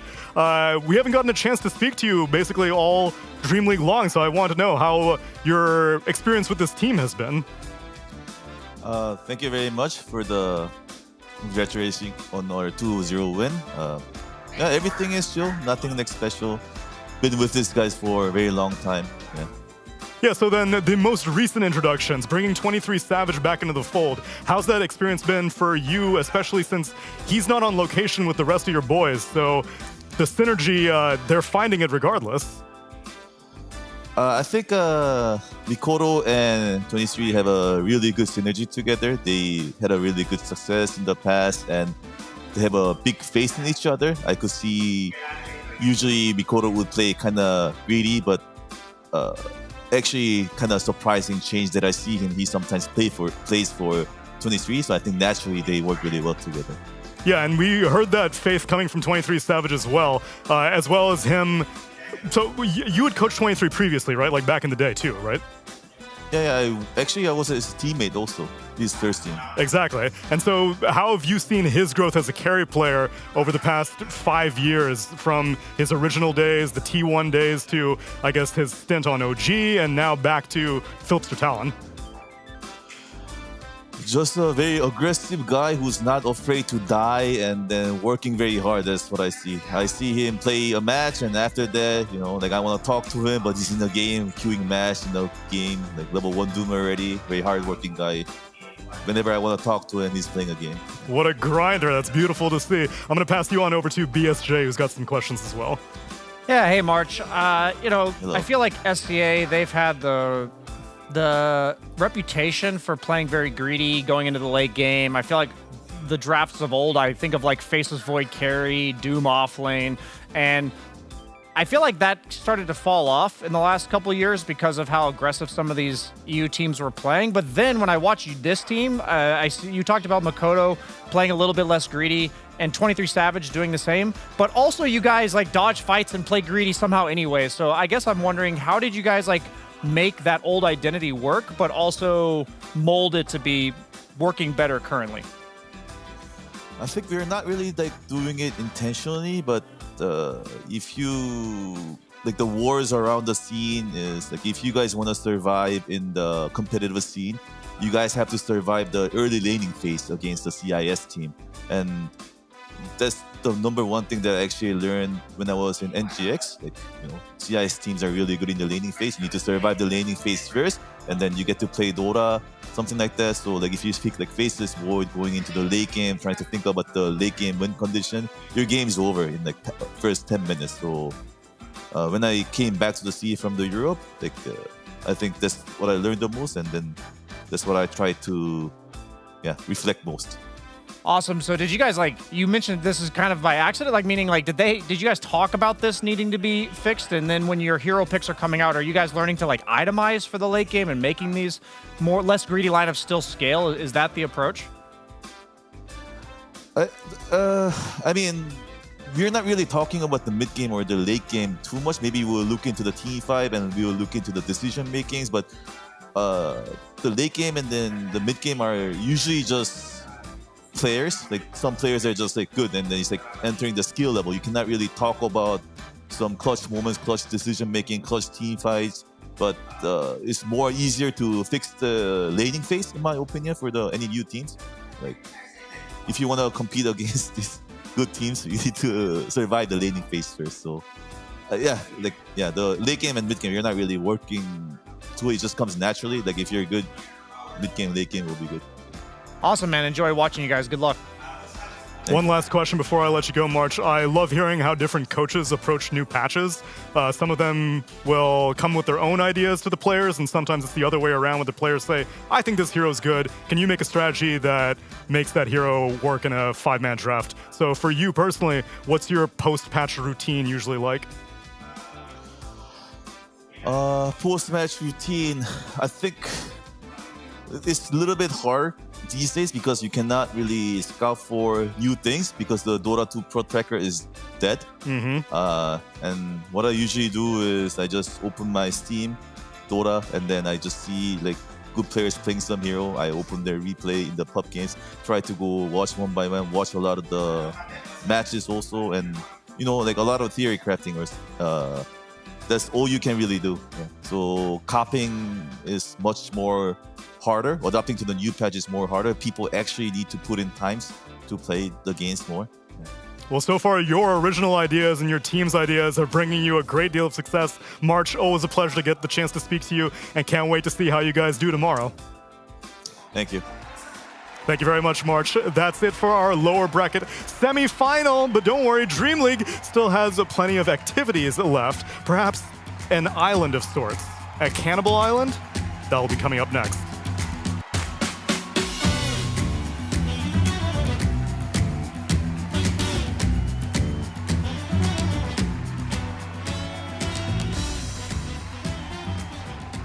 Our tale of mysticism and mimetic mercantile unfolds near the Bleeding Hills. Its name state derived from a strange, highly flammable tar that oozes from the earth as if from a womb. Coveted by the hill trolls for its ancestral spiritual properties, but largely ignored by the citizens of the Hoban below, much like our plucky protagonist. But our story does not begin with him. It starts with a con man. Welcome to Tales from the Lorekeeper, Episode 2, Rasta the Shadow Shaman. Narrated by the Lorekeeper himself. That's me, Mr. Actionslax. But it's brought to you by DHL. Magic, spiritual, medium, medicine, he did it all. Or he claimed to, but his pitches lacked a certain pizzazz. He had traveled here to bolster his act with the exotic, but what he found was an eager assistant. An orphan outcast, half hill troll and half who knows. The child lacked any skills, but what he lacked in aptitude, well, he made up for in eagerness, despite if the con man wanted him to or not. Eager to leave his situation behind, the young Rasta pledged himself to be the ward of the con man, an exotic hill troll bringing the perfect mix of the unknown to their sham shows. And it worked!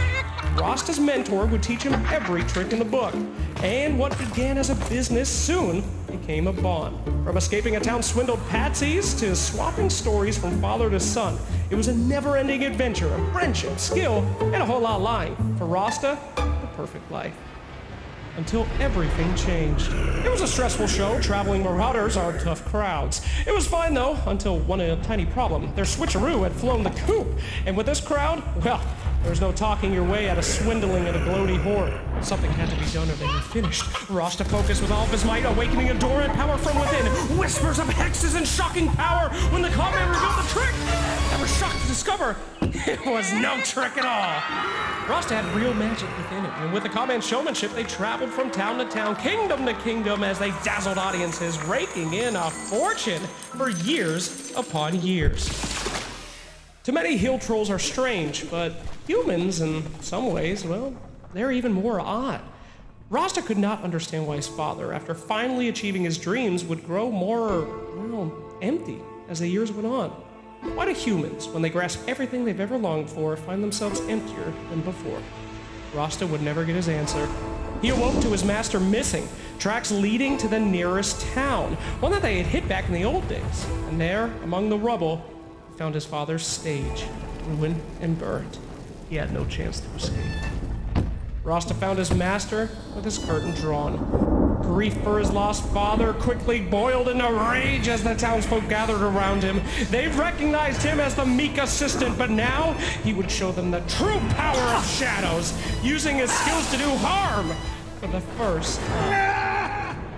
That was many years ago. Rasta still travels from town to town, performing his acts of mysticism in the arcane for any really willing to pay to see his show, making good but strange friends along the way. His audience never truly knows if his powers are for entertainment or something more, but to any that would seek him harm, the great traveling shadow shaman can quickly show that his magic is very real indeed. Your votes are in, and the next episode of Tales from the Lorekeeper will be Hoodwinked premiering at DreamLeague Season 27. But now is your chance to vote on what hero you'd like to see next. You can choose between Silencer, Lone Druid, Ringmaster Razor, or Dawnbreaker, and win a free trip to ESL 1 Winter 2025. Brought to you by ESL and DHL. Okay, I used to have a hot take before in my career that I thought like school is completely useless. But now I matured a little bit. And I wouldn't say it's completely useless, but I would say it's like a little bit of a scam. Like society, they like make you think that if you go to school and then go to college, you will have a good life. But no, you know, they instead, you know, it's like you kind of have to carve your own path. Look at Aiden, how successful he became, and he doesn't have college, and he's rich. He's so rich and handsome. Oh, okay, I don't like that. It's too warm in my room. It's minus plus 30 right now, and I don't have AC in my room, so it's unreal warm. I have this thing who helps me a bit. It's 27 right now in my room. New Star Wars is like trash. I'm actually getting bored and it's pissing me off to play every time against Tundra, BZM, and like all his like partners, because every time since like we won the one Dacia and Cerberus, it always goes 50-50, like any side, like any screens, anything, and just bothering me all the time. The people, I don't know, just like try harding, like they're playing TI finals or something against us. So like take it easy, guys. Like just calm down and let us play. And we want to actually win some tournaments too. Like we can split it. It's not a big deal. My hot take is this guy who's called BZM, aka Bojidar Bogdanov, needs to stop playing Invoker and eliminating me every single tournament ever since he joined Tundra Esports, and especially on his Invoker, which I keep getting bored of seeing in front of my face.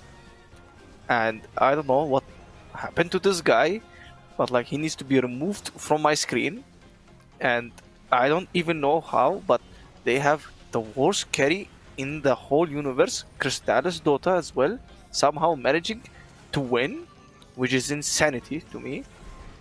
And I just don't know. Why this guy can like put so many things on his back and carry. And I don't know how this Tundra team, like this, since Whitemon and Sax have played together since TI 13, they're only getting top 3 placements. I don't understand. Yeah, so this Tundra team like needs to disband, or somebody needs to like to do something, or like sabotage BZM or some shit, because it's too much for me. I think I have mental block against BZM for like 3 years already. And now with Marlene, it's 1.5 years where we both have mental block against the same player. I don't understand why.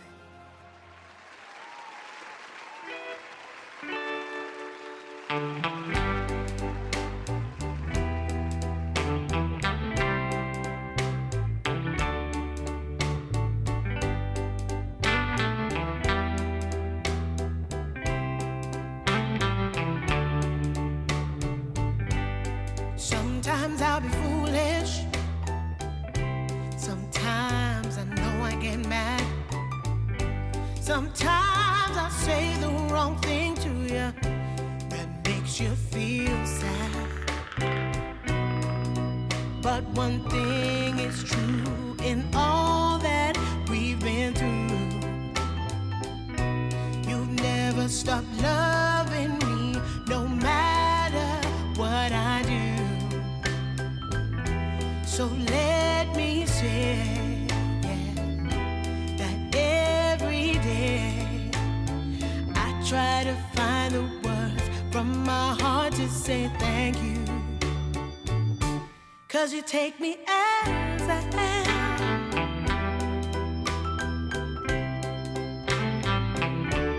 You take me as I am. Oh, baby. If you stop loving me, well, I would understand. But I won't take you for granted, no, no. When you hold my hand, your love makes me feel that I could could fly to the moon.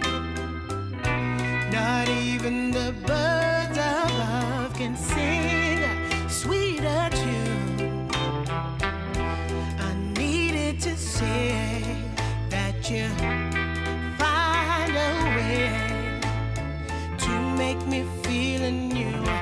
And I want to say thank you, 'cause you take me as I am.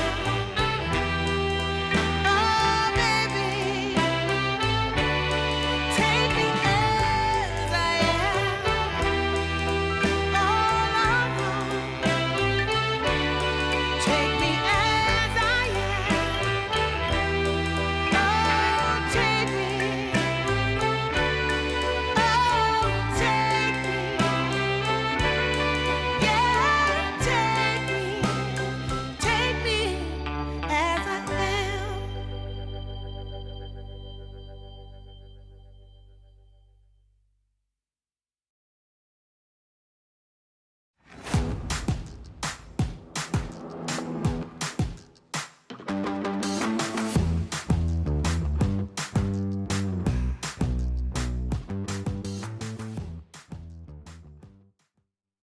Last time on Cannibal Island, Effie. Sorry, I was trying to find Earthbird buffs. Danger. I smell your humanity. Vampire slaying. Secrets. Steve, are you okay? What's wrong with your arm? Laser beams. How will anybody escape the studio alive? Find out now. Episode 5. The Final Form. There were no survivors, only contestants.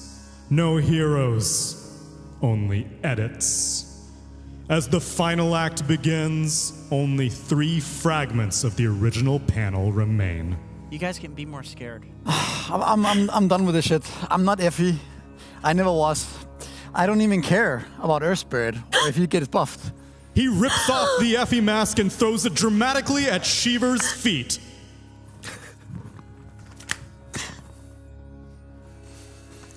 I'm misery, goddammit. And I'm so fucking done with this bullshit. No kappa. Oh, he's such a bad actor. He's so bad. Am I on? And so, for the first time all season, someone made a choice that wasn't in the script? Shut up already! Shut up already! She laser eye beams the narrator, killing him instantly. And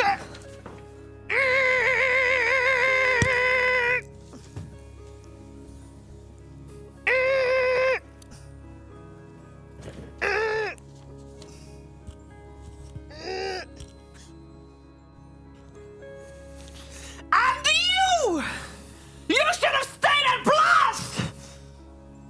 She punches clean through his chest.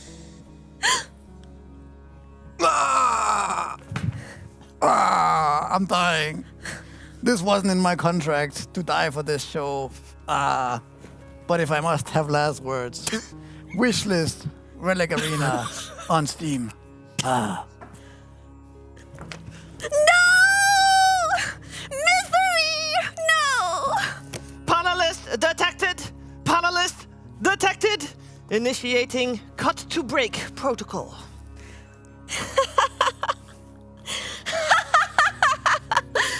All of these years, you thought I was from Jordan.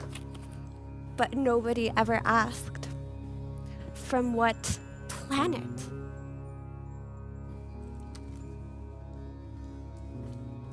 And then Brian? Where the fuck is Brian? she returned. Sir.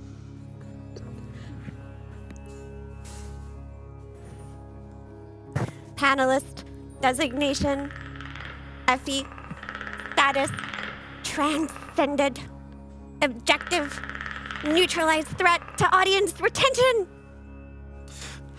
Brian, use your hands more. It doesn't look like it's you. Virgin detected! Predator class! Initiating counter Countermeasures! Counter-meta! Her arm morphs into a railgun.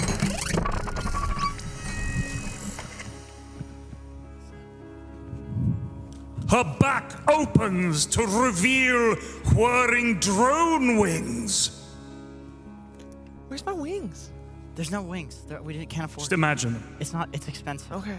The building shook. The stream trembled. Viewership peaked. BSJ fires a pulse blast. Is this the only music we have? Shiva dodges midair, spins into a corkscrew missile.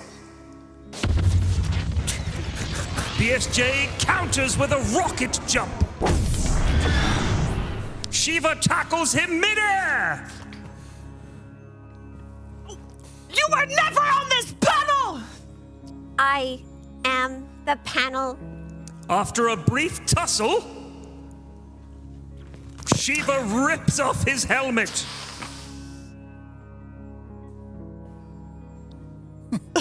Carefully. Help her. Just help her at this point. You got it, okay. And backs away as the creature rises to its feet. Your patch is over. So, is your content cycle! They collide one final time in slow motion. Energy, fire, and chrome rippling. There were no survivors.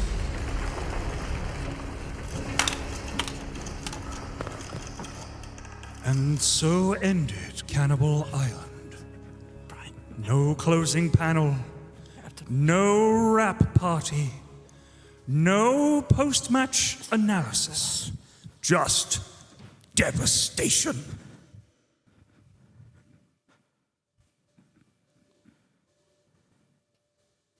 No music, just a slow zoom.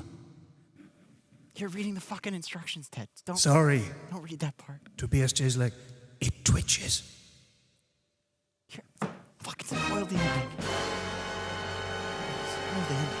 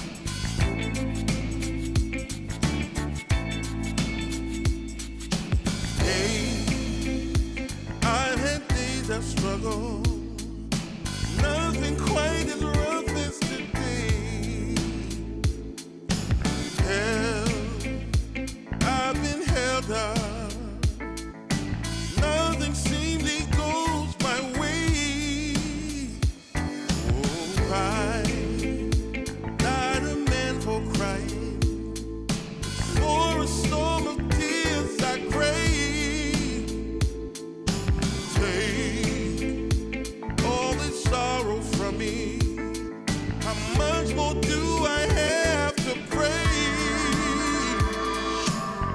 Foolish of me, you might say. I make my way out of this here my way. All reservations I have come to bear. It's clear that I'm not going anywhere. Foolish of me, you might say. I make my way out of this here my way. All reservations I have come to bear. It's clear that I'm not going anywhere.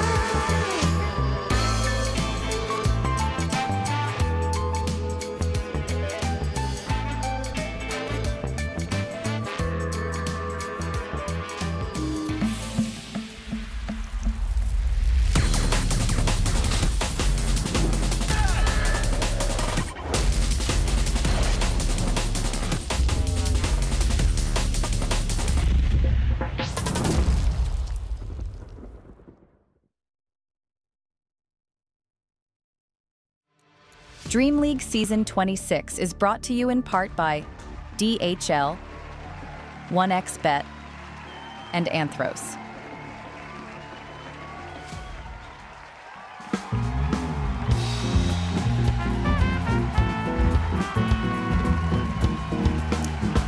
Welcome back from another riveting season of Cannibal Island. Leading up for the upcoming match, I did a little bit of homework, and what I looked into was the likely picks and what we're expecting to see from them. I noticed that BetBoom has very unique hero pools, but only in their core positions. On the support side, their most picked heroes are their most winningest. Saves Wind Ranger, 10 games, 70% win rate. His Shadow Shaman, 8 games, 87% win rate. Kataomi's Bane, 8 games, 87% win rate. His Ringmaster, 5 games, 80% win rate. And I want to dive into the reason why that's happening. So let's pull up the clips, please, to get a little bit of insight here. Bane, very good at stabilizing the lane for his laning partner, the hard carry. So great trading against Yokum's Ringmaster. He's very good at skirmishing at all phases of the game as well, especially for some of these Wisdom Rune moments. He can use Nightmare to force people to walk off of the Wisdom Shrine, which allows him to gain the experience. And these skirmishes that happen afterwards are likely to go longer because he's got Brain Sap and Nightmare. And on the other side, Wind Ranger also is not that bad at skirmishing early. Power Shot's a very capable nuke, and if they play with one of their cores, they can take these long engagements that force their opponents to rotate heroes to react to it. And in the meantime, the Axe and the Terrorblade, or the other offlaner that you might see, are kind of getting whatever they want out of the map. Save also doing a good job at stacking these neutrals so that they can later be taken by Axe to get him ahead. And in the meantime, what they're trying to do is move into the opposite side of the map to get vision for their teammates, to force reactions, and to ultimately waste a lot of time and buy space, because they will get their levels eventually in some of these skirmishes. Saves Wind Ranger. Just so wonderful. And even though they don't necessarily get all of these kills in these skirmishes, it buys so much time for their teammates that what it basically sets them up with is they don't have a high variety hero pool, but they're winning on it because they're getting their cores really good matchups with the later on picks. I mean, GPK's played like 20-some different unique heroes this tournament, and it's not very different for Kiritich either. So what these supports are accomplishing is guaranteeing that their lane matchups are going to be good. They're basically giving themselves tools to get pickoffs on the map pretty consistently, and they're allowing their other cores to pick their heroes very late in the draft, and with really smart hero picks, it's basically setting them up for some really fantastic success. This Centaur almost certainly dies here if he doesn't have a range off, by the way, so really good pursuit by safe. So the support duo creating early game pressure, making things good for their cores, and then their cores pick it up around the 13 to 20 minute mark when they've finally gotten enough items to actually participate in team fights in a big way. So these are the two supports that I'm looking at for this upcoming series, because they are the ones that they probably need to shut down because they create so much space for their cores. Thank you, Pert. Indeed, we have got quite the upper bracket finals coming your way. There is, however, the elephant in the room that I do feel we need to address, Effie, because BetBoom 2025 never taken a series from Paravision. Yeah, they've definitely struggled in this matchup against Paravision, but, you know, they seem to have a new kind of energy with Kiritich playing as their carry. Seems that GPK is shining a little bit more, so maybe this one goes differently. Maybe it will. Maybe it does, but, you know, you ask any of these players, any of these teams, who are they looking at? What replays are they watching? They say, no, I'm not watching collapse replays. I'm watching DM replays. Paravision, not only are they good, they're inventing the meta, still, to this day. They really are inventing the meta. They have had a fantastic tournament. They have not dropped a single series in the group stage so far. So what would this match make any different? I don't think it will make any difference for them, but potentially BetBoom, of course, thinks differently about it. How do they think about this matchup? He'll die, he's fast, he's cruising. Satanic can't quite catch him. Now a turret, now a boat. It lands, nullifier on Ace though. Tidal Wave's coming in, that's gonna push back to your side. Nova comes in once again. You think you can get away, but not from 9 class. Coming against Paravision, of course, we're like underdogs in this series, but still I think we can win. We for sure made few conclusions after series against them in the second group stage. So yeah, of course we're gonna play better against them. Robin Rendon's really hoping that GPK doesn't commit for the rune, but they got him on the fear. Not enough for the kill though. Oh, what a shot from GPK! I think about our current state of the team, and we have some good meta ideas, and we're very hyped to play new meta and new patch in Dota. So this is keeps us going and keeps us doing well. We're open to ideas and we're testing ideas every day. What were you doing? Now, they only have Torrent Boat to punish you here, but if they hit the right Torrent and the right boat, oh, it's going to look so pretty. It's 3-man back-to-back stuns. I think BetBoom is a really great team, having good core roster, which they're capable of playing against the best teams in the world. And even with the standing, they're doing quite well. All right, they're gonna get the Abyssal Blade, the initiation, but they instant hex again onto Boxy. AA Blast is coming, it's gonna hit basically everyone, but that's 2 dead already. Boundless Strike can apply a lot of pressure as well. I think we performed even better than we expected for sure. I mean, we're playing with the stands in. I think we're super happy that we made it to the top of the second group stage. I want to play against them because they are just like the best team on this tournament. So I obviously want to play against them. Let's see who wins. Let's see who wins. We got the draft coming your way of game 1 of this best of 3, and if the team you're playing against is already saying, hey, you're the best team here, I kind of feel like, you know, if BetBoom says that Paravision is the best team here, that does say something about a team, Jenkins, because I normally think, and we heard it yesterday from Panto as well, normally when you come into a tournament, you have to believe that you're the best. Yeah, it does say a lot. I think this team was very good in their first iteration with Crystallis, and they got even better with Satanic. One thing about Paravision is, yes, they do stomp a lot of their games, but the games that they don't stomp, Satanic is still top net worth, and they find a way. So it's like it's rare that it happens, but it's like when it does, they still always have a fallback. Like it just seems so hard to break this team. Like we've really not seen many teams pressure them too hard. That's very true, what Jenkins mentioned, because there were so many times that I've watched Paravision play, and they're behind in net worth. And actually, a specific game comes to mind versus BetBoom, actually, during Blast. They were down like 10k net worth the entire time, or was it Aurora? It was Aurora. But they were down 10 to 15k net worth the entire game, but they didn't play like it. Just because Satanic had good net worth on his Morphling, they were able to just play around him the entire time. And when I asked DM about it, he said, we were down in net worth? I didn't even realize. That is super interesting, because I've always wondered for these teams that do that. Spirit does that as well with Yatoro. Like, do they even know, or is it just a feeling like somebody is strong, so they have plays to make on the map? So that's cool to hear. Well, Purge, I know someone who is strong. Templar Assassin does not get banned, it gets let through. This is a conscious decision, seemingly by BetBoom.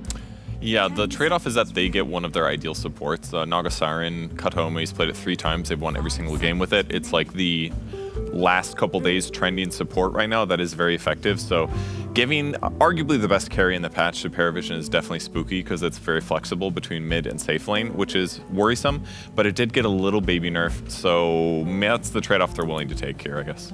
Do you guys want to know how many times TA was let through after the patch? Yes. She was let through 7 times. Okay. Yeah. She's won every single game. Yeah, that checks after out. the patch. That checks out. And then there was like another B patch, right? Yes. She's still winning every single game. So. Yeah, I want to publicly change my opinion on this hero. I've been playing pubs for the last couple of days, and it is still impossible to play against. Like, it just really doesn't feel like the what the hero did on the previous patch has changed that much because it was such a good laner that like you had to just leave the lane as an off laner anyway, and like you would literally just leave, and so I come back to the lane, and I'm still like, okay, well I need to leave because if you're not there, right, it doesn't matter how strong she is, whether she's like 50% stronger, 20% stronger, she's gonna destroy you in lane, right? And she's just so good at going to the jungle. If you do manage to draft a lane that can shut her down and kick her out, if she hits the jungle, she's keeping up in net worth anyway. She's so naturally good at it that it does feel like there's nothing that you can do as a team to slow down TA's form. And that's her issue. I do like Wind Ranger against her as a support in lane though, because at least you can dodge some of her damage output if things get spooky. And it already fits into their perfect strat anyways. This is Save's most played hero. His win rate was 70% at the start of the day. And overall, bad win rate, but on save, excellent. So I think they got their ideal 2 supports here. They're just gonna have to find a way to break this TA in the mid or late game with better hero matchups. And if they do choose a hero that either like leaves the lane or cuts the lane, whatever, Windrunner is very good at playing with that. Like you can sometimes take the lane. If I know Sand King's not picked, it did just get a little bit of a buff. The win rate went up hugely, by the way. It's like 6% win rate increase. Wow. Yeah, it's. But I don't think they'll pick it. But if they pick, some Darkseer, Bristol-esque hero, which of course are banned, maybe Centaur, something to cut the waves. Like Windrunner loves playing with these types of heroes as well. Yeah, I just don't think Windrunner is good at pressuring TA in lane though. That's probably her biggest weakness. But as the game progresses, like you do have Focus Fire to eat away at the refraction. But also my favorite Wind Ranger versus TA interaction is if TA is low and presses refraction, you can still execute her. With a kill shot? With her kill shot. Nice. I've done it a couple of times in pubs and I was like, yep, this is awesome. Very satisfying. Yeah, technically, you're doing like 1,000 extra damage because you're technically breaking all of the refraction charges at once, right? It's so long as she's below the kill threshold. Right. She's just gonna get executed because if the damage applies, then the threshold. No, but I'm saying like technically speaking, since you're killing her through it, it's like effectively like over 1,000 damage. I haven't seen it happen yet this tournament though, but I've definitely been very giddy. This is a value gyro pick. A lot of teams pick it with the Beastmaster to cover from your opponent picking Gyrocopter, but they're also against a Tombstone. And they have Rocket Barrage to deal with the TA refractions. So like a lot of the times I've seen gyro picked, I wasn't the biggest fan. The win rate is not good, but I think this is the best circumstance I've seen to pick so far. I think when you play against Undying, who has also just been on a tear this tournament in terms of win rate, you need a way to kill him comfortably. So it's either like a ranged hero like Gyro that can hit it with Flak Cannon on and still do damage in the team fight, or any kind of like vision support.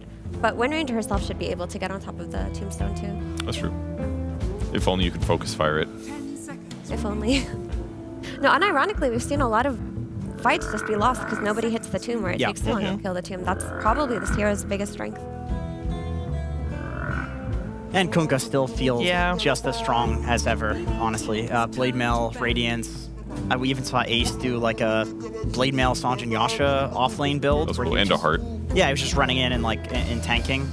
I think Kunkka is kind of a hero of this tournament or of this series actually, because it's one of the heroes Betboom actually doesn't win on very much with Kiritich. So it might be a hero that ends up just being Paravisions almost every game, and maybe Betboom has to reluctantly take it. And Paravision can still run Kunkka as a carry, and they can run mid TA. Yeah. That's always an option. And they can run Undying as a offlane if they want to. Yeah. So there's a lot of flex potential still on the side of Paravision. I would say there's close to 0 on the side of Betboom. I think probably you don't run Undying offlane against Gyro. I feel like Gyro would do very well against that. Just run the Undying as a 5. You're gonna do great in lane against like a Wind Beast. I feel like you can probably solo zone both of these heroes up until like level 3. I think that I would prefer if a Kunkka went safe lane actually, just because it feels like it heavily shuts down Beastmaster, and TA has very few bad matchups mid now. And the way that they're banding with heroes like Death Prophet, which are DOT heroes, that could indicate that they are thinking of playing this TA mid. Yeah. 5 seconds remaining. Also, Satanic has had so many good performances on Kunkka that yes, he has. I'm just excited to watch him buy 3 rapiers. Yeah, it's a late game. It's a late game build now because you get rapiers. So. All right. So what is Betboom still worried about? They banned out the Doom. Is there any other usual suspect that we're still worried about? I mean, if I find that this game compared to some others, we don't have a lot of supports banned. And that's also because they see them picked up fairly early on. But if there's still one strong one that you can slide in, then potentially an idea as well, as they do ban out the Tidehunter, so another offlaner removed. Yeah, a lot of team fight heroes getting banned. That gives them the ability to win fights. Naga Sleep should allow them to possibly Song Kill Tomb or Song Disengage after an X combo, or BKBs get pressed. So that looks good, but I think they're worried about overwhelming team fight with the final pick from Paravision here. I also think that what they're lacking right now on Betboom is just damage, because Gyro is going to be farming for a little while and you can't add him to every fight, and a lot of this patch has just been 3-man ball with your mid laner and 2 supports. So the 2 supports and Naga and Windranger, they do have a lot of utility but not enough damage, so you have to make up for that right now for Betboom through GPK's hero. Yeah, and these are the 2 heroes they banned are 2 of the ones that he has good win rates on. I think he was 66% on Death Prophet. He won both of his 2 games on Huskar, and they're going to pick a Chen, so Undying offlane for sure. A lot of heals coming. Oh, I don't know. You're about to get. Do you have any money on you, Sheever? This is how this goes at night. Where do you think I'm gonna hide anything, dude? The normal guy is fired. Yeah, we fired him. He could not. Oh, they even he have could the, not pay for his. They have the right lights to work for the. Is this new to the bit? Or? I think the fashion police got called actually. You can try the next guy. Try him. Try him. No, try this one. Try this guy. Try that guy. No. This Chen is such a great pick from Paravision. That was Avery. Oh yeah, he does that every day. Yeah. This is a sick Chen pick. Like, it's gonna shut down Beastmaster on lane entirely. Like, it's harder to play into Chen than it would be to play into an Undying. And then it's setting up for this very strong 5-man coming out of Paravision very early on. You look at Betboom's draft, there's gonna be a period of time where they need to farm. They need to be able to use the Song Disengage and push out lanes and things like that. But if you're 5-manning early on Paravision, you just completely negate that. Yeah, I mean, Beast has to play around the board now, right? Like, people don't really do the Axes, Ags build anymore. So this shuts Beast down way more than it did in the past. It does leave no one against Monkey King mid, which I would imagine is still a pretty big struggle for Kunkka. But also, I feel like no one is one of the few players in the world that you can see in an unfavorable matchup, and he does just fine. He still wins, like, yeah. he's so damn stable that you can throw him into these positions, and he's fine. Well, we're gonna find out. We're gonna test that. Monkey King versus Kunkka. Will GPK come out on top? Will Betboom come out on top in game number 1, or potentially it will be Paravision? Let's head over to a commentary duo of Cap and SVG, but first, some Pokemon Pandas.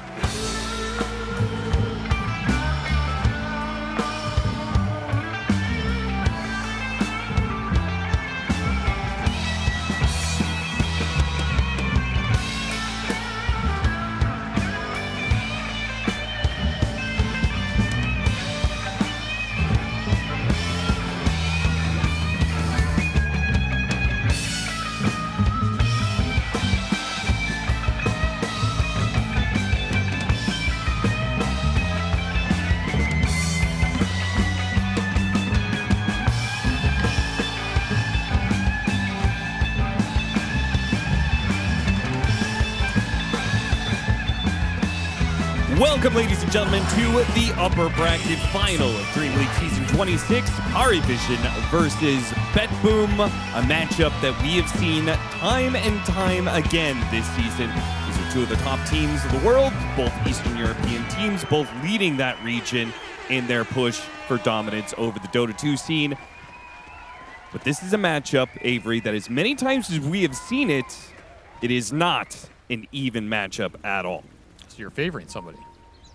I mean, considering the fact that Paravision have won the last 5 series that they have matched up against each other in a best of 3, yeah, I think I'm favoring Paravision. Whatever. I once won like 20 series in a row in North America. Okay. The hardest region in the world. The hardest region. So 5 series against the top teams. Whatever, man. Let me know when you get to 7 series in a row. They are favorites here, though. They are certainly favorites. Yeah, it's been 6 months since Betboom have beat Paravision in a full series. Oof. I don't even know what I was doing 6 months ago. Probably casting Dota. Probably. We were casting that game, actually. It was Blast. It was when Betboom went to the finals. I probably should remember that. You should remember that. Okay, getting off to a good start here. I will say it has been some time since I've seen a team dominate a tournament so hard that they get cocky and start picking heroes that they wouldn't normally pick, and then still win with those and get even cockier and pick Pudge. And that's the upper limit of the cockiness. Pudge is at the top, right? He is the helicopter on top of Mercy Hospital in Left 4 Dead. No, that's not true. You said there's one more hero on top of that. Phantom Lancer, remember? Yeah, but that's just, no one's going to pick that.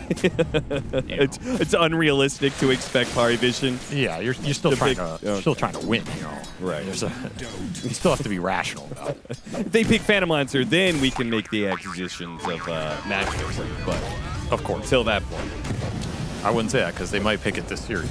Well, wonders never cease. Let's see what BetBoom can do though against the Giants of DreamLeague season 26 so far. No one has been able to defeat them, but maybe BetBoom have the answers. This is the interregional matchup. This is where things get wacky, right? This is a team that's on the up and up. This is a team that has suddenly destroyed Parivision's router. That's a good first step. It's a step in the right direction. Or is this just psychological warfare by Parivision? Could be. Getting some early pause time out. Maybe it wasn't a router at all. Maybe it was door number 5. Sour note. The router room door. What did you think of the draft? We had some twists and turns there from Parivision. We had an Undying pickup. Wasn't sure if it was support or core, and then they go for this this late Chen pickup. We heard Effie talk about it. She was a really big fan of this choice for Parivision. Do you feel like it gave them a big advantage in the draft? I mean, it does feel like another Parivision lineup where it's pretty creative. It has a lot of sustain and tank ability. It has some fast objective clearing. Kind of has a little bit of everything. You have this awkward hero for 9 class, the Rubik, which has not been performing well lately, but still a very strong hero in the right hands. It's hard to root, or I should say it's hard to believe against them. Okay. No matter what they draft, this is another strong one. But I will say, if I had to pick one hero I have total faith in right now in the meta, it's the Naga Siren. I just think this hero is not losing right now. Are you putting it to the same level or above the Nature's Prophet and Oracle? It's close. If you're asking which I would trade out of those, I don't know. I'd have to sit down and really think about it in terms of the matchups, because I think that's a bit different, right? Like, would I trade a Naga for an Nature's Prophet? I think that's pretty team dependent. But in terms of power level, it's absolutely up there, and I think you really have to respect this hero. Now, this is a hero that could easily fall off the next month if people start to play more of the counters, more of the really strong mobility heroes, or like these Elder Titans or Clocks or whatever. But until then, this hero just dominates team fights. He makes the map really annoying to play. He gives you vision mechanics. He gives you sustain mechanics. He's a really good objective fighter. And in theory, this is an anti-Undying hero. Really tough hero for Undying to play against. You can just sleep and ruin his day. So I'm looking at Katayomi here to be the X factor for BetBoom in this game 1, and they have some pretty strong lanes. Like, that is the one thing they have going for them. I mean, you have really strong laners, you have strong lane combinations. They got this Wind Ranger again, another hero I believe in, and I think Save has proved can be really valuable in these games with the Execute plus the Shard, bringing people back. Let's see what they can do. I'm optimistic. I think this will be a test for Parivision. I don't think they're going to roll this series, as some might expect. Like you. I never expected them to roll over, but I did expect Parivision to walk away with the win in the end. Whether it's this series or that sounds pretty biased to me. But I mean, before we got out here, you said that Parivision is your favorite team in the last 5 years. That's a stretch. What? You said it right in front of Insania, too, who was sitting right there. And I said, Austin, how can it not be Team Liquid? They're my favorite team. And you just said, well, I just respect how Parivision play. And I like the creativity, the variety of picks. That's definitely true. I do respect Parivision more than Team Liquid. I'll give you that. I'll give you that. You know, we'll put your bias aside for now and try and cast this game evenly. Okay. As mid lane, going GPK's way, taking a lead with this Monkey King, Monkey versus melee matchup. Can he shut down the No One Kunkka? Because no one has been able to shut this man down on this hero. He has the double bald buff, right? Bald player on a bald hero. Yep. That's just too much testosterone to handle, really. I agree. Well, it seems like the Chen has certainly done some damage here in this top lane when it comes to the mana pool. Save and Miro almost having nothing left with the early Satyr Convert facet, so the Mind Stealer's just going to work. This thing still gives a really strong mana aura. I feel like people forgot about this creep. I was really surprised when we saw Chen in the last meta that this creep wasn't... Not that it wasn't picked a lot, but there were games where people took some of the other starting creeps over it, and I feel like the laning prowess is just ridiculous. Yeah. It's pretty hard to turn down. He will sacrifice it straight into save, though. You got a Harpy Stormcrafter if he wants it. It is pretty funny, like, how do you win this lane as Beastmaster? Because if you bore it up, then you're just going to get side-bladed on the boars, and Templar Assassin's going to farm those. And if you try to go axes, then you're just going to get all your mana burned away. Just stack and fall back on the stack. Teleport barely makes it out there. I will say this Stormcrafter is pretty nasty when you also went the Mind Stealer, because this is the ultimate combo, right? Infinite Chain Lightnings with the mana regen. Yeah. It's pretty disgusting. These things hurt 140 damage every 4 seconds. So they're pretty much left with you have to he just sacrificed it. He Well, just threw it away, but some damage done. I don't like he gave it away that easily. I think you could have done some damage. You could kill some boars with this. You can free up some of the laning for Satanic. Just going to get blood grenaded. Save trying to get some trades going with the stick charges, but not finding too much as mid lane has turned into a pull war into the jungle. Trying to dodge this matchup, no one not having fun. Yeah, that's how you know it's really bad if no one is trying to do lane pulling shenanigans. Because I feel like he is a player more often than not is just down to take the straight 1v1, you know, with normal laning situations going on. But do you think he's the most honest mid laner of all time? Probably not. I mean, honest is, when it comes to lane pulling, I'm not sure if I would describe it as honest, but I do think Quinn is one of those who hates lane pulling and will never want to have to do it, you know? You know what else? I'm going to stop you there. I don't think that makes him honest because he's a Huskar player. I don't think the current Dota climate is the right point for which you to say Quinn is the most honest mid player. Well, that's why I was adding. You should he's still a terrible person and a bad mid laner because he plays Huskar. I see. That's right. So, yeah, Miro, he's not. He's going to be chased down. Collis will take the first blood. Action on both sides here. Tombstone gets used in the bottom lane, quickly cleaned up. I mean, they have a really good Tombstone killing lineup. Yeah, they do. Naga, Gyro, Monkey King has some decent attack speed. You can just drop the Wukong, kill it. I mean, it's not the best for Monkey because you're putting your attacks into that instead of building up Jingu. But if you have to, it's not the worst melee mid. And so basically, the off laners, the inner Beast Aura, so you have some attack speed mechanics here. The off laners have been extremely countered on both sides.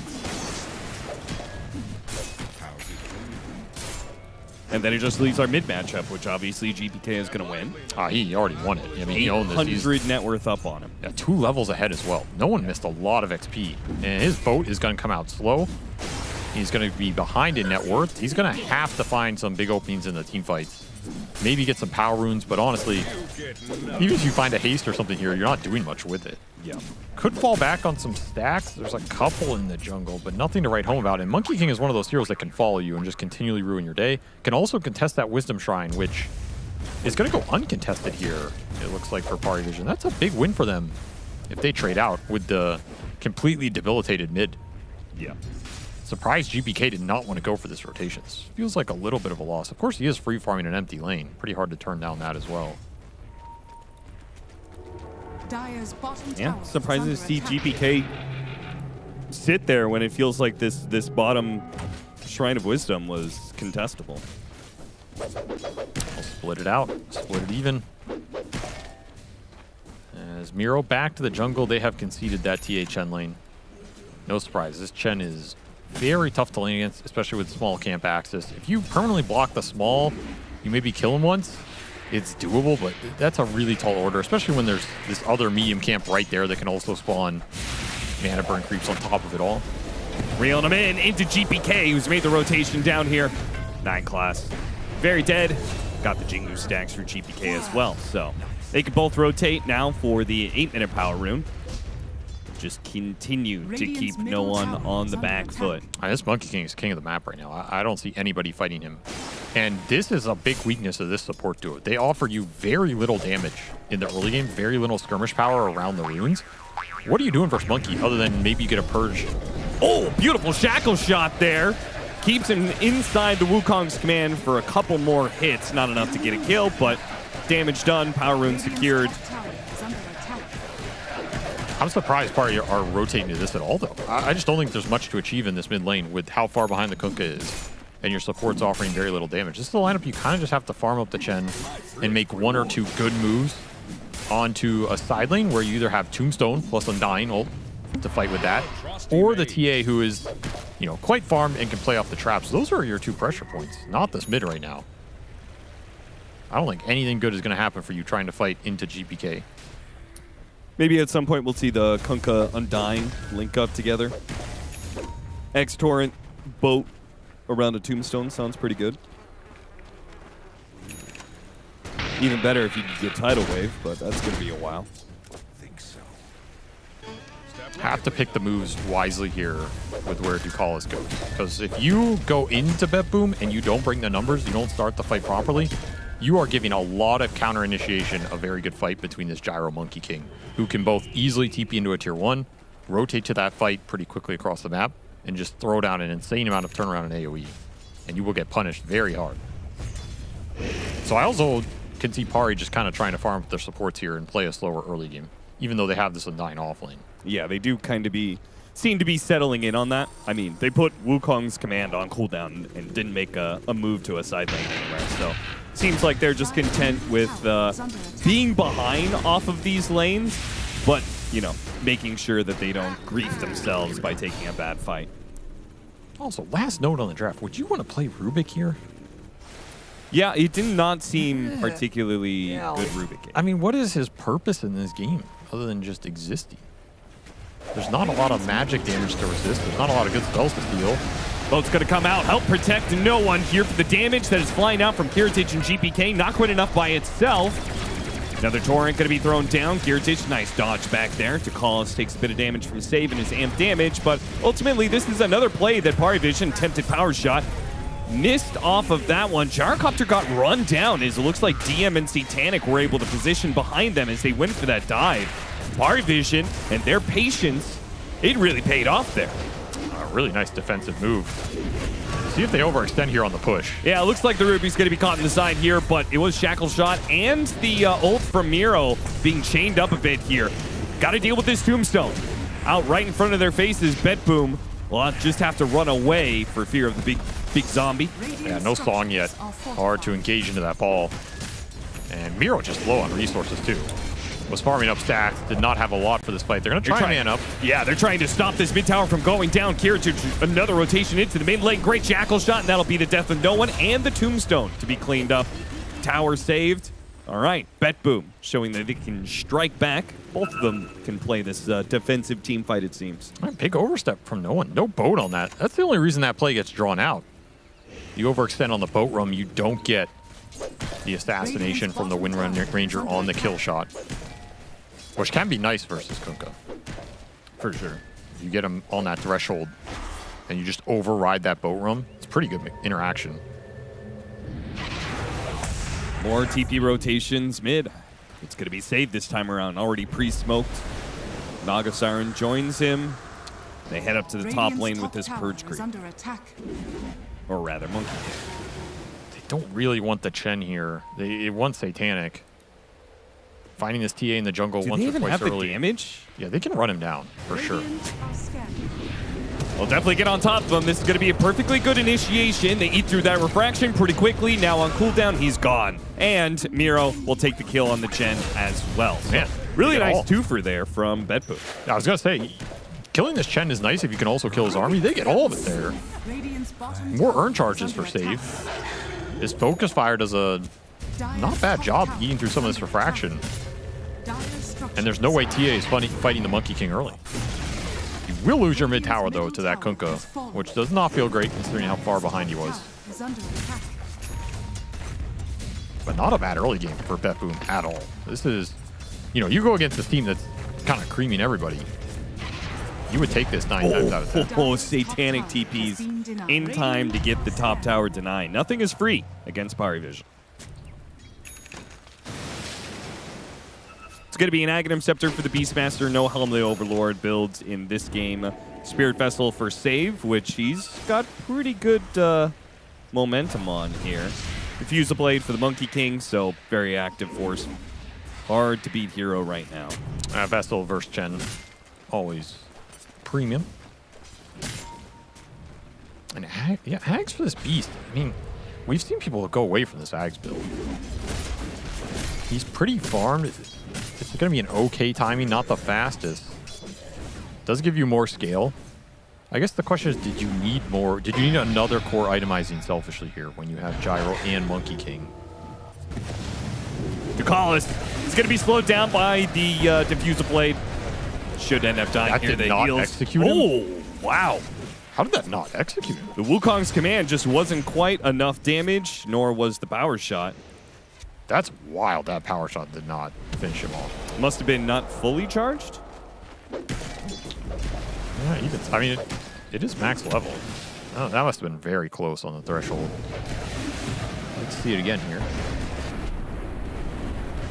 That was pretty That had crazy. to have been like 10 hell? damage off or something. That looks like as close as you can get.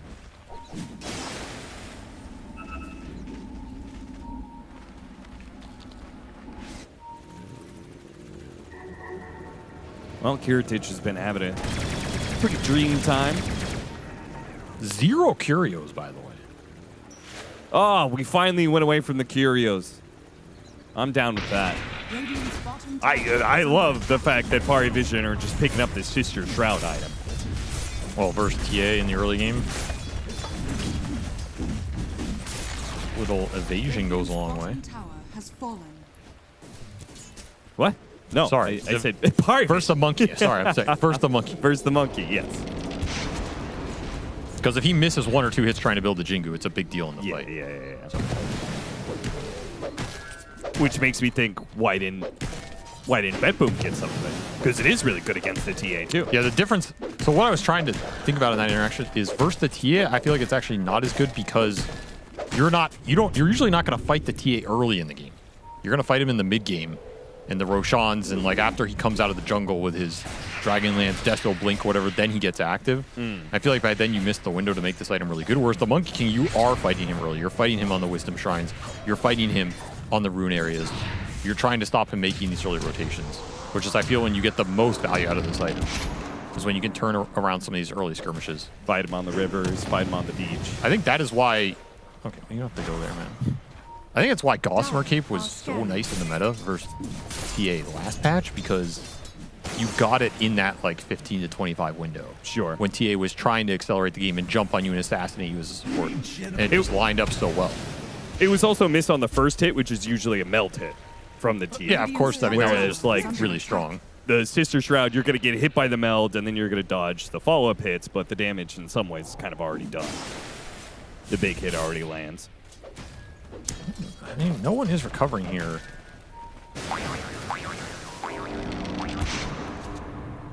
Feels like Betboom want to make a move soon. You have Ags on Beast. You aren't going to have a big item on the other cores, but you have Song available to go for a play and bail you out if something goes really wrong. They are going to be fighting into potentially Crimson Guard is done for the Undying. So really big team fight item combined with just the presence of the Undying in general. Yeah, they got to be careful with overextending themselves, is what I'm getting to. I feel like that's true for both teams. But I also feel like it's kind of a race towards this Roshan. Yeah. Both teams can easily take it right now. Both teams do not want to give it up to the enemy carry. Pari Vision smoking, looking for the move. Even just a single support pickoff could be enough. Sway the tides one direction or the other for this Roche taking, and Miro getting picked off is a big win for Pari Vision right outside of the pit. They could go right to it right away if they wanted, but it is still a tough fight. You're fighting into Call Down, you're fighting into Wukong's command, even with the Crimson Guard, it's dangerous, especially DM dies here in the mid lane, getting pulled in inside the Wukong's command. He's trying to get off the Tombstone here, but he got burned of all of his mana. Thankfully, he got off the Crimson Guard, so he will survive, but impact could be negligible. It's Kataomi. Big hit from Satanic, a second one to follow it up, and he's just gone. No ability to turn that fight unless Kiritich wants to join. Didn't even get the song off. Take buy some time on this Roche. Your Beast has a decent chance of respawn TPing to Outpost. Yeah, if you could stall it a little bit with the threat of the Monkey King or maybe a Gyrocopter cooldown or something, Parivision are gonna, they're gonna have to reset. That means all 5 from BetBoom will be back up. But can you do anything as BetBoom here? And the answer is no.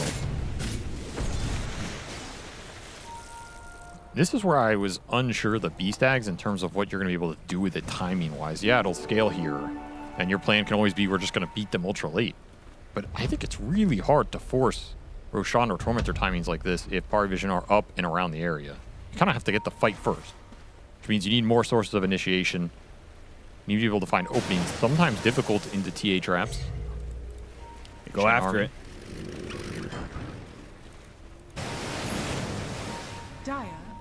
Nine Class might be the one to break the smoke. Ooh, he slips on by. Now it breaks. Miro runs into 9 Class, trying to get off the Primal War. Quick reaction from 9 Class. Managed to at least get a telekinesis, stalling the initiation. He's still dead, but it gives Parivision a chance to respond. Boat Torrent coming in. Kiritich just mowing down heroes, though. He's already chased down Ducalis, and now it's just going to be full retreat. But the song catching Satanic. He's just outside of the range. Oh, Satanic. He's able to blink out. Very lucky save. Yeah, he's trying to sandwich in. Wait, no! Okay, they got the shackle shot. Save is there in time. Parivision lose 3. That is a massive pickup. You can absolutely go to the Roche pit right now. 45 seconds on this TA. You have to be fast if you're going to go for that play, however. Might just rather farm out the map. They TPO Miro bottom. Yeah, it seems like they do not want to go for it. Oh, Roche is also going to swap to the other side, so if they didn't finish it fast enough, yeah, maybe that's the right call. Really weird. Timing's a little awkward on that. You rather do this with Song of the Siren up as well. That's true. Yep. There's your blink on the Beast. That was a big kill for Pari to give up. It's TA snowballing off the map for a long time. Gives time for Kiritich to recover in this game. Close the gap. Extra gold for the Monkey King.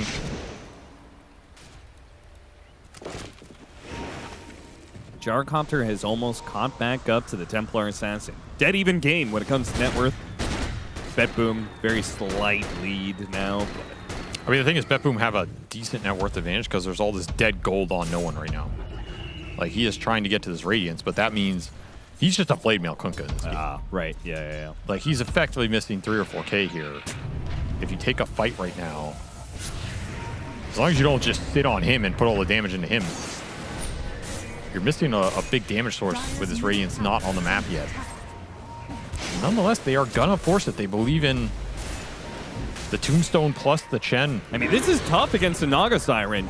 Not just because of the song, but also the illusions getting vision inside of the pit. The power shot as well. They're not going to jump in already. Roar goes out on Satanic. And with the follow-up there, a beautiful shackle shot. Satanic stuck inside. He's ensnared up and he's gone. Miro, he's only going to last so long here. Inside the pit, the Roshan goes down. And the Aegis picked up by GPK. He picks up the Aegis, takes out no one. A big win for BetBoom. They're going to deal with the Tombstone while Kiritich pushes forward. See if he can find the extra kill here. Maybe run down to Ducalis. Jumping forward, GPK trying to help him out here. There's the threat of the Undying. Got to be careful of that Flesh Golem. But really, there's not too much stopping them from diving if they really want to go for it. Glyph goes out. I guess that's enough of a threat. Trying to get out here. Very lucky. Yeah. Still that tier 1 up. So you were really worried about chasing deep there if Pari would get to respawn. You could easily throw what you just gained, which is a massive advantage. Getting the Aegis on the Monkey King here, taking it away from Satanic and getting both those cores. And so much of that fight is just an absolutely beautiful shackle. He got it from the backside of the pit? Yep. Is that what happened? Okay. It was a nice blink from Miro. Someone's got to jump in there. Yep. But it's Naga Illusions giving you vision, giving you the confidence to go for that play. You get a nice roar on the TA. This limits the damage output from Parivision. This lets you commit to the fight. And Shackle on 2 cores is almost always a fight winner when the games are even. It's crazy to me that Parivision did that in the first place. There was just so many vision mechanics. They didn't even use Song to like secure the Aegis or anything. They didn't have it. It was on cooldown. Oh, really? I think that was part of the reason they felt like they could force it, but you don't have BKBs on anybody. You're really relying on Tombstone to do some work there in terms of the area control. But nothing disrupted this beast just jumping in the pit. There was no instant lift. This is where I go back to the Rubik pick in this game. I don't see a good purpose. Not that 9 class isn't getting some okay spells, but even the spells he steals, they're not helping progress your win condition here. It's not like anything he's doing is helping Satanic run the game over, which is what you're trying to play through here. Sure. He's not an aura builder where you're going to ball with the Chen. The insta lift is okay here, but it's not like you're against Magnus or something where you needed an insta lift in your lineup. Yeah. He's just kind of here. And He's not a great team fight winner or anything. Like, he contributes, but there are better heroes out there to... I don't want to say it, but like, this is where you wish you had the Pudge, man. Seriously. This is where you wish you had the Pudge or something weirder. The Pudge would have given you the pickoff opening to then take Roach. Yeah, it probably would have just hooked the beast in and insta-killed him. True. He'd have like 20 flesh use by now. Instead, you wanted to be cool and pick Rubik, and look at you now. He is dead. Radiant's top tower is under attack. 2 minutes left on the Aegis. I'll also say there's some nice cover spells in this game. Like, there's a lot of spells you can end up stealing here that are just garbage. Yeah. Like that top fight, when Miro ran in, he insta-spell stole him and he got Inner Beast. That's like, okay. Okay. Cool, you know? I got your aura that's supposed to be a passive, but no, it's 2025. There are no passives left in Dota. Didn't they remove a couple of those? They've slowly been removing them. Yeah. Well, no. Sorry, I was saying they buffed Rubik by taking away. He can no longer steal Bulwark and stuff like that. But yeah, Inner Beast is still a good cover spell. There's like Wind Ranger can cover Shackle Shot or Power Shot if she just wind runs. I mean, her ult's useless to steal. Flat Cannon's useless to steal. The Inner Beast Aura is useless to steal. Yep. Mirror Image, kind of useless to steal relative to what you're trying to get. Sure. And the reason I say this is I feel like 9 class has been a huge factor for Parivision in this event. 100%. If we look at a lot of the games they won, he is that edge that pushes you over, gets you that win when you need it. And he's bottom net worth here, struggling to find a place in this game, 0-4. So now, Satanic is really going to have to do something to carry this game. And he is up against, in theory, 3 very hard scaling cores. This Beast build got over the hurdle. And now it's just damn scary. Yeah. Lotus Orb for the Undying, but I don't even feel like it's that good of an answer to this Beastmaster. I think they're just getting outscaled right now. Like, if you Lotus on the TA, is Miro really going to not roar him? No, you just take the trade-off. You say, okay, you're stunned, I'm stunned, I get full drum charges, and my team gets to run in while the Templar Assassin is stunned. That seems fine to me. It's also, the TA is your only real damage source in the fight. Like, yeah, the Kunkka with Radiance can do damage, Tombstone can build up some damage, but in terms of direct physical burst, it's the TA, and the TA only. You roar him. I don't think your other 2 cores are afraid, especially during BKB durations. Yeah. It's a pretty clear target, which is, I think, why the Lotus comes out. It's like, well, if the target's really clear and I'm going to roar the TA every time, I'm going to buy Lotus and throw it on the TA every time, and that's great. But like you said, you can definitely just trade it out in some of these fights if your other 2 cores are on top of it, especially if he's stuck in Wukong. Oh, yeah. Like, yeah, I'll take the Lotus roar if the TA's stuck in Wukong under gyro spells. Easy. And as you said, no burst damage from the other heroes. So you just go in, you kill the TA, and if you're stuck in some Undying Tombstone, Torrent, Boat shithole, then you just pop the Song of Siren. Reset a little bit. It's true. It's bad real estate, you know? Oh, that's true. You could also just Song isolate the BKB core and roar him. That is also true. A lot of options for Bet Boom in this position with a 6,000 net worth lead. You could also roar somebody, Song while you roared, so you counter yourself, run away, and then BKB TP out Nightfall. You didn't think of that one. I did not think of that. I mean, I thought of the first 2 steps; those were pretty obvious. No, but I feel like the 10 twist steps at the ahead, end. Yeah. So you have to think about the enemy countering you, and you have to counter yourself first before they get a chance. Right. That's psychological operations. Well, somebody's got to pull the Nightfall now. Now the Talon is waiting in that lower bracket final. Scary team to walk into at this point in time. They have so much momentum. Feels like they won their first game 1 of a series. I thought they were generally going to lose that series because of that. It's like, this is such a C classic. If they show up for a game 1 and then they drop the series. Yeah. But no, they closed it out with an even more one-sided game 2. See if Satanic opts for his BKB first or Lincoln's first. Yeah, it's a tough decision. I think there's pros and cons to both. Yeah, it just feels like he needs so many items to succeed.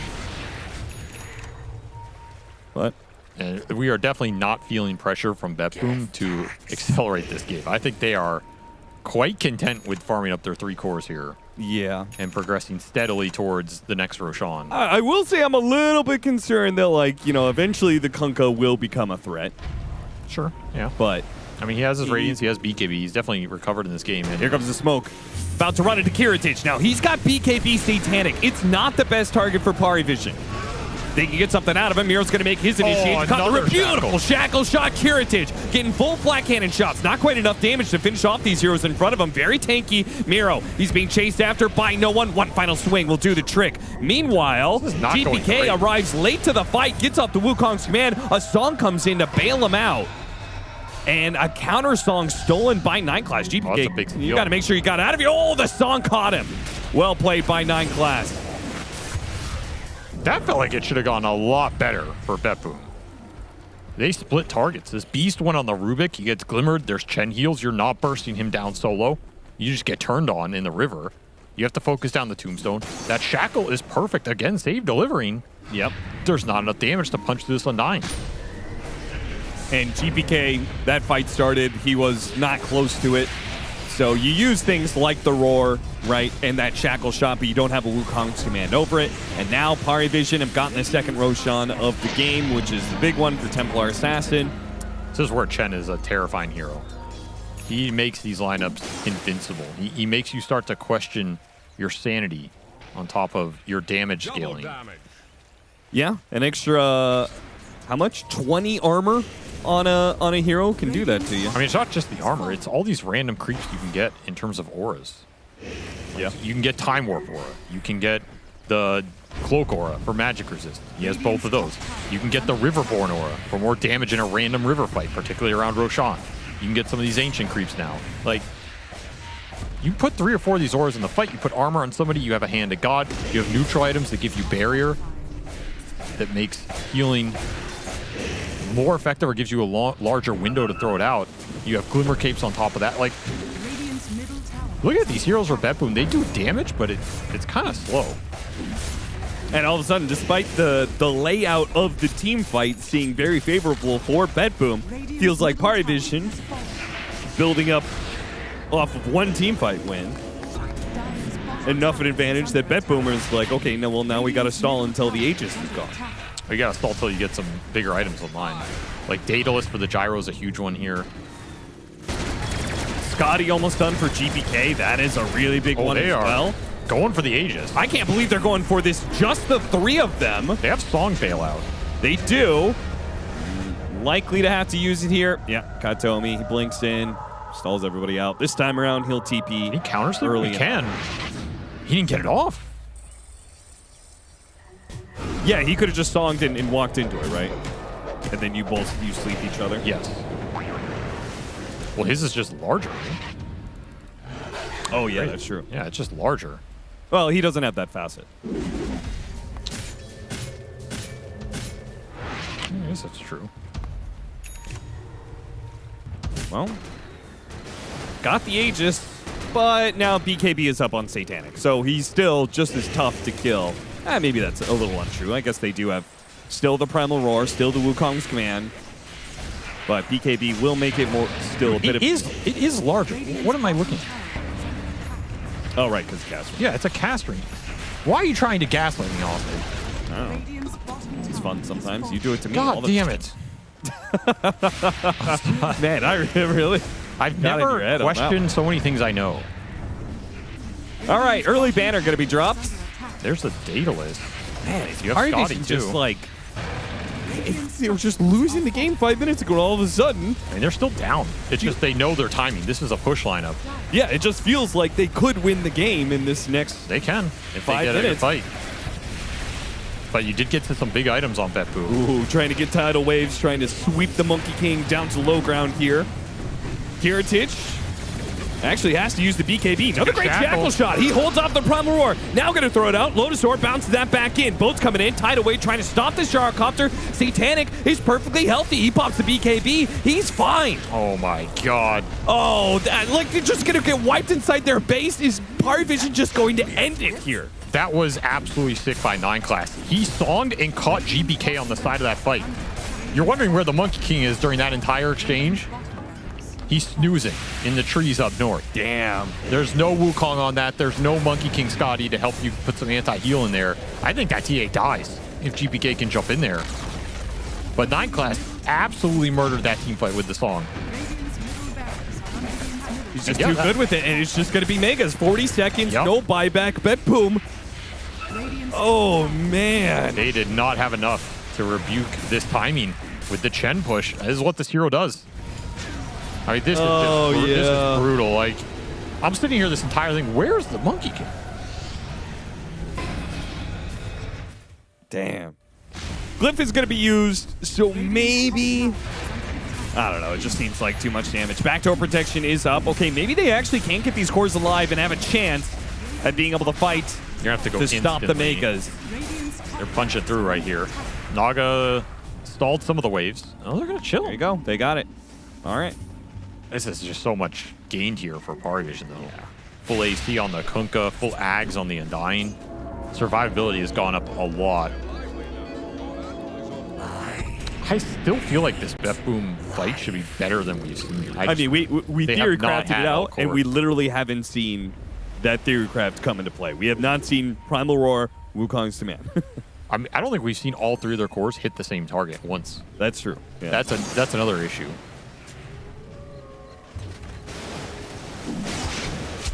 Betboom. I mean, they're a team prone to choking and crumbling at times, especially in higher pressure scenarios now that we're in playoffs. He has the Ags on Chen. One more team fight would be the death of them here in this game 1. Lost the last 2 fights. Now a final hold.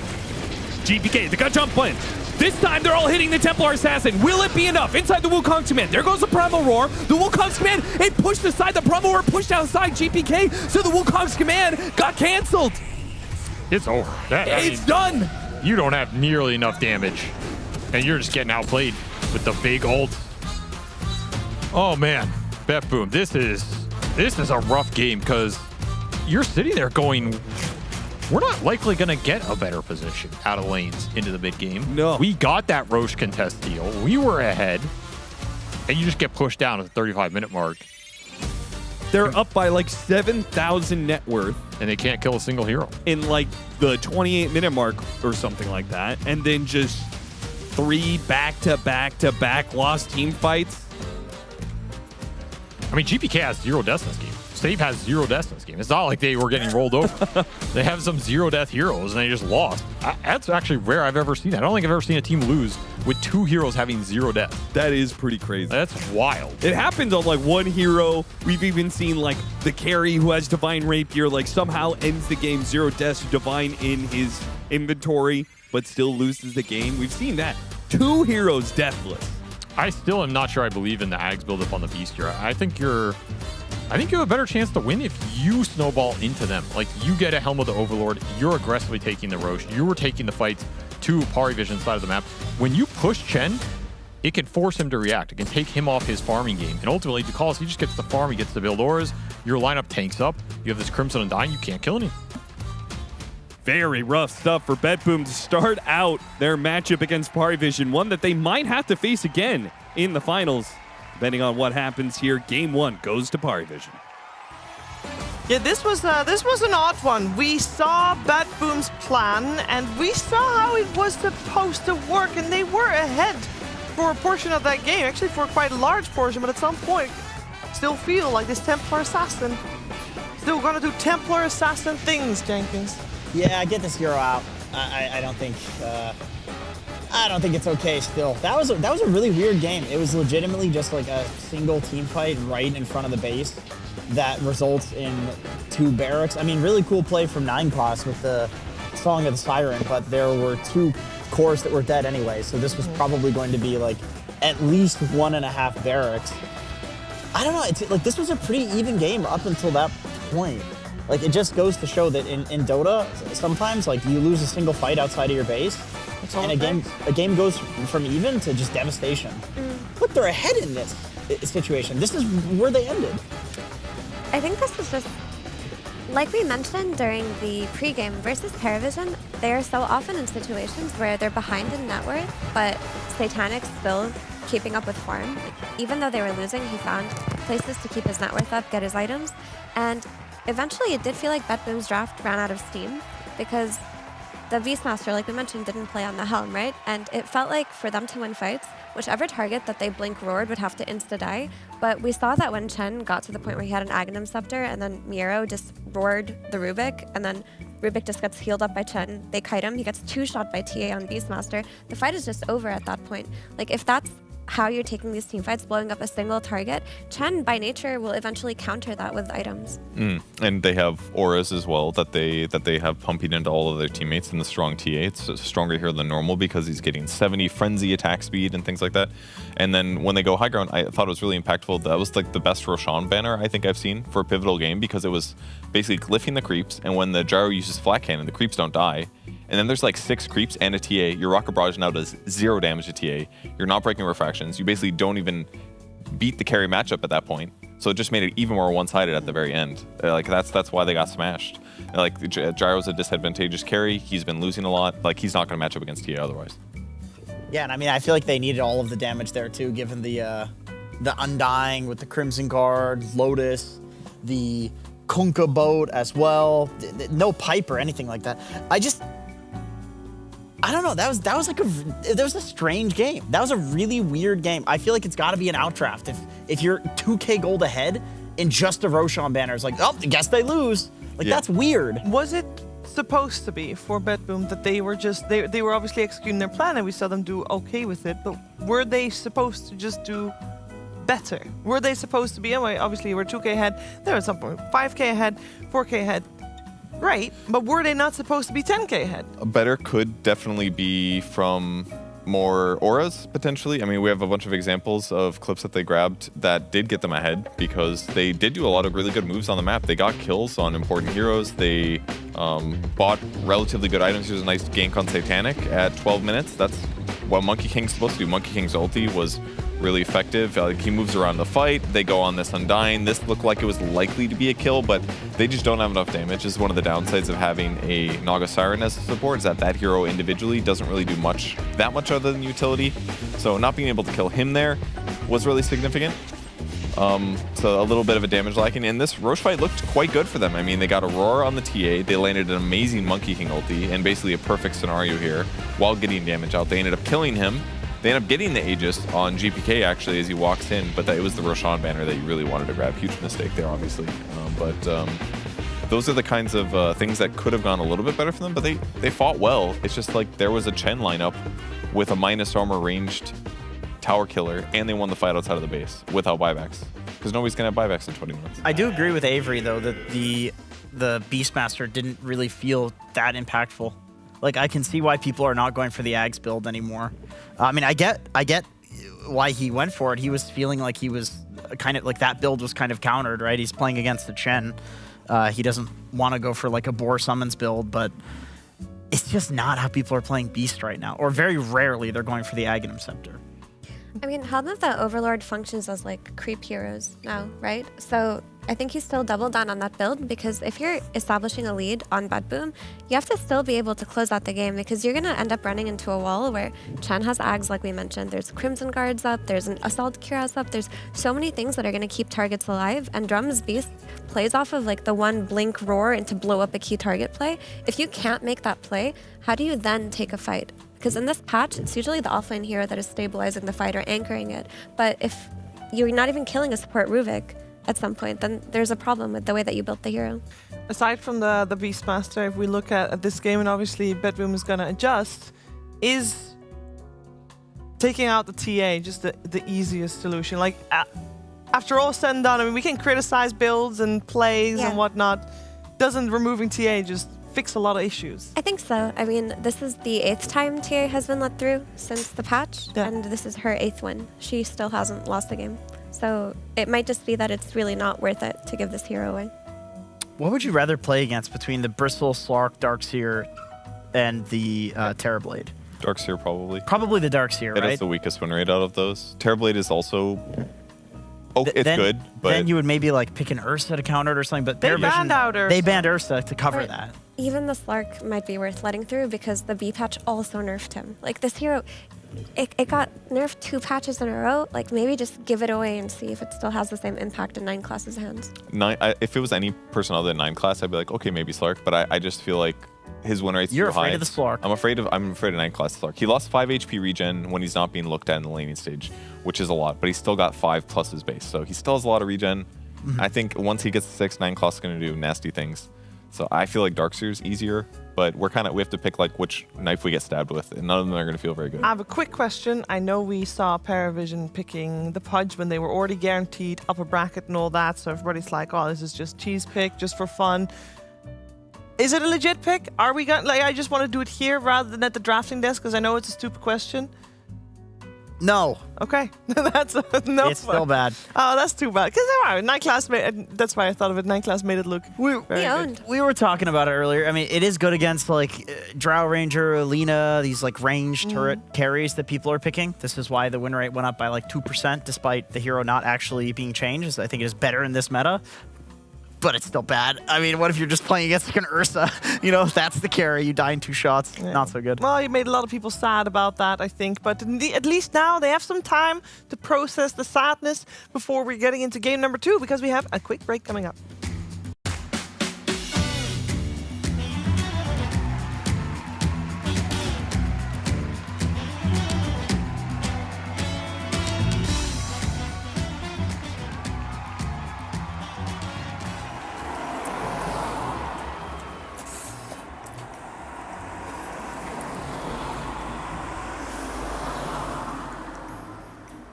Welcome back, everybody, to Board the Bus 2025. Our next contestant, Dominic Stipich, also known as Lacoste for his fashionable outlook. Avery, what's the breakdown of this contestant? I mean, this guy is the Croatian Kreese. Everybody's been talking about him. He has had some clutch performances, especially in the last year's championship.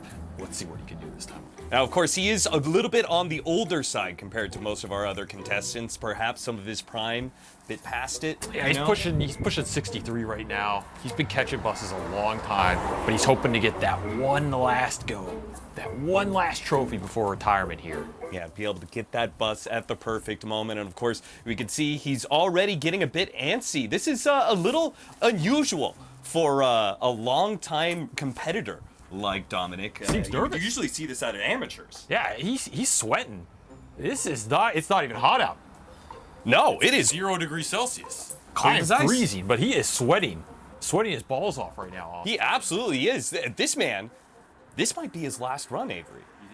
I think he's breaking down. I think he realizes he no longer has the fire within him to be able to compete against the best of the best.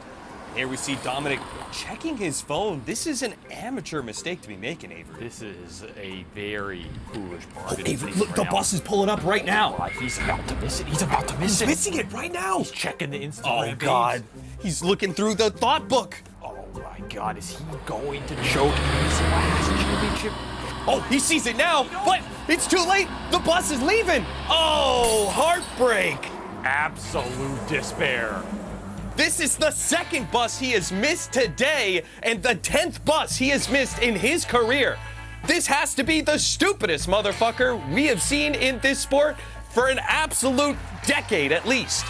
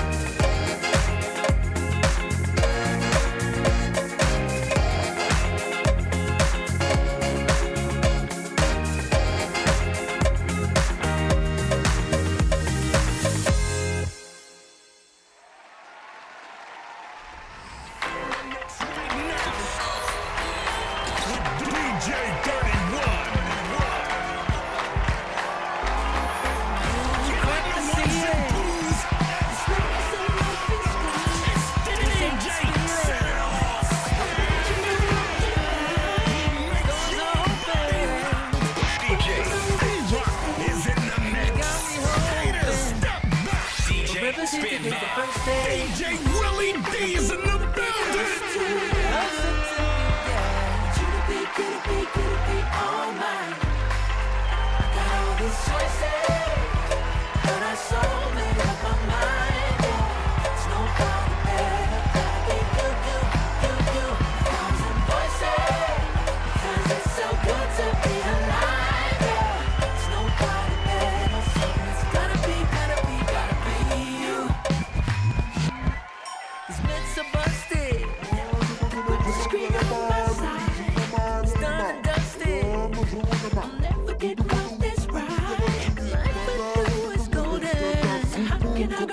silver love. I'll be holding.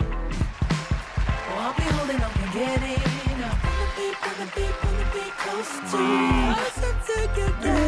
You to be all mine. Oh, yeah. Got all these choices, but I so made up my mind. There's no kind better. Be you got to be you. Voices, 'cause it's so good to be.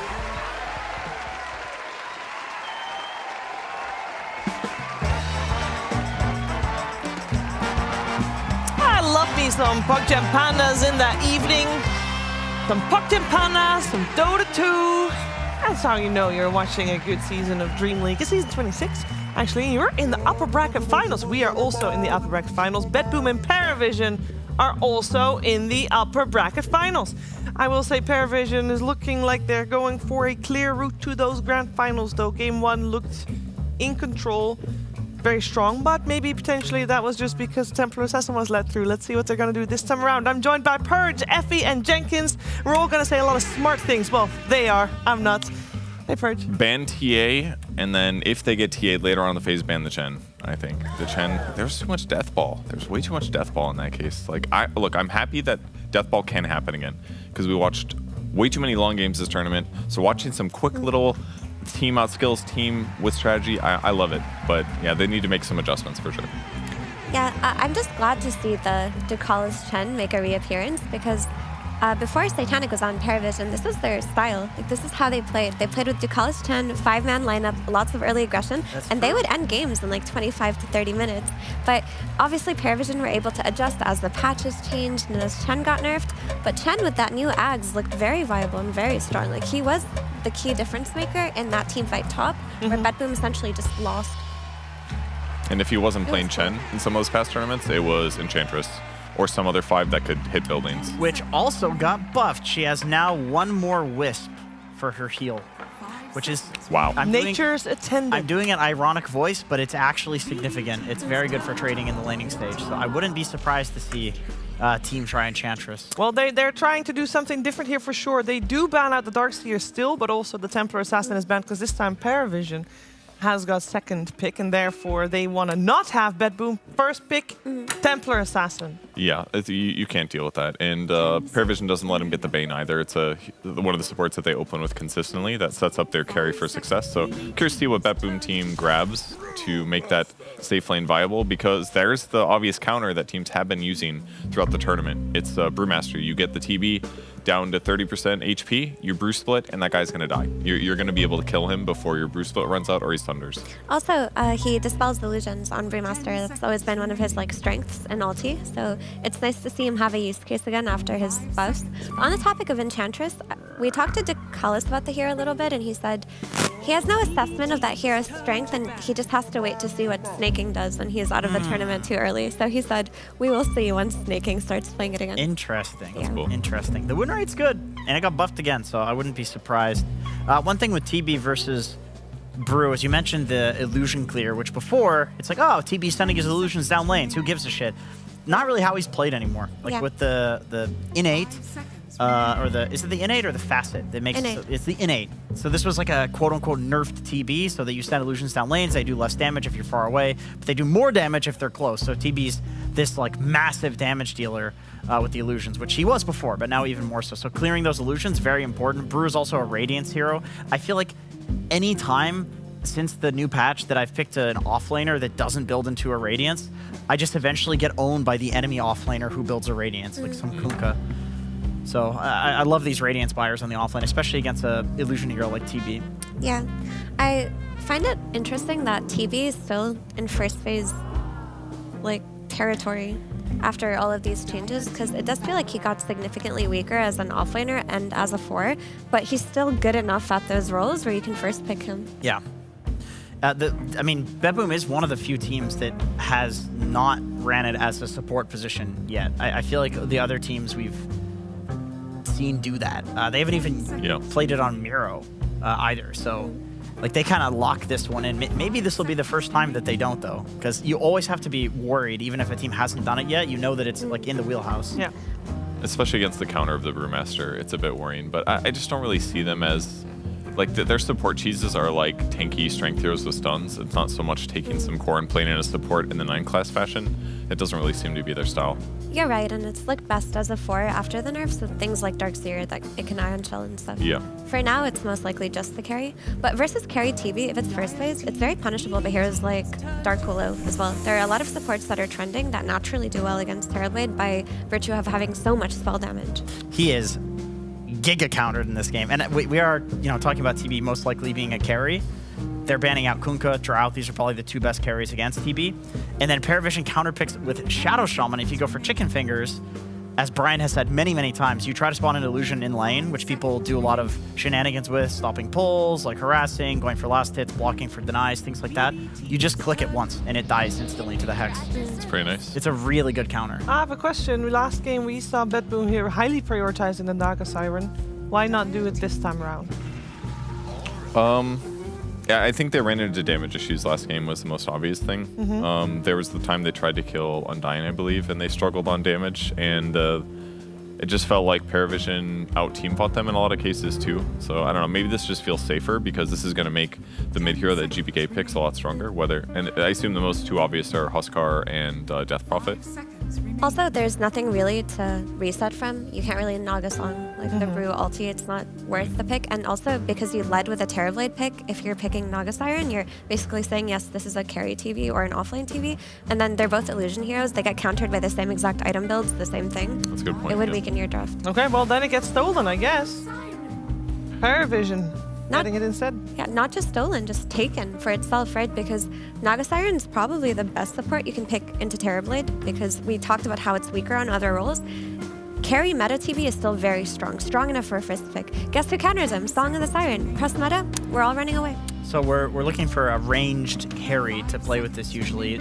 Is it Lina? Okay, so Lina makes sense. You have really good magic burst for the TB. It's also a hero that can find the Oracle in the backlines, maybe burst them, but even if you don't burst the Oracle, you kind of don't really care if he saves somebody because you do so much damage over time that you'll eventually, like if a fight goes long, Lina wins the fight. That's just how Dota works. She'll still kill him anyways. I mean, they do have Oracle save, or at least lowering the magic damage, and she has a lot of magic damage in comparison to her physical, but the only thing I don't like about the Lina here is the repositioning of Gale Force is decent against her. Yeah, that's true. But there's ways to get her out of trouble with the Naga Song, so I think it's a really solid pick in this circumstance. For me, what I want to see with Lina is the secondary carry from the mid lane. Like when we've seen her fail, it's been that she's the sole damage dealer, the sole carry, and she's looked best in pairings with heroes like Tiny from the mid lane that can also scale. If we see that, this is pretty cool. But for now, I do actually think Paravision have an Oracle issue, and that the way that they're going to approach these team fights is they're going to press Song, and they're going to look for Oracle before they release the Song, and he has to be jumped. So you need some kind of jump target. You still want to make sure Oracle is taken out every fight. Does a Void Spirit constitute another carry to you? Because you kind of need something that's both jump and also has at least a bit of scaling. Yeah, Like Pango Void Spirit. I just don't think that Void Spirit scales well enough in damage. Like, you have to buy all these utility items. Your right-click damage does not scale unless you buy a data list or something at this point. So he's more like teamfight disruption kind of thing. Yeah. I think what he does offer though is a silence, like when he buys Ags, which is going to be super value versus Oracle. So I wouldn't mind it, but I think Storm Spirit's probably the easier solution, and it hasn't been banned out yet. I'd be Yeah, surprised if it I'm made it through. surprised. This is no one's most played hero in the tournament. Well, I don't think they're going to ban it against BetBoom. BetBoom's played it 3 times. They've lost all 3 games. Even though GPK's Storm is fantastic, they haven't been hitting with it lately. So maybe it'll get banned in the last phase here, though. I think they want it for themselves though, Paravision, because they need that jump here that scales, right? But the Tidehunter, we didn't talk about that. I mean, it's great versus Naga Siren on lane. He's taking a big sniff there. He's that's how he channels his true power. Yeah, I guess so. But it's great versus Naga Siren on lane because of Anchor Smash, and it's gonna give BetBoom the team fight that they didn't have before. So yeah, the last pick is mid versus mid, likely. It looks like they're just gonna cover for the flex of Lina to mid too. We didn't even talk about that. Truthfully, yeah, if you put Lina in mid, that's also great so far for Paravision. There's the 2 best Oracle combos that BetBoom's been running with in the mid lane. Both heroes good at healing themselves when they are low, which makes her ulti even more valuable. Is there any other combo that you should be looking out for BetBoom as they ban out the PK? Oh, there's a sniper. Sniper versus Lina. I was thinking that they might run back this GPK sniper just to account for the mid flex. And they looked really good on it last time. The same way that Oracle thrives when there's no jump, so does Sniper. And there really isn't that much jump on Paravision. Surely you go Storm or Void Sphere now, right? It Like, has did to these be. heroes get too owned by Sniper and lane that they were just willing to leave them in? Is that really the belief here? Because I don't know. I feel like no one doesn't lose lanes when it's. I mean, last game, like, we saw an example of it. Like, yes, of course, Monkey beats Kunkka, but he still had a game. Like, he still had way more of a game than most people in a Monkey versus Kunkka matchup. Yeah, it's tough. I mean, a lot of people feel the need to go Pango or something against Sniper because it does quite well online, but then you lose scaling potential with Pango plus Lina. The duo hasn't looked as strong as something like Tiny plus Lina. Yeah, I'd feel scared if it's mostly Lina as the carry. Brewmaster also has that same pairing that Lina wants, that you want somebody else to do enough damage. And if it's just Brewmaster creating teamfight distractions, even the support duo is low damage, like they absolutely need some like strong right clicker here. So I feel better about Storm personally. Well, they got a lot of time to think about this final pick. Although I would imagine it's not just the final pick that they're thinking about. I think when you're in this situation, you just ask no one, what do you want to play? That's pretty much it. Whatever he's more comfortable with. Ooh, speaking of comfortable, that is one comfortable dog in an Anthros chair. Is that an Anthros? I recognize these two. Somebody call the cops right now. Hurry. Is it comfortable? You just want I know these two. The light guy sitting there is like, please say cops. These guys robbed Neil just 3 days ago, I Did they swear. actually? Yes. How do you know it's them? Do you think old dogs look alike? Yeah, Purge. Well, this guy still hasn't washed the blood off of his mouth. I don't know where that came from. Magnus. Oh, that's cool. Okay. So they're going to play some repositioning of their own. I like that. I like it a lot, actually, because the hero should do fine on lane versus Sniper. That's their biggest concern. But once you get that Blink Dagger, one of the best ways to play against Oracle is if you're just moving people really far out of range of the Oracle. Like, Sniper does get heavily punished by that. There isn't really anyone to benefit from the Empower, but you can just play for it yourself, right? And you can also be that secondary scaling that Paravision needed. Yeah. Comfortable. I think if they don't do the skewer type stuff to pull people out of position, I just feel like they're going to run out of damage as the game goes on, though. If BetBoom can delay this game, not get wiped over at 25 minutes like they did last game through that one bad team fight, then I just see them winning in the ultra late game against Sniper and TB with backup. Yeah, the timer is almost certainly on Paravision here to win early. Maybe not to win early, but they have to make the plays, and they have all the means necessary to do it. I mean, they have Naga for team fights. They have the repositioning of Magnus. Like, you can always hit clutch skewer backs, but Sniper plus like a traditional carry, I feel like at some point you win the game. Will they win the game this time around?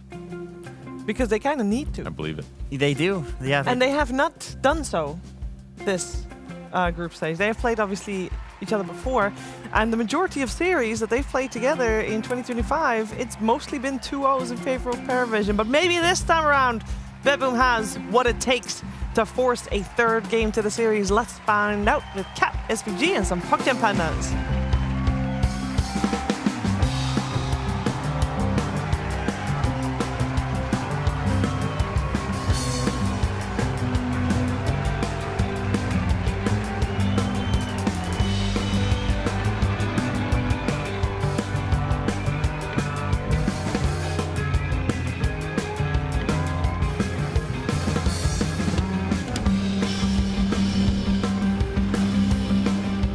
Well, there are two ways to look at game one.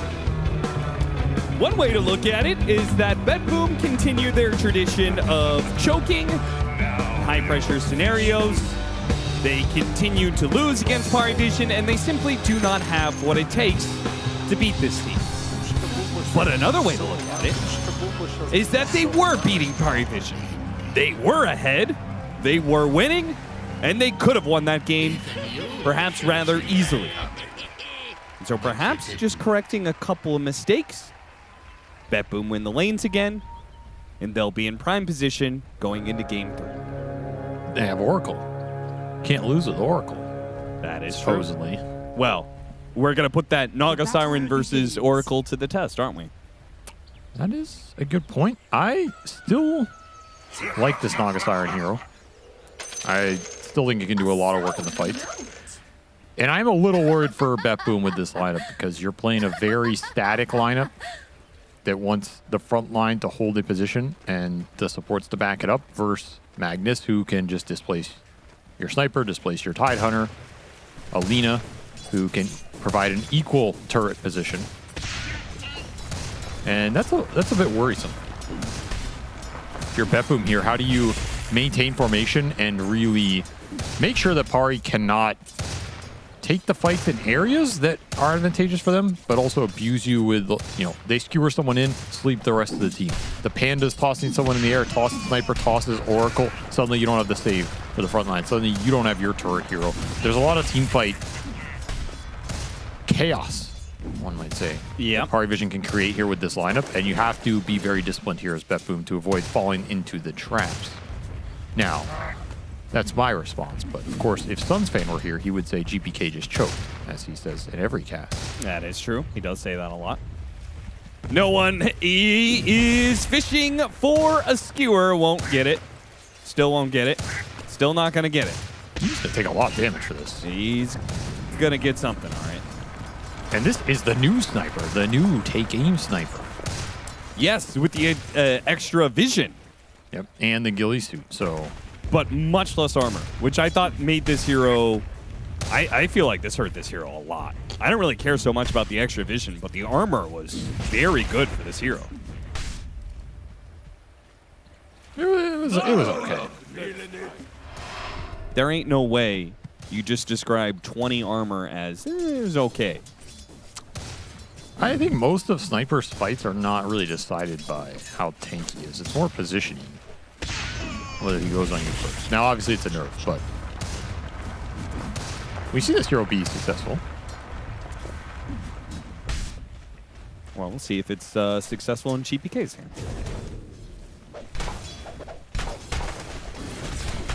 Other lane matchups, Shadow Shaman, Brewmaster versus Oracle Terrorblade. Imagine Pari Vision should be able to do pretty well in this lane. Does not seem too terrifying. Not a lot of aggressive potential for BetBoom here. Yeah, most of it largely comes off of Terrorblade right-clicking you, which Brewmaster's pretty good at dealing with. Seems like a pretty damn good Brewmaster game. It really does. I don't really see him ever getting bursted down before ult. He's going to disrupt the Oracle, which allows you to kill the other cores. He can disrupt the Tide Hunter or the Sniper, and allow you to find the backline, or just maybe kill the Oracle himself. Strong Radiant Fire this game. Yep. Yeah, there's a lot of nice things this Brew is going for, and of course it's DM. I feel like he's the one guy who's winning with this hero.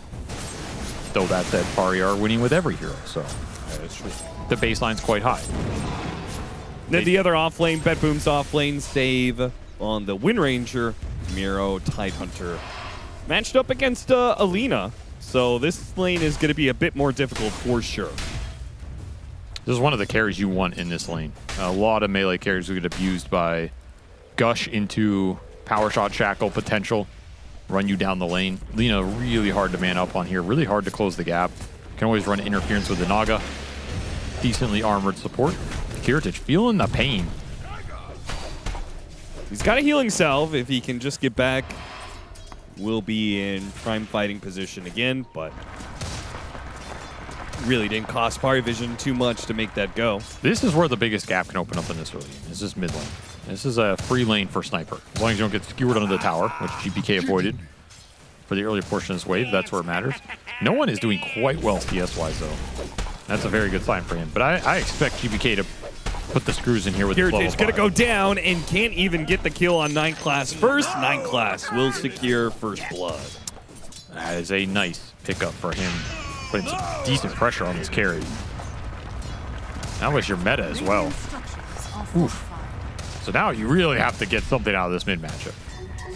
If you're GPK, you just saw your teammate get first blooded. You're on the true carry in this game. Are you getting enough out of this mid right now? I don't feel like you are. That's a nice little ward. Yeah. Radiant are scanning. What do you make of this, the facet, the diminishing return facet? Do you like this one? I felt like it was underutilized for a while. Everybody was going for the Empower one. I do think the Shockwave is pretty powerful. It's really strong in the fights. In the late game, maybe it falls off a little compared to other facets, but sure. I think in that mid game, it's super good. It's a lot of damage. It still slows, does it? Is it not? Yes. Like, it still pulls them back. I'm saying, do you get the extra slow? On the return? Yeah. I assume so.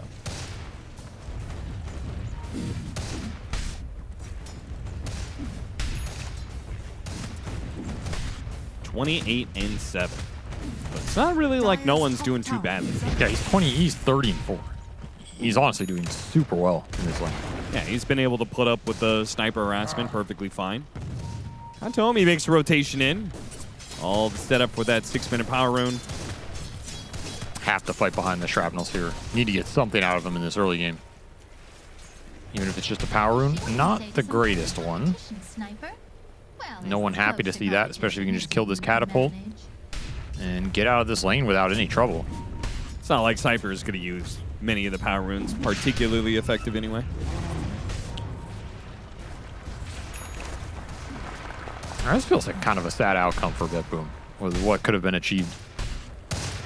We've seen some Sniper games just snowball out of control. If you get ganks going in, you get that power rune, you kill the enemy mid laner once or twice, you can hit his tower, you force enemy supports to fight into the shrapnel early.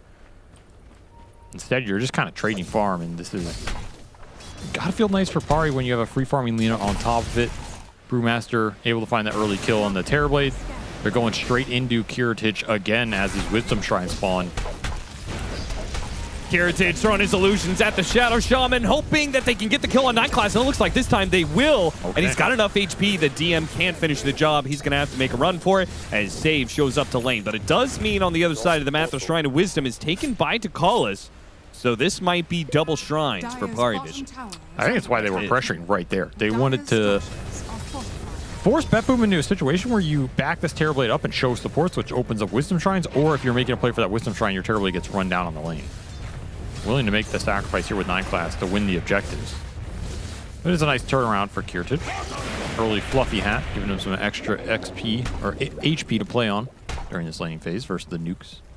The upside is at least it's a Tidehunter, so this hero can do okay in a 1v2. Unfortunately, a 1v3 is going to be a little bit more difficult. No one trying to get in front of him. He'll just drop the RP and Lagoda Blade as well. Apparently, they'll drop double ultimates, bring down the Watermelon. See what BetBoom can get off mid while this Mag commits a lot of resources top. Should be able to at least hit the tower here, though. Looking for 9 class. Spot him a little bit too late. They get a bit of chip damage, but honestly, again, it feels like a missed opportunity in some ways for BetBoom. Arcane Rune Sniper, and I'll throw out the ult. Got him. A little bit of damage adds up. Those are pretty even laning phase. Not as good for BetBoom as Game 1 was. But they lost that game, so maybe they'll do better this time. Dude, this is, it just, It looks like such a hard sniper game. Like they can song set up on him. He's going to instantly die to Lina if that's the case. He's going to deal with the Brewmaster. Brewling's running at him. You got Ensnare, Reel in into Skewer back. Tons of repositioning tools. On the flip side, I would argue this looks like an incredibly good Lina game. Like, who is gap closing and threatening Satanic with 4 or 5 slots here? And a song to back him up. I mean, looks impossible. Tide does not threaten this hero. You can frontline, but you're not threatening him. Pretty tough matchup for Terrorblade. Coming through the gate, Satanic. Lina is a very good hero to push out lanes and make this kind of rotation. And Kiritich might just get caught by it. He hasn't seen the Lina yet. Now spots him, and immediately going to be slowed down thanks to Dragon Slave. 9 class cuts in from behind. TP's coming in, but it looks like they're going to be far too late as the Brewmaster popping the ultimate kind of ensures there's no way Kiritich survives. They should and get if through for this. anything, might be able to get the extra kill. As save, he's going to be shackled up. Double kill for DM. Super nice rotation here. Wave going in. You know this Terrorblade's going to show up. You just hide right outside that vision range. Guarantee the rundown. Guarantee the magical burst damage. Satanic making a nice move. He's going to clean up a tower for it as well.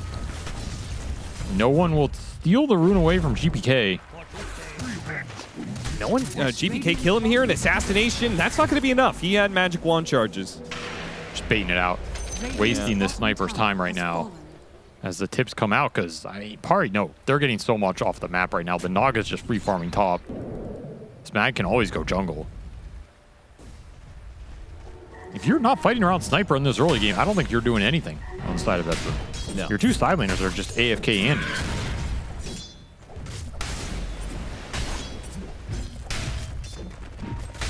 As seen from Miro, AFK farming neutral. Can't even get all the last hits.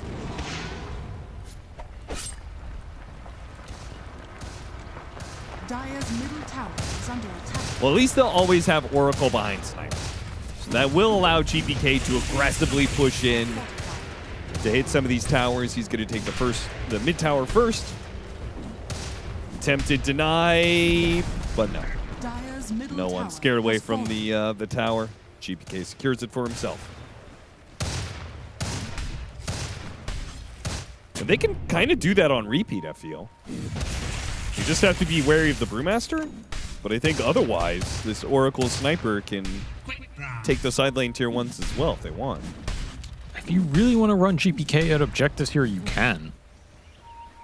It's just not going to be too efficient. I'm telling you, you want to get this guy involved in fights. He's 0-0-0 right now. I do not think you should be super confident just scaling Sniper versus Lina here and hoping your front line is going to be strong enough, because your front line is going to get displaced. It's going to get tossed. You can get slept, gap closed. It's just not guaranteed in this game. Ooh, a haste rune. Smoked up for it. No one's going to quickly take it. It does mean the Blink Dagger reveal on a target that he was not hoping to get with this smoke. He was certainly hoping to be able to find the sniper. Kataomi trying to keep himself alive here with some healing off the Purifying Flames, but it looks to be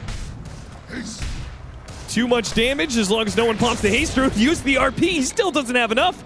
He's out healing the damage. One final shockwave. It gets him on the pullback, but now he's going to be assassinated. Ooh, so close to getting blinked there, too. Oh, yeah, that was a close call. That was certainly not worth it, though. Miro, okay, he's going to pop the Ravage. It was almost too late, though. Could get slept here. Or netted. Slow him down with a power shot. Okay, that'll be enough. It still doesn't feel great, though. I mean, this is your first Ravage of the game. Just to walk to base while this Lina continues to free farm up here. Rough stuff for Bet Boom. There's stacks being created on the triangle as well. 9 class has wards. You have Primal split up as well, so these ults are online. And that blink on the mag can guarantee you initiation right now. It's going to get scarier around the map for the sniper, especially. This Oracle can back him up, but only back up 1 core.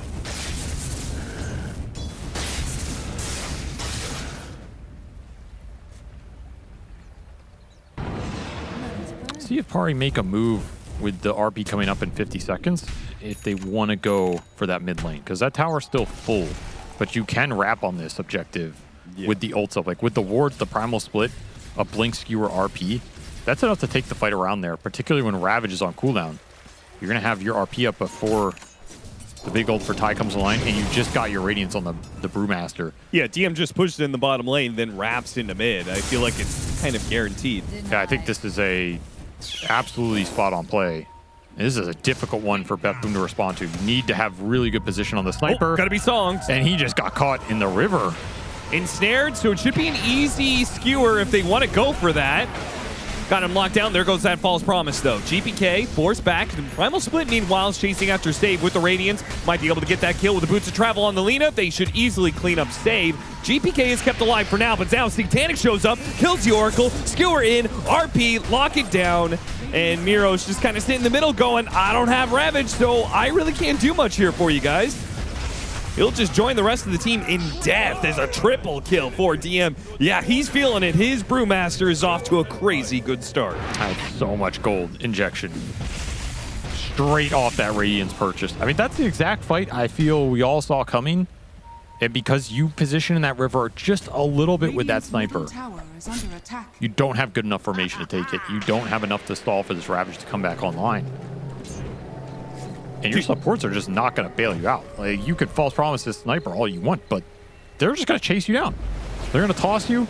They're going to run at you with the Wind Panda. They're going to run at you with the Skewer potential. Naga illusions to scout. Nice position from the Lina that just flanked the entire fight anyway. You're running straight into the hands of Satanic. Too many entry points for Parivision to get into that fight. This is why this game just looks hard. I just don't see how, as Betboom, you're supposed to maintain your front line when there's so many ways to just go around it and get on the targets you want anyway. Smoke across, trying to put the sniper to use here. An excellent catch. Satanic will get the kill onto Save before he goes down. So he makes the best of a bad situation, honestly. But at least Betboom do manage to bring down Satanic, stop him a little bit, get his killing streak. I mean, he was worth 800 gold. That's pretty good. And he went to GPK. The best target for here. I mean, Sniper is still pretty farm. This is going to be the hero you have to make a comeback around. Yeah, when you're talking about Betboom, you say game seems hard, but what is the best timings? What is the best setup for them here? Blink Tide, if you go that route, if you go the Auras route, which looks like it could just be the Pipe Rush, you're not going to have initiation. So it's pretty hard for you to force plays other than I'm buying Aura and I'm going in the pit, which you cannot do versus lineup. Yeah, I feel like he has to have Blink because I don't think the Pipe wins you the fight, but I think the Blink Dagger can, right? You catch you get the initiation on Parivision, you hit the Lina, or maybe you catch the Brewmaster and the Mag, you know, and like you blow one of them up. Maybe you stop the Primal Split from going I'm gonna be honest, I don't think you can go Blink here either, though, because I think your best case scenario is we Blink catch Brew on the map, who's going to be showing on the waves, but I don't think you have enough stuns to all in him. You're going to Blink Ravage him into what? A full duration shackle? Yeah. I don't think he dies in that. Your burst is not that good, especially if he gets the Brew off. If he doesn't get the Brew off, maybe. But. Well, then in that case, it's hype and just play a really defensive game. I mean, but that's what reacting to Parivision. You have tied Sniper terribly like that. I think that was always going to be your predicament. Sure. Okay. These are not very fast, aggressive heroes unless you demolish the lanes, which you likely knew you weren't going to either because maybe you expected to win mid harder. But I don't think these side lanes were one on paper at all. We'll see. You can always just try and force the objectives here with the Sniper. You did get all 3 tier 1s down in this game. Kiritich took that bottom tier 1 while the mid fight was happening, so you got some trade-off there. You have some map space to play with.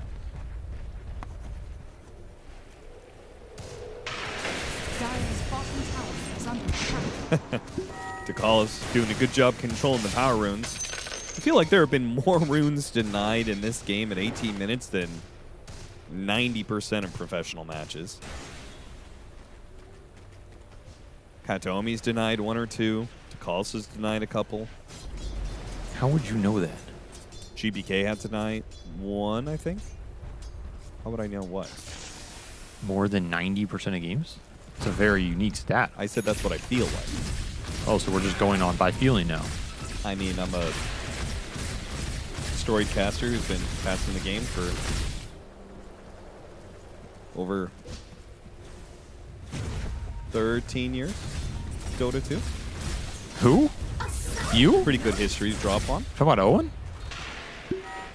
Can you stand downwind? No, I'm talking about Sunspan. Oh, yes. Storied cast. Can you stand downwind? Well, he committed for the pipe build.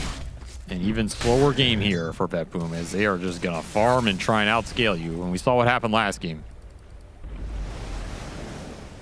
I feel like this is not the team to try and do this against, but Godspeed. I mean, if you had your choice of strategies, like which do you think is most effective against Power Vision? I mean, I've said it time and time again, crush mid. Like, you have to crush this guy mid. You have to bring their supports to mid, and you have to make them play that classic Western European try-on-try mid style and have strong independent sidelines. I think it is the best recipe, and then you hit some mid-game timings. Like, I think going ultra late against Power Vision is just, it's a gamble, and most teams have not won that gamble this season. No, they haven't. Maybe Spirit could, but Magnus, they're not here. Blink Dagger Horn Toss up already, BetBoom. Well, they get to the high ground here. They're going to get their defensive fight, but now the repositioning already starts. Miro starts taking a bit of damage, doesn't want to pop the Ravage early, but it means the Primal Split is going to go off here. Sniper got caught inside the Serpent Wards. Don't panic, though. He's not taking much damage. He's fine. And Power Vision haven't found it open yet, but they are kicking him off the high ground. His Primal Split is going to work, and now the RP lands on a 2. Miro pops the Ravage, but the supports are already dead. It's up to GPK to do all the damage here, as clearly Kiritich is already done with the fight. Again, I don't know how you're supposed to take this fight as BetBoom. The positioning is just impossible, and you have no jump. You can't jump anybody. You're just watching your supports die to Brule. Yeah. It is a rough one, man. This is a real rough one. I mean, maybe there's a world... If they didn't get, like, Serpent Ward Trap, is there a chance that, like, TB Tidehunter Sniper can just focus Brulings down? Sure, but let's say you kill the Brule tier. Is this fight changing by that much?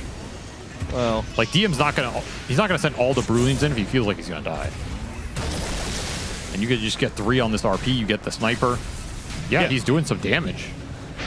But, like, again, the tide's in the air, right? Your supports die. This Brewmaster pick, unless you have ways to start on him and all in him, it's just going to completely ruin your position. I felt like DM was like a sheepdog. He was just herding them into a corner with the Primal Split. Combined with, you know, 9 class and Satanic coming in from the other side, they were just completely sandwiched. Easy RP setup for no one. At some point in time, they were just backed into a corner, nowhere else to go. I had a sheepdog once. Yeah? I can't tell if this is a joke or like a real... Why would I joke about that? I don't know. I mean, you do joke a lot about a lot of shit that's inappropriate to joke about. So 99% of it's true. What was its name? I'm not going to say. I'm not going to dox my dog on Brock. What's wrong with you? Some weirdo will probably look up like the vet records or something. What the hell are you talking about? Well, Shadow Shaman is not the most effective hero against Tidehunter in 9 class. I guess you got him. Game the Hex Shackle Blink away. There's your pipe. Got a pipe.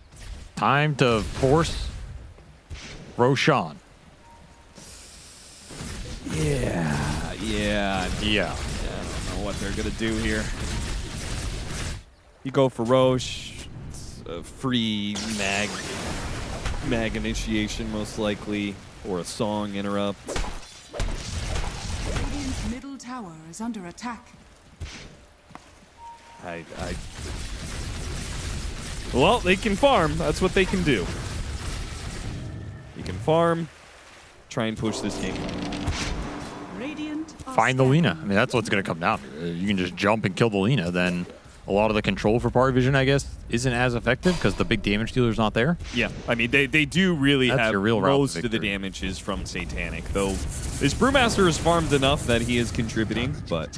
For sure, but I mean, let's boil it down. There's not a lot of pathways for BetBoom to win these fights other than you find Satanic. So you get the Blink on the Tide, BKB on Sniper, BKB on Terrorblade. You can BKB through the Song. You can BKB ignore some of the Panda damage.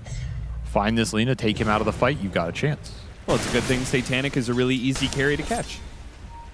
Oh, yeah, this guy sucks. It's super easy to find him. Katomi will walk into the smoke with a Fate's Edict, blinks away. Sick move. Gives him the Fortune's End as well. Now, Kiritich just popped his meta. It's one way to break They didn't get anything for it, so that feels a little awkward. I mean, got him again. Smoke wasted. Yeah, well, is it wasted or did they get meta out of it and then once meta is on cooldown, they're just going to Roche? You're a real positive person in this game, aren't you? Just always looking on the negative sides of life. Sorry, I apologize. I'm crowding your space here. I'm trying to be an optimist, Austin. I don't know why. That doesn't really fit you. Because I feel like if people know me for one thing, it's positivity. Relentless positivity. And therefore, I need to stay on brand and give that to the viewers. And I can't have you dragging me down all the time. I'm just trying to balance out your relentless optimism. I mean, balance is one thing. Tying yourself to my ankle so we both sink is another. There's no balance in that, Austin. This is a really good description of our relationship, actually. Yes, I'm trying to swim across the lake, and you are just fake drowning. Radiant's bottom tower is under attack. Yeah, I'm kind of floundering, I'll be honest. But so is BetBoom, so it fits. Net worth don't look too bad. Yeah? 11,000 net worth lead at 25 minutes? I mean... Man, you're really stretching. 2.5 of that's on the Naga. That's worthless. An extra 1,000's on 9 class. He never even shows up to the fight. So there's 3K gone. We're only down to 8. Right? Okay. Out of that 8K, at least 2 of it's going to be on Satanic, who has no more item slots. That's out the window. We're down to 6. Brewmaster down to 4. What? No one is flying out BKB, but he might never press that button. So really, it's like a 2K net worth difference. That is a good point. This is a game that he really doesn't have to press BKB exactly. too That's often. dead net worth because he's so far ahead. May as well just burn the cash.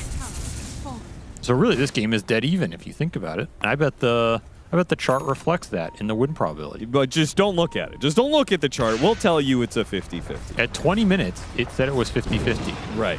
And we're only 6 minutes after that. So I'll let you extrapolate the data. Must be like a 6% difference.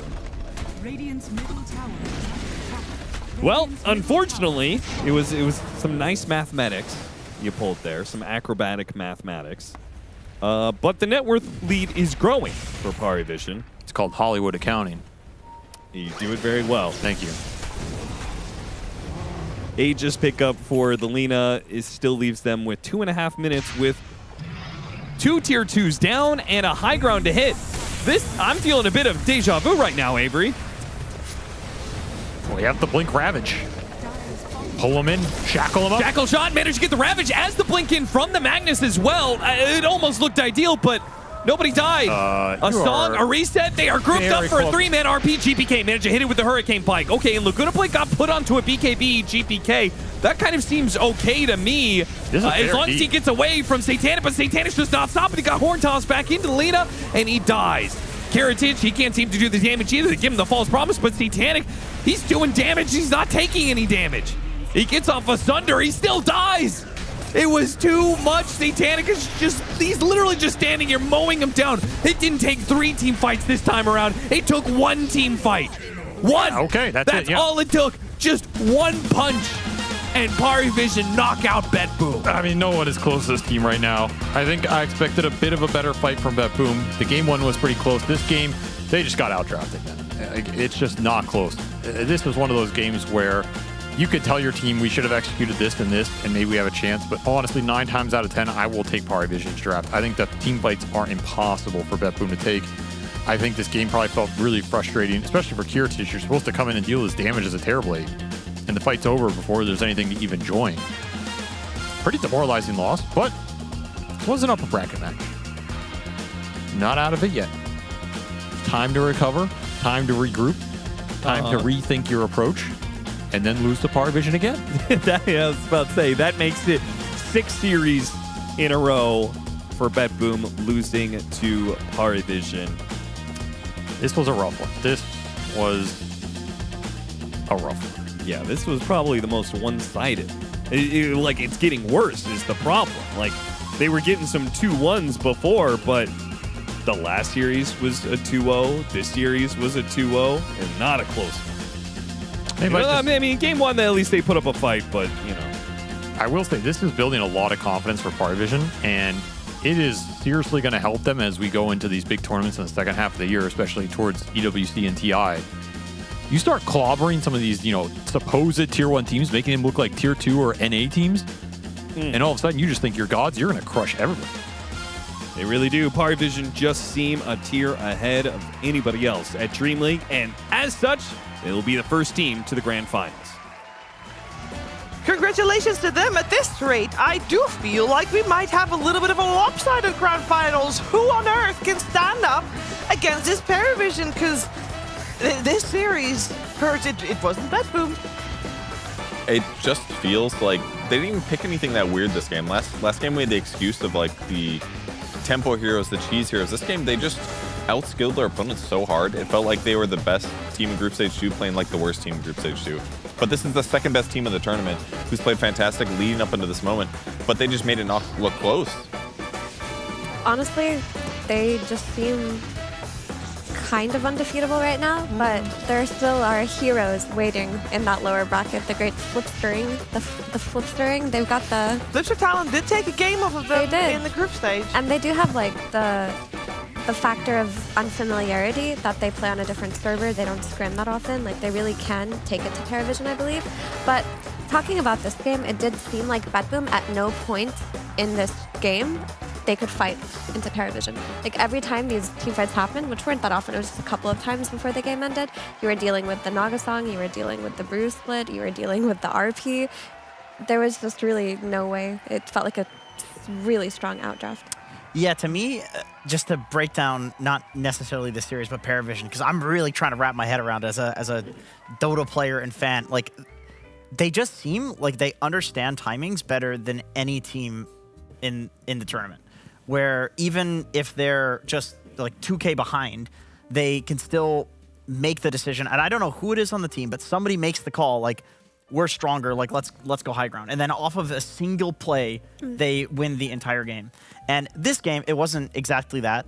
This was different. They just won all the lanes and then proceeded to win all the little engagements and then snowball the game.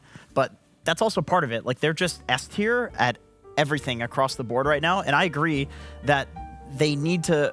The opponent that's going to potentially beat them is an opponent that is going to make them play something that's not this version of Dota. It's got to be something entirely different, which after watching BetBoom, they either have to completely change everything or it's going to be Talon.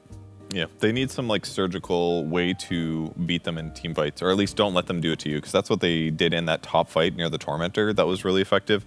They just approached their opponents. They said, here's our setup, and we're just going to wait for the perfect moment to jump on you. And that's what they did. BetBoom's basically sitting up here in the corner. They want a Tormentor, but they can't just yet. And Paravision walks forward. They have to settle with pushing back a Tide, which isn't really like an ideal target, but he resets, moves back to the left. They use the Brew Split, and now they're just slowly looking to pick them off. GPK gets snaked. He gets to retreat a little bit as well, but now they're just like tucked into this corner.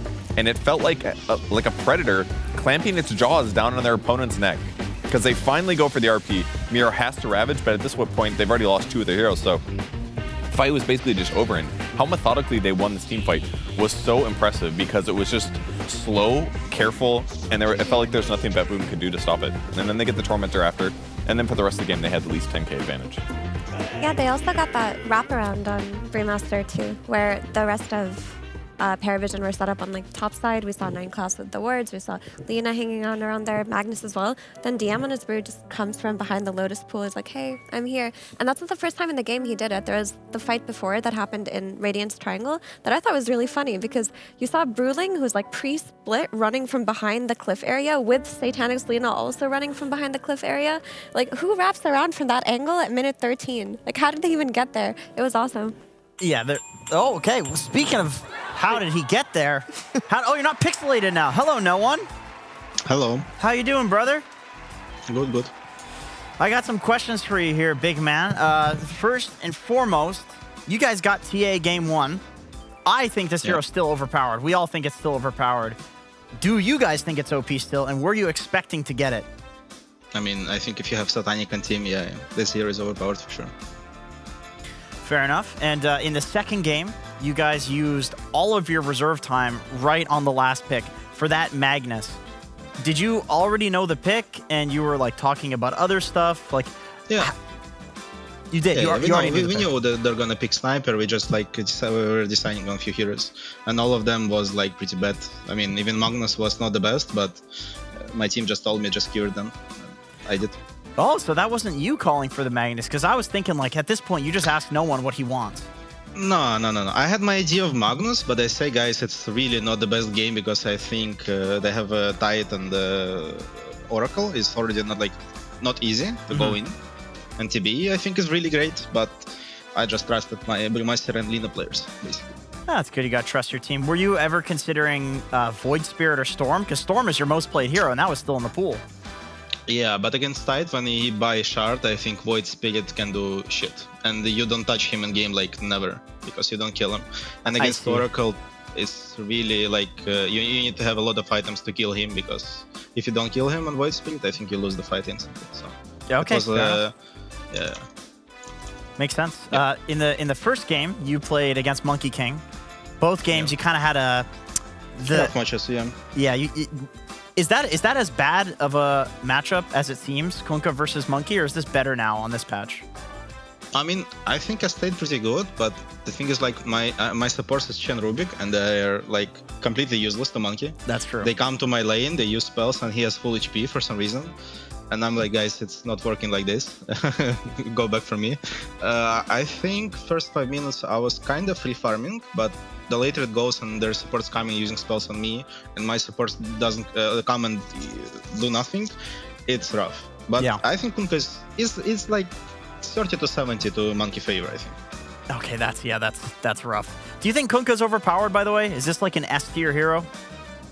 No, it's shit hero. Don't pick it, guys. It's a shit hero. Okay, yeah, you guys. I mean, I think it's only in good hands, in a good team, he can be useless because because like I think this hero needs to use his timings like really hard in games. Because if you will miss timings and lose fight with this Radiance or like, I think he can be pretty useless.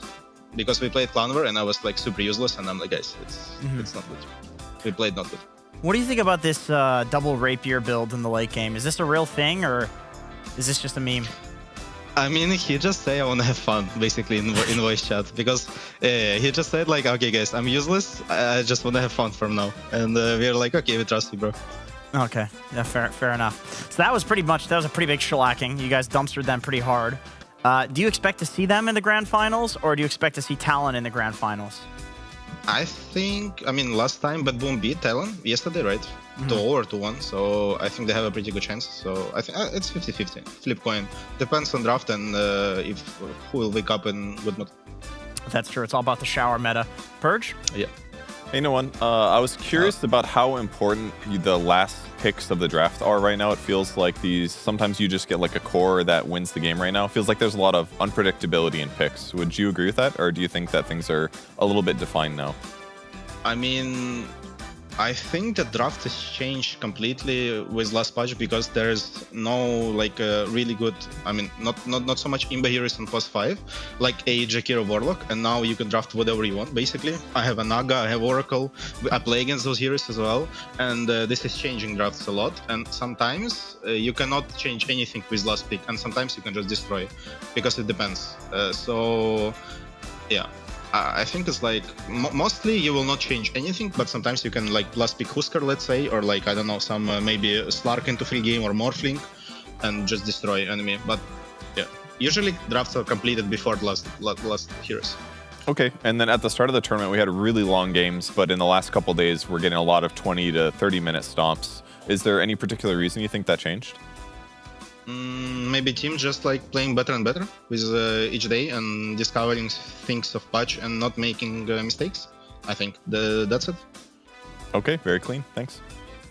Hey, Nolan, one final question. I have really, really important news for you, buddy. You ready for it? Yeah. We're neighbors. I'm your neighbor. That's I know. My friend told me that you live. Yeah. I mean, I think you live with Satanic in the building. I think so too. I think you're in the next one over there. You want to go get coffee?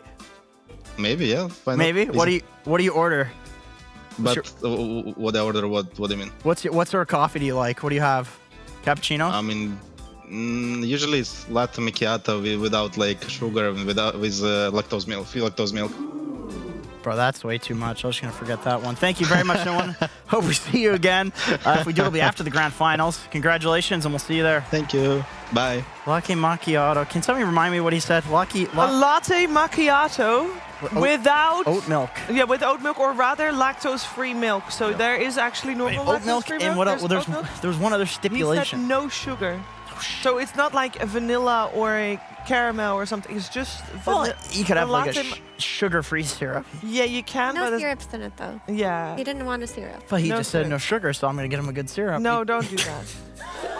You might have to double check with them when you meet with them. That one's He cool. said maybe. Normally, when you go out for coffee with someone, they order for themselves. I'm going to bring coffee to his house. He's my neighbor. Well, apparently a different building.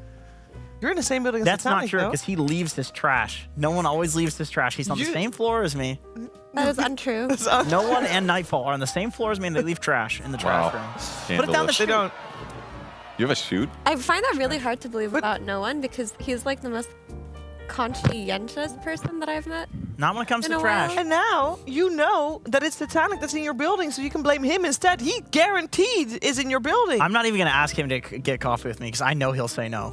You don't know. I'm so sure he'll say no. It's like Nightfall. I refuse to believe that it's no one leaving trash in your trash room. I'm gonna go out on a limb Well, and say definitely it's not him. definitely somebody is, because there's trash in there. So I have a good trash story, actually. Could it be one of 30 other Yep. tenants in the building? What is your trash story? The other morning, we get in the car to drive to the studio. Synderen gets in with 3 bags of Joe and the Juice. I'm like, damn, that's a lot of food for the day. Yeah. Then we're in the car. He's like, oh, does it smell bad? I was like, no, it's fine. It's just, food sitting next to me. No big deal. We get out of the car. We walk up to the building. He opens the garbage can. He puts 2 of the bags in the garbage can. He brought his garbage from the hotel because he didn't want to go to the basement to put it in the garbage room, which is a little bit annoying. But the fact that he rode with it in a car for 25 minutes. But it didn't smell bad. But it was I didn't know it was garbage. But you didn't know. Question. there are some serious mental problems in all the Dota talent. I'm going to Okay, say but that here. so I have not yet gone to the basement to take out my trash either, because It smells terrible. no, my cleaning lady takes the trash. Oh. You have a cleaning lady? Every week he comes by Holy in the hotel. She has not shown up to my room yet. I got one. I've been pretty upset about it. No, she's very friendly. She takes all the trash. She Not doesn't all do of my it. dishes. That's unfortunate. Yeah. You Well, know. I will Good enough. defend no one against slander. Yes. Okay, because my no one story is that when we went to ESL Thailand, Paravision arrived on the same flight that I did, and we were leaving in the same shuttle. And I was exhausted, and I had my insanely big bag. You know that suitcase that I lug around. I was like pushing it, and I had like a backpack, and I had another carry-on. I was pushing it, and I couldn't. And then no one who I've never talked to is like, "Hey, Effie," and then he just grabs it for me. I was like, "Thank you very much." I will tell you why. He's won me over ever since then. I will defend him with my I will dying tell you breath. why. It's because he's a big guy and he likes to work out, and he couldn't get a workout in. He had a flight to catch. So he's using you as a free workout. You were just used.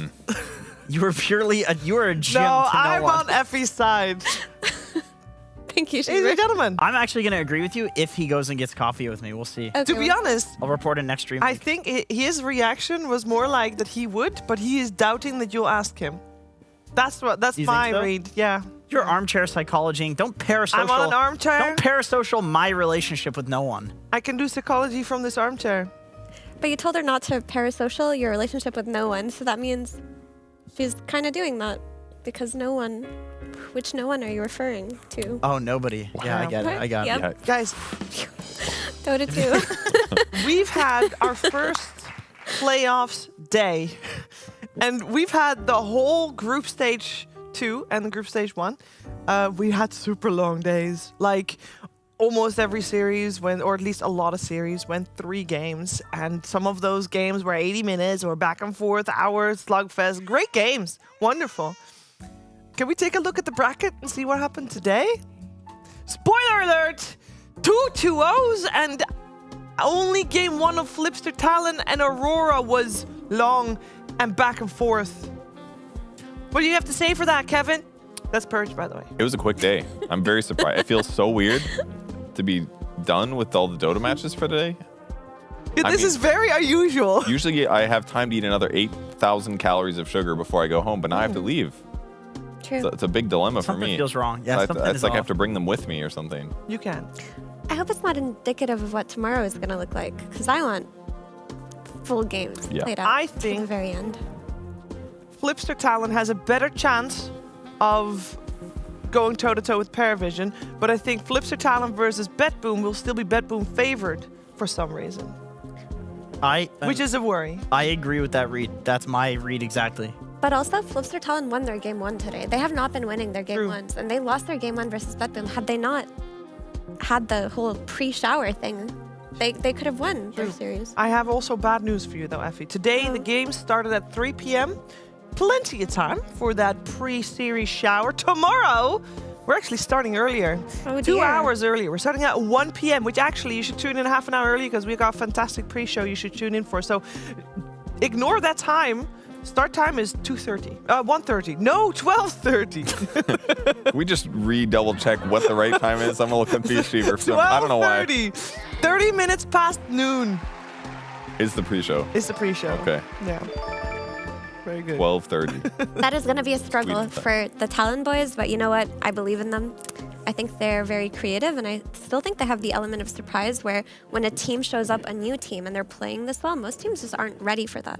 Usually it takes a while for other players to learn that, oh, this is how Mikoto and 23 are doing their flexes. This is what Jokum does. Like, 'cause Jokum's been a really big part of Talon winning games. He shows up behind your tier 1, God knows what time in the game, but Guy's a monster. after a while, you do start to learn these things, but Talon are still in the part of their team formation that I think they really can catch Paravision off guard. 100%. I think they've experienced more explosive growth in terms of their skill than BetBoom. I think BetBoom with Kiritish actually looks really good. Yeah. Like, I was very impressed by this team, but I just think Talon is on a more upward trajectory. And I guess the question is, have they apexed that equilibrium where they're now good enough to beat BetBoom 2-1? And I think so. I think they are. Well, don't take our word for it, though. It's better if you experience it yourself. So that's all tomorrow. Today, the broadcast is over. Day 1 of finals weekend is done in the books. We are going to come back tomorrow at 12:30 here for the pre-show, and we'll see you there for more Dream League Season 26. Good night. Who's the real bad man? What's with all this talking? What's the noise? Cut your hype, man. Watch it out for them snakes. I'ma let them touch on my plate. I know I'ma bless them, test them.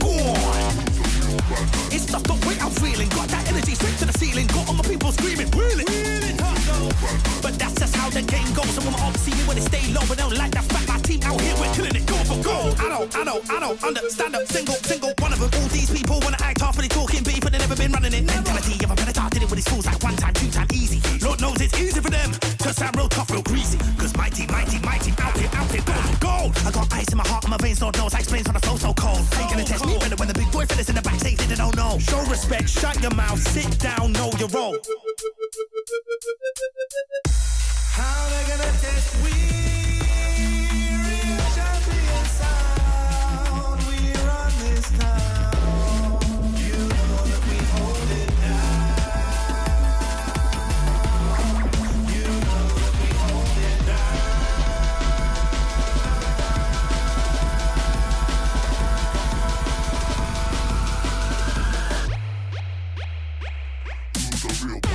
Who's the real bad man? What's with all this talking? What's the noise? Cut your hype, man. Watch it out for them snakes, I'ma let them touch on my plate. I know I'ma bless them, test them. Go on. It's just the way I'm feeling. Got that energy straight to the ceiling. Got all my people screaming, wheel it, wheel it, wheel it, wheel it, wheel it. But that's just how the game goes. And when my ops see me when they stay low, but they don't like that fact. My team out here, we're killing it, go for goal.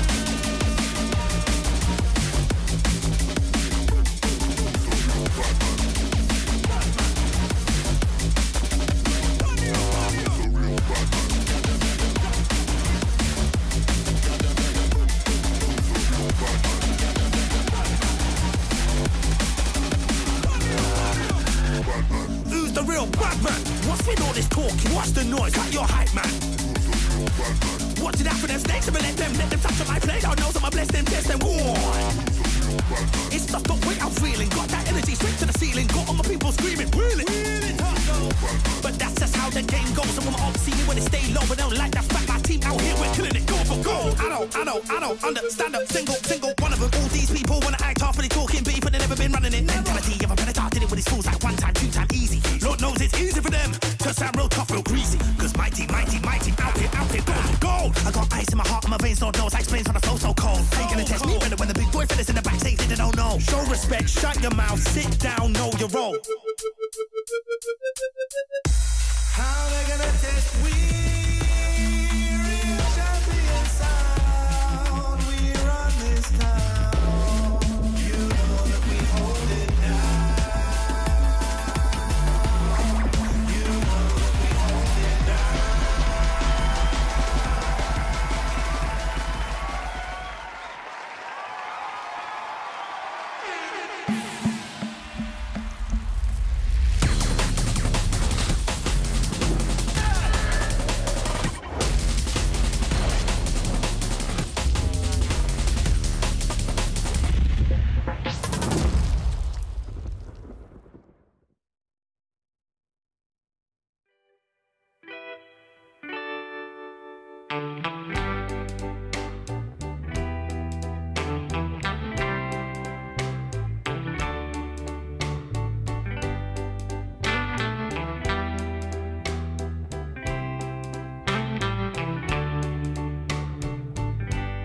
Sometimes I'll be foolish. Sometimes I know I get mad. Sometimes I say the wrong thing to you that makes you feel sad. But one thing is true in all that we've been through. You've never stopped loving me, no matter what I do. So let me say, yeah, that every day I try to find the words from my heart to say thank you.